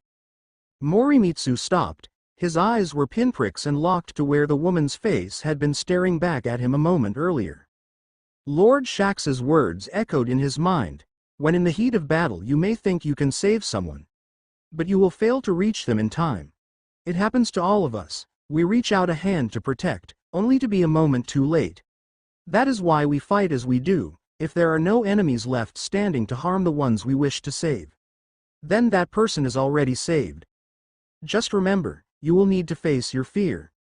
You will crush them when it's time. Light swirled around the feline and he reached down, gripping the handle of his gun.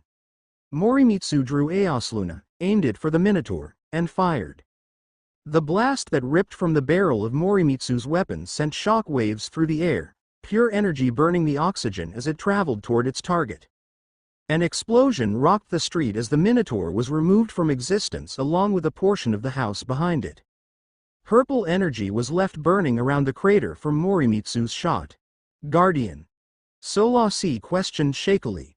Morimitsu didn't reply. He just turned and fired 2 more shots, both equally as powerful, into the small army off Vex behind him. The energy swirling around him dissipated after 3 shots and the Guardian started walking toward the main battle again.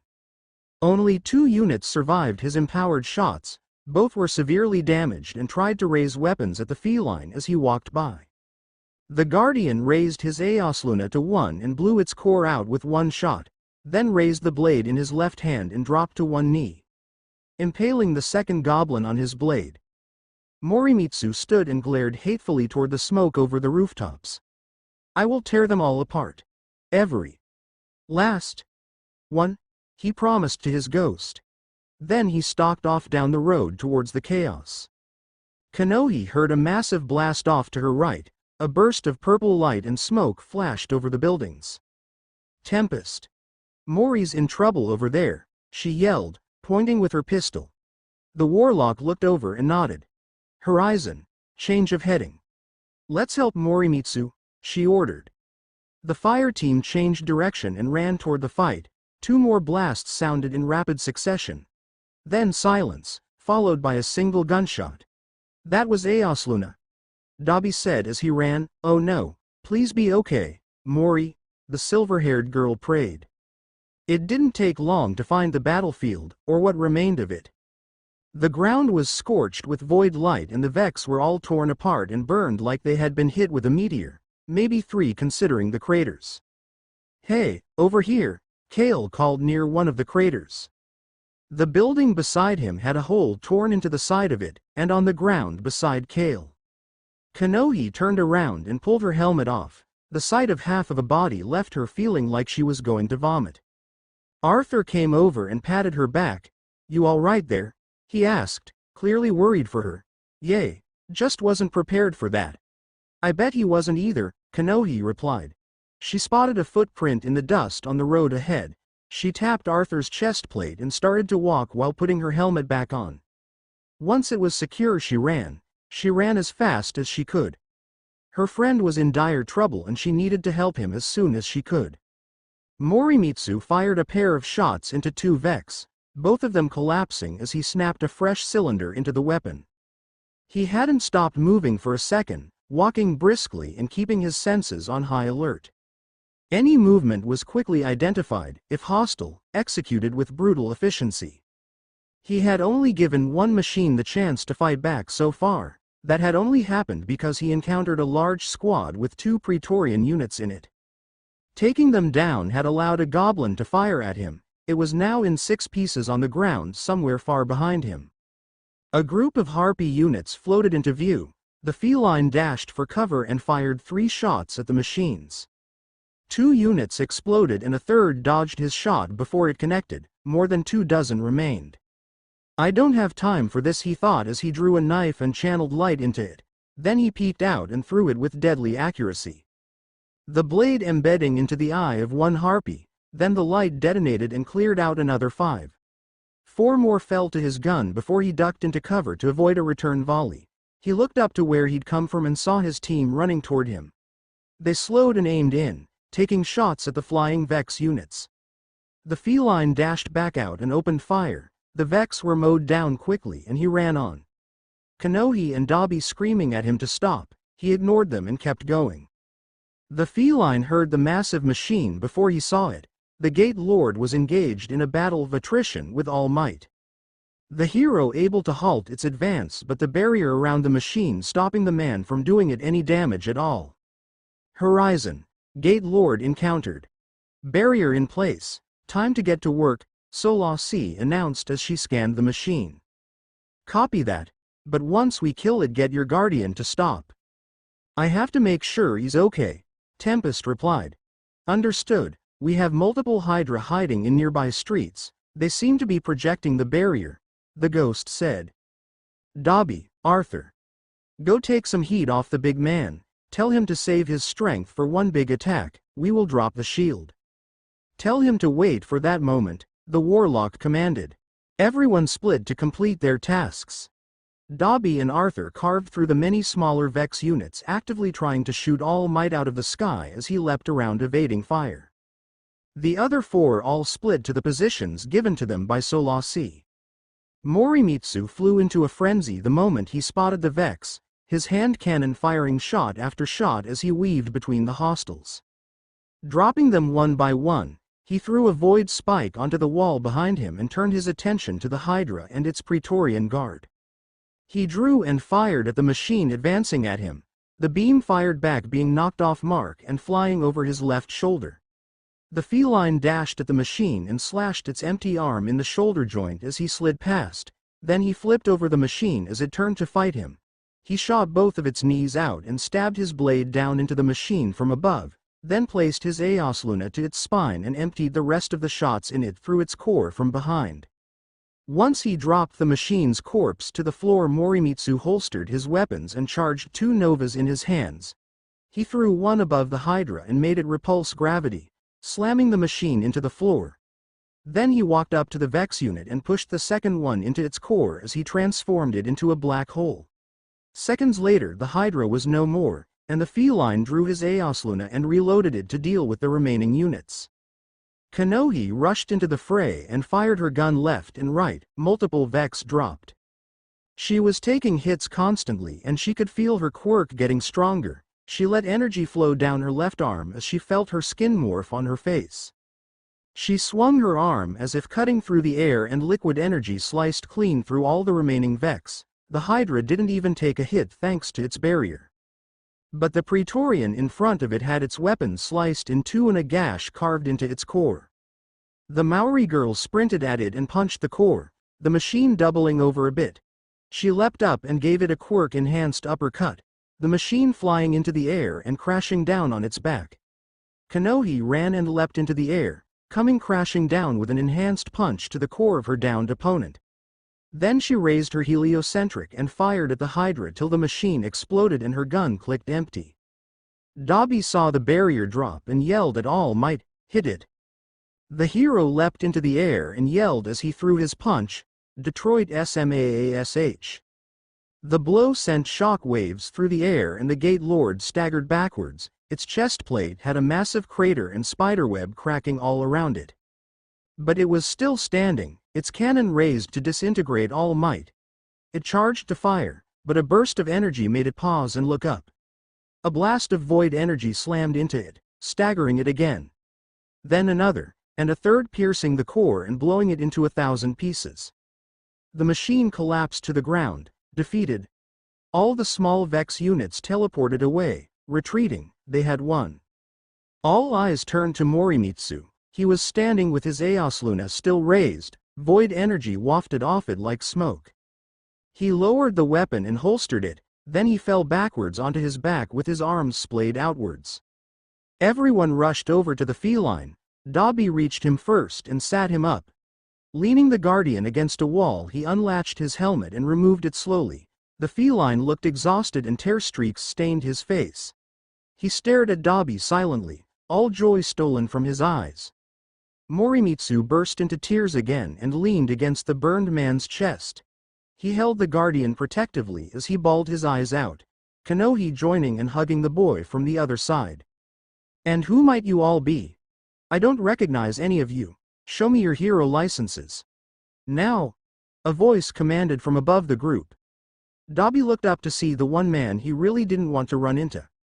The flame hero Endeavor hovered above them, glaring at them. Hiya. It's the author here. I thought I'd give a bit of context before you start reading. Someone talking. Someone thinking. Someone writing. Someone speaking with sign language. Disclaimer. I own nothing to do with Destiny or My Hero Academia. I am just putting my own spin on things and having some fun. I got nothing to say here except sorry, this took too long to get back to. Life makes ya busy, you know? Enjoy the read, Guardians Academia? Chapter 17. Threat. And who might you all be? I don't recognize any of you. Show me your hero licenses. Now? A voice commanded from above the group. Dobby looked up to see the one man he really didn't want to run into. The flame hero Endeavor hovered above them, glaring at them. Dobby glared back at the man who had made his childhood living hell. Oh, how he wanted to just raise a hand to burn the bastard to ashes. It would be so easy. He clenched his left hand into a tight fist, then relaxed it. The burned man turned back to Morimitsu. The kid had dried his eyes and was putting his helmet back on while his ghost hovered around his head spinning her shell. Kid, sit down, I can handle him, Dobby said. The feline boy nodded and then stepped past him, patting his shoulder as if to say, I'm okay now. Mori slowly walked through the assembled group, his stride smooth, determined. He had a job to do. Endeavor lowered himself down until he hovered right in front of the feline, who stopped just a few feet short of him. His ghost hovered beside his head, looking at the hero before them. Then she turned to her guardian and spoke, Guardian, we don't have any time for this. Eraserhead's in trouble. It was all Morimitsu needed to hear. The feline blinked past the hero and leapt to the rooftops with a light-enhanced jump. Solasi had vanished the moment he started moving, the message being relayed to the rest of Horizon immediately. All the guardians started to move. Endeavor shouted, Stop, but was promptly ignored by all but one. Dobby stopped nose to nose with the hero floating on his own flames. Endeavor hesitated, having not expected the unknown person to get so close to him. Then a single sentence was uttered. We aren't here for you. Old man. Dobby dropped to the ground again and sprinted off after the rest of the team, who were tracking Morimitsu while yelling to him to come back. Endeavor was about to go after them when All Might stepped toward him. They just saved my life, leave them be for now. We have people to save. The hero commanded as he jumped off in a different direction toward another of the Vex assault fronts. Mori raced along rooftops, jumping from one building to another. The explosion ahead told him right where he was needed most. He leapt down into the chaos of a losing battle. Heroes were fighting for their lives. Many lay dead on the street among the bodies of the machines they fought. The Guardian landed on top of a Hydra and stuck a grenade to the machine's eyes as he flipped off it. Landing gracefully, the feline spun and fired 2 shots into the core of a Minotaur as it moved to attack a wood-bodied hero, the man too busy crushing an entire squad in his branches to notice the attack. The grenade exploded, then exploded again, leaving a burning hole where the Hydra's head was. Multiple goblins fell to rapid shots from Aosluna, and another grenade took out a pair of snipers further from the front line. Mori reloaded the gun with a snap as the cylinder clicked into place. A glowing rope of green threads sliced clean through a group of approaching Vex off to his right. The feline glanced over his shoulder to see Aizawa spinning what appeared to be a rope dart made of darkness. The green strings hanging off his adoptive father felt cold, inviting, poisonous. Even standing a few meters from him, the Guardian could feel it. It was the opposite of what flowed through his veins, and it made him shiver with a flicker of fear. Aizawa made eye contact with him and swung the dart again, unraveling another group of the Vex. Don't worry, kid. I have complete control over it. The darkness can't hurt me anymore, he stated calmly. Focus on the fight. The Guardian snapped out of his daze. Feeling heat beginning to burn the side of his face, the feline bent backwards under a bolt from a slap rifle. The feline placed his left hand on the ground and flipped his legs into the air before pushing it into a flip. Morimitsu landed in a crouch, already firing his Aosluna, holding the trigger and slamming his free hand heel first into the hammer over and over. It made his shots less accurate, but when there were this many enemies that didn't matter. Every bullet struck something and melted armor and glass. Another reload and the feline realized he couldn't beat this wave of machines back like this. So, do you think I have enough light for a barrier large enough to hold them back? He asked his ghost while dodging shots and returning them as fast as he could. Maybe, but it won't last long. You'll need to pool all your light to make it, the ghost replied. Great, Mori thought as he ducked sideways and obliterated the machine that almost took his head off. The feline flipped his gun into his holster and formed a small nova in his right hand, gravity pulling inward as the ball started to grow and pulsate. No. You need to make it push, not pull. To form a bubble or wall you have to make it push attacks away. Think of the shape you need, Solasi said as he dodged bolt after bolt of solar energy. Mori reversed his nova and the ball suddenly started glowing like a small sun instead of a black hole. He focused on the shape of bubble that Konohi had formed to protect them the day they slipped through the portal. Then he leapt into the air to get out of the gunfire for a second. Some of the Vex stopped their march and looked up to the Guardian as he started to fall again. He forced all the light he could into the ball and then as he fell the feline closed his eyes. He hit the ground in a crouch and threw his arms wide open, the nova expanding into a perfect sphere of brilliant lilac light. Mori stood up at the center, arms outstretched. Just holding the bubble up was taking all the light he could produce. It was taking a massive toll on his stamina. His legs were shaking already and he could barely hold his arms up. Kid! Aizawa yelled as he ran up to the Guardian. He too was exhausted and he had a massive burn on his right shoulder. Mori saw the burn as he opened his eyes, his face twisted in worry. You've got this. How far out is the rest of your team? Neither Ghost nor Guardian answered. The strain was too great for them to do anything else. Aizawa just sighed. Hold in there, I'm going to get everyone to fall back. I will return for you, he said, then ran off out the safe side of the bubble. Morimitsu looked to the Vex attacking his bubble. He had taken all the attention away from the heroes. Now it was him and this army. He had to hold on until Tempest got there with Horizon. At that moment Mori saw black mist curling between the Vex and climbing up to their heads. The mist seemed to coat their armor and weapons as their eyes turned from bright orange to a cold white. Then something hit his barrier with so much force that it shattered instantly. A figure landed in a crouch in front of the Guardian as he reeled back.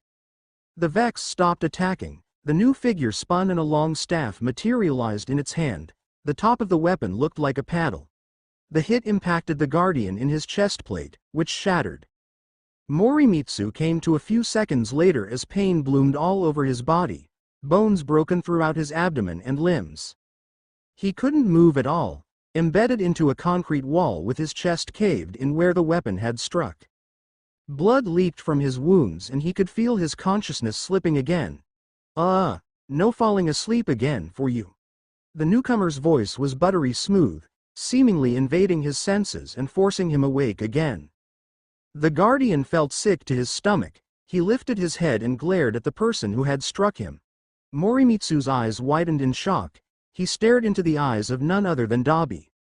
His team member, his friend, but something seemed off. The feline searched the man. The stance was the same as his friend's, the eyes. The voice was the same but also different. The feline struggled to take a breath, his lungs mostly crushed by the attack. He stopped and glared again at his attacker who was smiling creepily. You figured that out fast. Animal senses sure are amazing, the fake said with glee.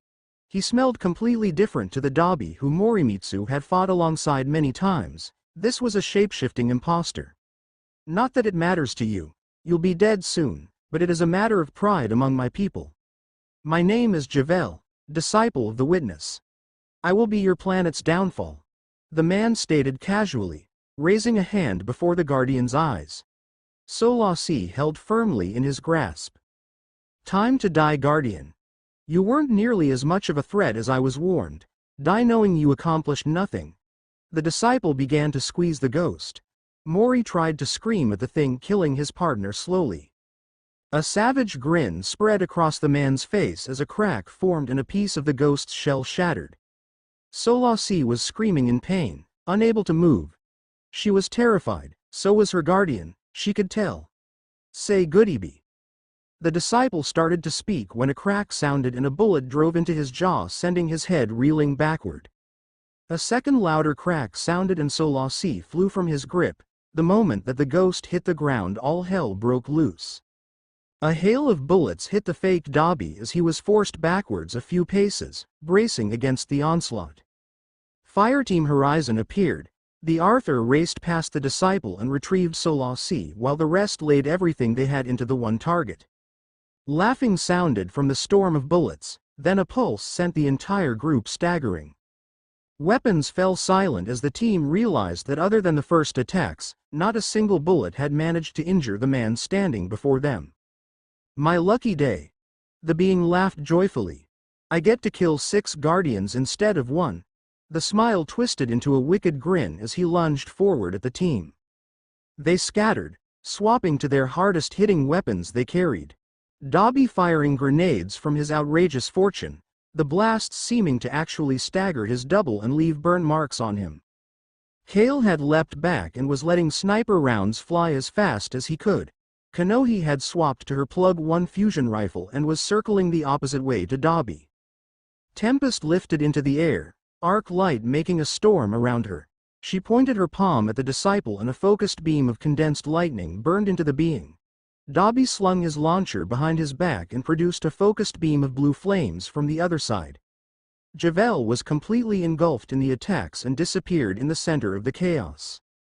When Tempest couldn't hold it any longer, she dropped to the floor and Dobby dropped his attack as well.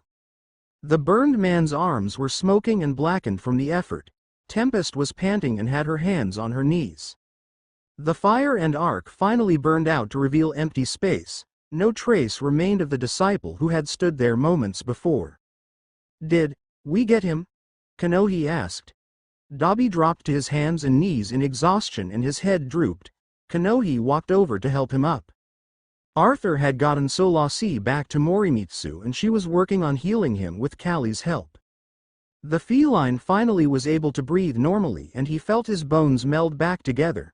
All done, Saul said tiredly before dropping into her guardian's hands, unable to keep aloft anymore. Morimitsu pried himself free of the concrete and fell to his knees. He looked to his team who were all back up and looking at the Vex that were just standing there. Air warped and twisted with black and orange smoke right behind Tempest and Javel stepped from nothing behind her. Snapping a hand forward, he grabbed her neck and lifted the flailing warlock into the air. Mori's hand cannon was trained on Javel's head as Arthur helped him to his feet. Do not bother, little guardian. You are no threat in that state. The disciple scoffed, spotting the weapon. You have failed and I will take the lives of your team as punishment, he stated coldly while lifting Tempest above his head. Earth. M.H.A. universe. 4 minutes prior, the portal hummed as it spat out 3 guardians riding on sparrows. None wore helmets as they scanned the surrounding area. The Exo at the front sat up as his sparrow floated to a halt at the front of the trio, the other 2 stopping behind him. Cade 6 looked left and right before speaking up. Sundance, where are they? His ghost answered immediately. 7 clicks northwest. Morimitsu seems to be separated from the rest of the team. Zavala kicked his sparrow into gear and shot off in the lead, Cade and Ikora launching off to catch up. Let's shut these Vex do. He stopped as a wave of cold rushed over the team. Darkness. Ikora whispered shakily. Cade flipped a switch on his sparrow's controls and the NLS drive hidden under the extended front hood roared to life. Suddenly his sparrow lurched past Zavala's and sped off far quicker than the others could hope to follow. Cade. The Titan yelled after him. I'll be fine. Catch up when you can. Earth. M.H.A. universe. Back to present. Javel lifted the warlock with a sick grin, his form growing to stand 3 times the height of Dobby while still looking just like the burned man. Blue flames flickered around his arms and chest as the disciple prepared to use Dobby's quirk to incinerate the so-called God Slayer. Burn, he stated, his tone colder than ice. Then his arm exploded in brilliant orange flames as a bullet blew it clean off at the elbow. Tempest fell to the ground unconscious as Cade flew into action. His next two shots from his golden gun were deflected by the disciple's massive weapon. Get. He fired a shot from the ace of with each word he spoke. The hell away from my guardians. Javel screamed at the hunter vanguard and swung his polearm. Cade jumped and spun over the blade, landing as he fired a shot at the Vex to his left. A goblin crumbled to the ground and he snapped a fresh clip into his gun. The entire weapon suddenly glowing with wispy white flames dancing along it. Time for a little memento mori, he said with a wink, before throwing a knife straight at Javel. Two loud pops following after and the disciple's head snapped backwards before he spun and slammed his polearm into the floor where the hunter had been standing moments before. Instead, he was standing casually with his foot sitting on the head of the weapon pinning it in the ground. Almost had me there. Cade laughed before emptying 3 more rounds into Javel's forehead. A fist flew at the hunter who casually dodged it and fired the last empowered round into the disciple's hand. Stop getting in my way. Javel screamed as he sent out a blast of darkness. Cade skidded backwards and popped another goblin to refresh his weapon's unique ability. I mean, I could. But I'll have to ask you to leave if you want me to, he said, spinning the hand cannon. But you'd have to convince them to let you go too, he said pointing up. Javel threw his weapon like a javelin aiming to kill the hunter with a single blow. But another guardian dropped from the sky and put up a bubble of void light stopping the weapon in its tracks. Cade, please stop running ahead, Zavala said coldly before turning back to the enemy. And as for you. He drew an assault rifle from his back as the bubble dissipated. Sit down and die. The landscape was lit up a brilliant purple and Javel looked up to see a Nova bomb speeding toward him. He leapt backwards but the Nova hit the ground and became like a collapsing star, dragging him back in. Ikora floated down and gathered arc light in the palm of her hand, then hit the disciple with the same attack Tempest had tried earlier. The chaos reach sent the being flying backwards into a wall with arc light coursing across his body. The 3 vanguards walked up to the downed disciple and pointed weapons at him. Surrender and come quietly, Zavala ordered. Javel scoffed. Or what? Then his body folded itself into thin air with a pulse of darkness energy. Javel stumbled as he materialized in his hideout. The confrontation with those pesky guardians had left him injured. He would need time to rest before continuing with his orders. The air shifted around him. The disciple froze. Air became solid matter and suddenly shattered like glass all around, a form appearing before Javel who looked up with terror and awe. Progress. M.H.A. World Zavala swore as the disciple slipped through his fingers and disappeared. The other 2 vanguards spun around as the Vex that had once stood motionless began to move again. We need to deal with these quickly and drive the rest of them back through the portal, Commander Zavala ordered, then he charged. The 3 vanguard made quick work of the remaining forces. Only a few minutes after the skirmish had begun, all was silent. Heavy breathing and the sound of distant sirens was all that could be heard. We're going to head back. The city needs us there. I trust you can handle this end of things? Ikora asked, giving Tempest a nod while mounting her sparrow. Can do. I'll report back once the situation is under control. The vanguard nodded then took off with her team following close behind. Morimitsu looked up at the field hospital that had been set up. It was a 15-minute walk from where the fight with Javel had just taken place. The heroes on guard called out to them as they approached, requesting they identify themselves. Aizawa pushed past the guards and ran over. Kid, are you okay? He asked, taking Mori's arm from Arthur and supporting the exhausted guardian as he led them all back into the camp. Medics ran back and forth tending to the wounded. One checked over the team of guardians but left them be when she realized they were scuffed up but not hurt. Aizawa thanked the rest of the team for coming to their rescue before he had to run off and help with the recovery effort. A few days after the attack, Morimitsu was sitting on the roof of his home watching the news on his phone. He had his knees tucked up under his chin as he stared out at the city. His ears flicked occasionally when he heard something nearby. This had become a bit of a routine after the events that had taken place. He was trying to process it all, and while a run across some rooftops would be helpful, Shota had forbidden him from leaving the house. Midoriya had been dropping by after school each day to hang out, Chikara too. Konoe had been working hard studying and training. She'd turned up once since the attack. Mori had barely heard from Dabi, Tempest, Kale and Arthur. They had all been busy cleaning up small pockets of Vex and dealing with the firestorm of having fought without having heroics licenses. Being branded as vigilantes meant they had to be very discreet about any operation they ran. The news was talking about the fireteam again. A recording of the battle from a chopper played in the background as the host talked about how they were still evading authorities. Morimitsu clicked the power button and the device fell silent. The feline laid back and stretched as the mid-morning sun warmed him up. Soon the roof would be too warm to sit on anymore. He slipped the phone into his pocket and stood up.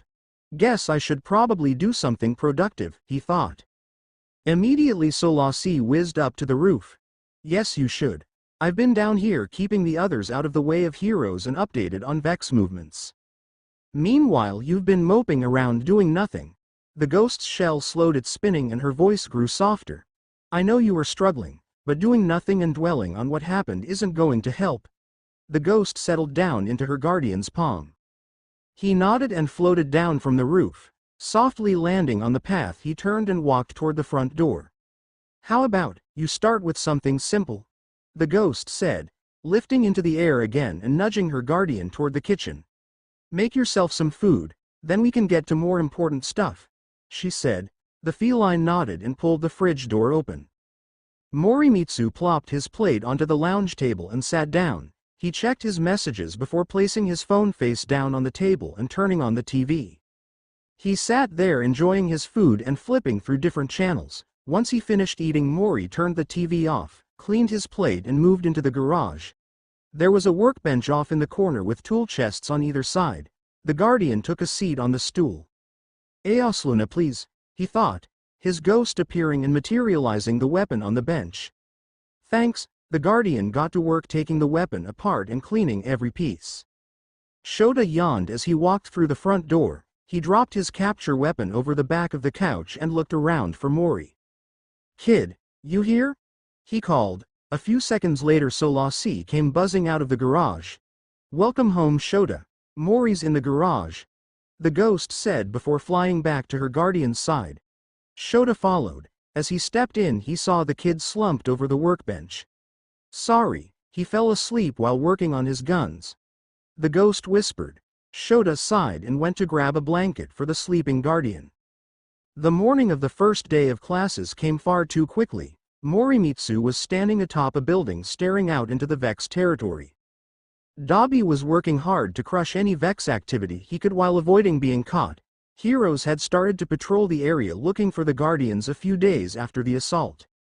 Dabi was currently just hiding out and keeping an eye on the machines, not much he could do during the daytime. The feline turned away and looked toward his destination, Ua High School. His acceptance letter had been delivered while he was stuck in the last city. As it turned out, he had been granted allowance to study as a hero under one condition. He was to keep his identity as one of the Guardians separate from his identity as a hero.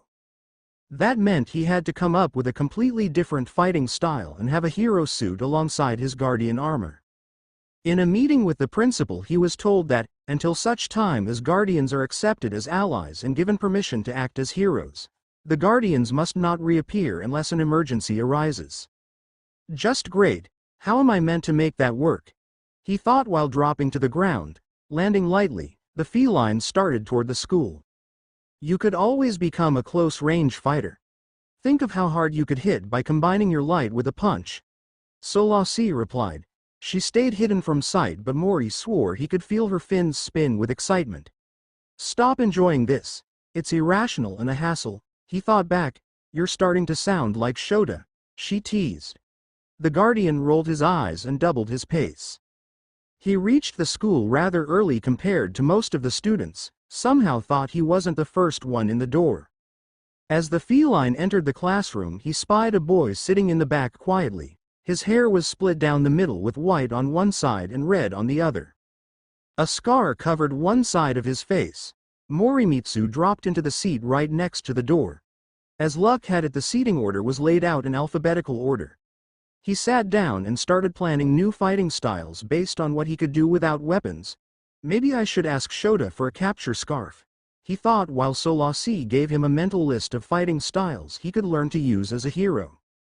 Midoriya was rushing through the halls looking for his classroom. School would be starting soon and he was still lost in the halls.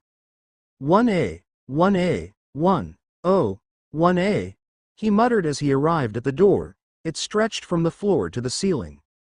Man, I hope that I'm not in a class with Kachan or that robot guy, he thought before pulling the door open and spotting the latter leaning down over the former, giving him a scolding for having his feet up on the desk.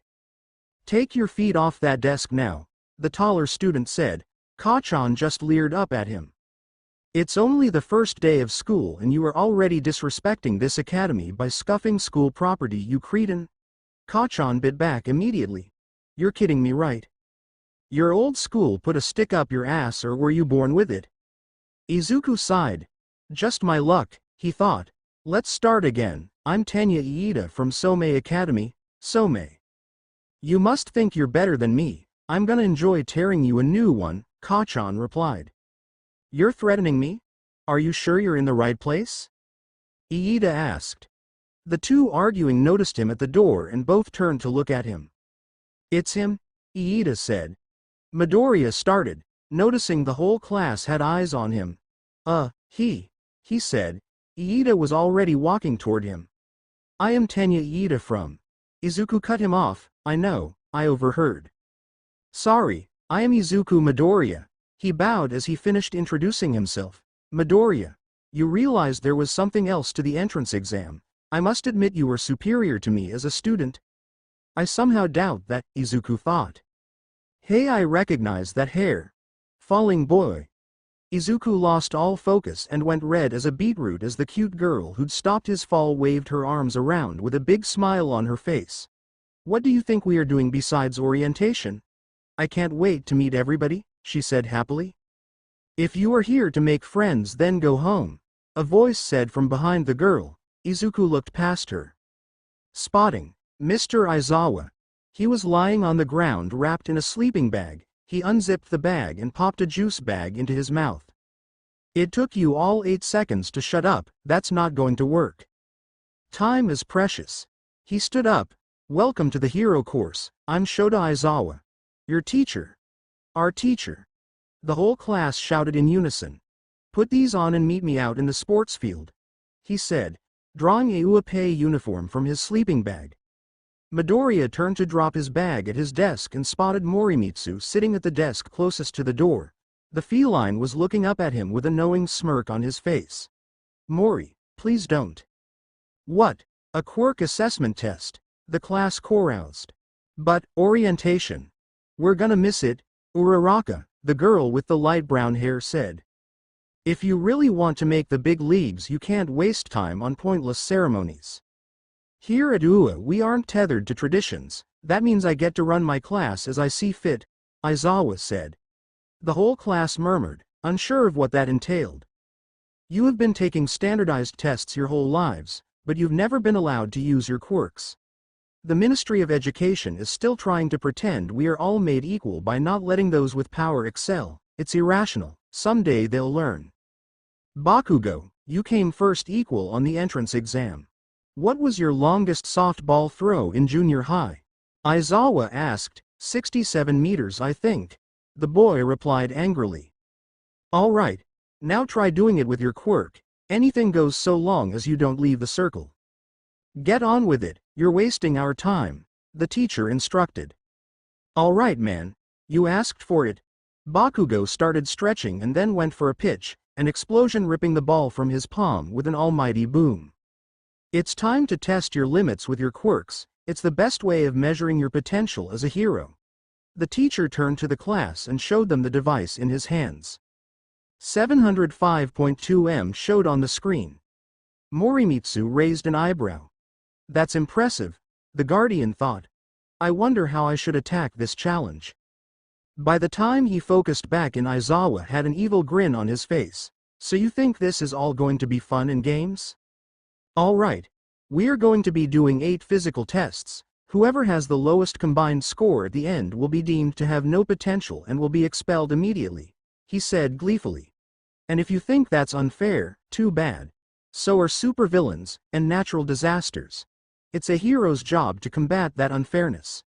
Show me what you're made of, Go Plus Ultra. Prove to me that you are meant to be here. The teacher grinned. The first test was the sprint. Students lined up in pairs. Iida and the green-haired girl named Asui were first. Iida blasted across the track with blistering pace while Asui cleared the distance in just a few powerful jumps. Bakugo and Midoriya were next. When the start was called, Bakugo blasted off using his explosions to fly to the other end. He landed and smiled. My power is the most versatile in this whole school. I'll prove I'm meant to be the best. He turned around expecting the nerd to still be running. To his surprise, the boy was already walking back to the main group.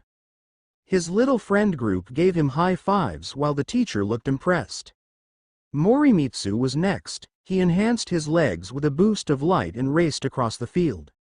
That should be good enough to keep me safe. He turned to walk back but froze midway. Shota was staring at him, eyes piercing through him as his scarf wrapped around the boy and dragged him in close. Morimitsu was frozen in fear, wondering what he did wrong as his foster father, teacher growled. I believe I told you all to do your best, correct? The class nodded. Morimitsu. Take the test again. Hold back a second time and I will expel you on the spot. The teacher's eyes bored holes into the terrified guardian's mind. Then a moment later he was free and gasping. He didn't realize he'd been holding his breath. Get on with it, we don't have all day. Mori lined up at the start line again. The class leaned in to see what would happen. The feline had just gotten the 3rd fastest score and been reprimanded for holding back. Surely something insane was about to happen. When the gun sounded, the guardian let loose his void light as he leapt forward, folding space with gravitational pressure and blinking to the opposite end of the track in less than a quarter of a second. That's better, let this be your only warning. Not doing your best will get you killed in the field. No matter what the situation, always do your absolute best. In the long jump, Mori got an insane score by boosting himself mid-air multiple times and gliding to the ground nearly 100 meters down the field. Shoji won the grip strength test by a large margin, his 6 arms able to combine for a massive score. The pink-skinned girl Ishido won in the flexibility test. Bakugo won the sidesteps and Yayorozu, the raven-haired girl, won the distance run with a motorized scooter she'd created. Shoji and Kirishima nearly wore each other out in the sit-ups test, leaving only the ball throw, with Bakugo having already gone. Uraraka made the ball weightless and threw it into orbit. Nobody else got insane scores until it was just Morimitsu and Midoriya left. Whilst he wasn't doing badly, Midoriya was still near the bottom and would have to make a massive score happen to keep himself safe. Mori saw he was still stealing himself and decided to step up first. The guardian got ready to throw but then paused. Turning to Chikara, he waved for her attention. Cover the hearing girl's ears, please. Don't want her getting angry at me. The girl nodded and whispered into Jiro's ear, and with the girl's permission she helped to cover her ears. Hey Saul, could you ready my sniper for instant transmat? Hand me a mag for it now. I want to have some fun, he requested. When an empty magazine appeared in his hand, Aizawa understood what was about to happen. The guardian filled it with rounds of void light and placed it beside his foot. Then he charged his light and readied to throw. Chikara stood holding her hands over Jiro's ears. Mori didn't say what exactly he was going to do. Everyone seemed to realize something crazy was going to happen when the feline placed something metal by his foot. Then he threw the ball with a burst of violet energy. It rocketed into the air, but only a couple of seconds later it was already coming back down. Well, that was anticlimactic, a yellow-haired boy said, tracking the ball with his eyes. He looked like he was about to speak again when a deafening blast shook the area. A bolt of bright amethyst energy shot toward the ball and struck it, sending the small device hurtling downrange. 2 more blasts followed, By this time the whole class was staring at the boy crouched down with a damn sniper rifle in his hands, firing one shot after another to launch the ball further. In the end it traveled 680 meters, good enough for a top 3 score, barely. Everyone stared at the boy like he was mad as he walked back towards the group, rifle dissipating into thin air while he clapped his hand across Midoriya's for a crisp high five. Whilst everyone was still staring at the now very uncomfortable feline who was trying to hide behind Kanohi, Midoriya stepped into the circle. He had an idea, it was crazy but, if it worked, holding the ball in his hand the green-haired boy charged one for all into a single finger, then with a scream like he was charging into battle he threw.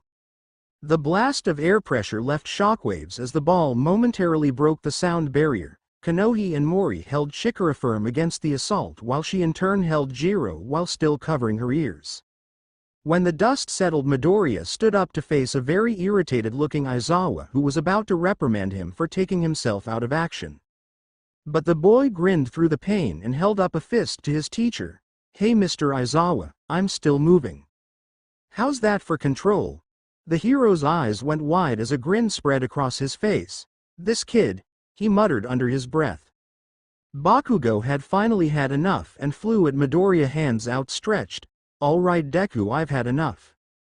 Tell me how you got a quirk now or I swear I'll..." His tirade and charge were both halted as the teacher's scarf wrapped itself around him, binding the angry Pomeranian in place. "I swear make me use my quirk again and I'll make life hell for you. It gives me serious dry eye." The students who hadn't recognized who Aizawa was before were now trying to figure out where they knew him from. Midoriya happily explained it, having known already. Once the class was back inside, they were given a workbook and told to read through everything relating to school rules and policies before the next day. Then they were told to go home and have the rest of the day off. Midoriya was sent to Recovery Girl for healing before going home. After having a talk with the school nurse, he expected the classroom to be empty upon his return. Instead, he found almost everyone still there chatting, minus Todoroki and Bakugo who had left the moment they had a chance. Chikara and Kanohi started teasing him about showing the explosive blonde up. Midoriya's throw had landed a single meter further. The boy's face went bright red when Uraraka joined the conversation, and the other two were given even more to tease the poor boy about. The feline rolled his eyes at their antics and mentally poked his ghost. "What's up, Guardian?" she questioned cheerfully. "Any news from Horizon?" he queried. He swore he could feel the ghost shake her shell even before she answered. "Nothing of note, barely any Vex activity. Tempest found a wire rifle from a fallen. She thinks it was a scout who got driven off by some heroes. Speaking of, the heroes are patrolling the area looking for Horizon more than to shut down the Vex." Mori snorted. "Idiots. We save them from being wiped out and they hunt us like we are the problem." She sighed. "Well, we did technically break their rules." "Oh. Hold on. Jay is contacting me." The Guardian's ears perked up at that and he went from lounging around to suddenly alert and waiting. "You all good there, Mori?" Chikara chirped as she walked over to him. "Yay. Just getting a message from my team." He signed to her. "Ooh. Do I finally get to meet them?" "You promised, remember?" He laughed a bit as she poked him on the cheek. "So, do I get to meet them?" "Another time. This might be mission related," he replied. "The Vanguard wants us back to the tower for a debrief. Seems they have a game plan for the near future.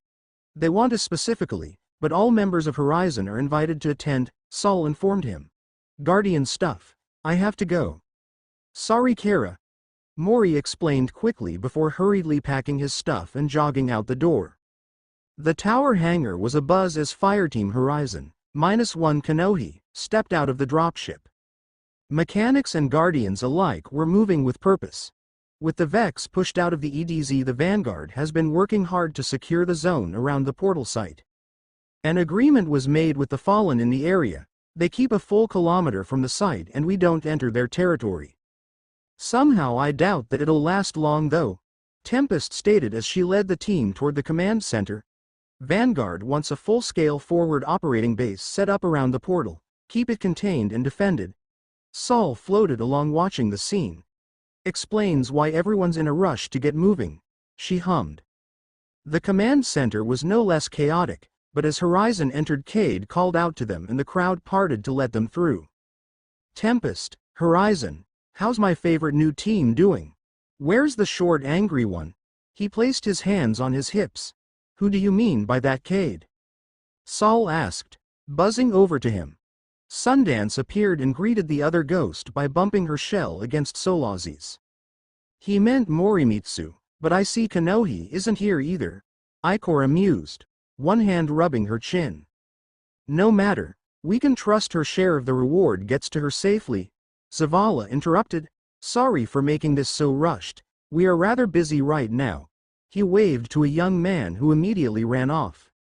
We have decided that for now it will be the best course of action to remove Guardian forces from your world. Other than those who are from there, of course. Some Guardians will be guarding the portal site at all times. If anything happens, they will be there to transfer any messages you have to us here. The boy came back in with a trolley with bags in it. Here is the reward for your efforts, Mori. I suggest you look into some new armor. The set you had looked beyond repair after that last fight. The Guardian nodded, keenly aware of the whispers being shared from those watching on. Without his armor he couldn't hide how small he really was, not to mention the cat ears and tail that had everyone talking. Mori glanced at his ghost as Zavala handed out Glimmer and a few engrams to the other members of the team. It was clear she was hearing the whispers too, and she was fighting the urge to say something. Mercifully the commander did make the meeting short and Horizon were sent on their way. Mori headed off to the armor smith to seek out some new gear. He had a few spare pieces at home, but not enough for a full set. He picked out a new chest plate and hovered over the helmets but hesitated. What's wrong, Guardian? Saul asked. Whenever I've been in a fight with a helmet on, I've had my senses dulled. I can't smell or hear enemies coming like I normally can. He mused, I'll get one just in case I need it, but I'm not going to wear it most of the time. The ghost flew in front of him. You know that's a terrible idea. But I get where you're coming from. You fought far better before you started wearing your helmet. She spun her shell thoughtfully. What if we get one custom made for you that can fold away? You'd never need to worry about carrying it around, and when you need it it's there at the tap of a button. The feline laughed. Wouldn't that be useful? If only it were possible. As the feline headed for Tempest's ship to catch a ride home again, he was waved down by the shipmaster. Hey Guardian. Over here, she called, looking happy with herself. Cade said you're brand new here, wanted me to get you fitted out with a basic ship. I got a few models for you to choose from. She spoke with a heavy accent as she led him downstairs to a sub-level workshop and ship storage area. But beware, they'll cost y'all a pretty penny. Don't worry if you ain't got the cash now. Pay me back as you earn more Glimmer. The feline grabbed the railing of the stairs and stared out over all the ships lined up with mechanics working on them. Beautiful, ain't they? Come on, let's get y'all a closer look. Mori was giddy with excitement as he broke through the clouds and twisted the ship's controls. It responded nicely and followed his movements. After a few seconds the feline leveled the ship out and let go of the controls, Solasi flicking the ship into autopilot. You fly way too fast, especially for a first-time flyer. She scolded. Mori poked her shell with a huge smile on his face. Nope, just you wait. I'll get better yet. The ghost's shell dropped, clearly a deadpan glare. Call incoming from Shota, she said, then turned to the controls. Aizawa's voice filling the cockpit a moment later. Kid, you aren't answering your phone. I'm assuming you are in the last city? He said dryly. Just on our way back now, don't worry. I won't let him get caught up in a mission with school the next day. Saul answered. Good, come on back. It's getting late, I'm making curry. Morimitsu grabbed the controls and the autopilot disengaged. He pushed the ship to top speed toward the EDZ as Saul cut the comms. Well, I hope everyone liked the story and please share or leave a like, or subscribe.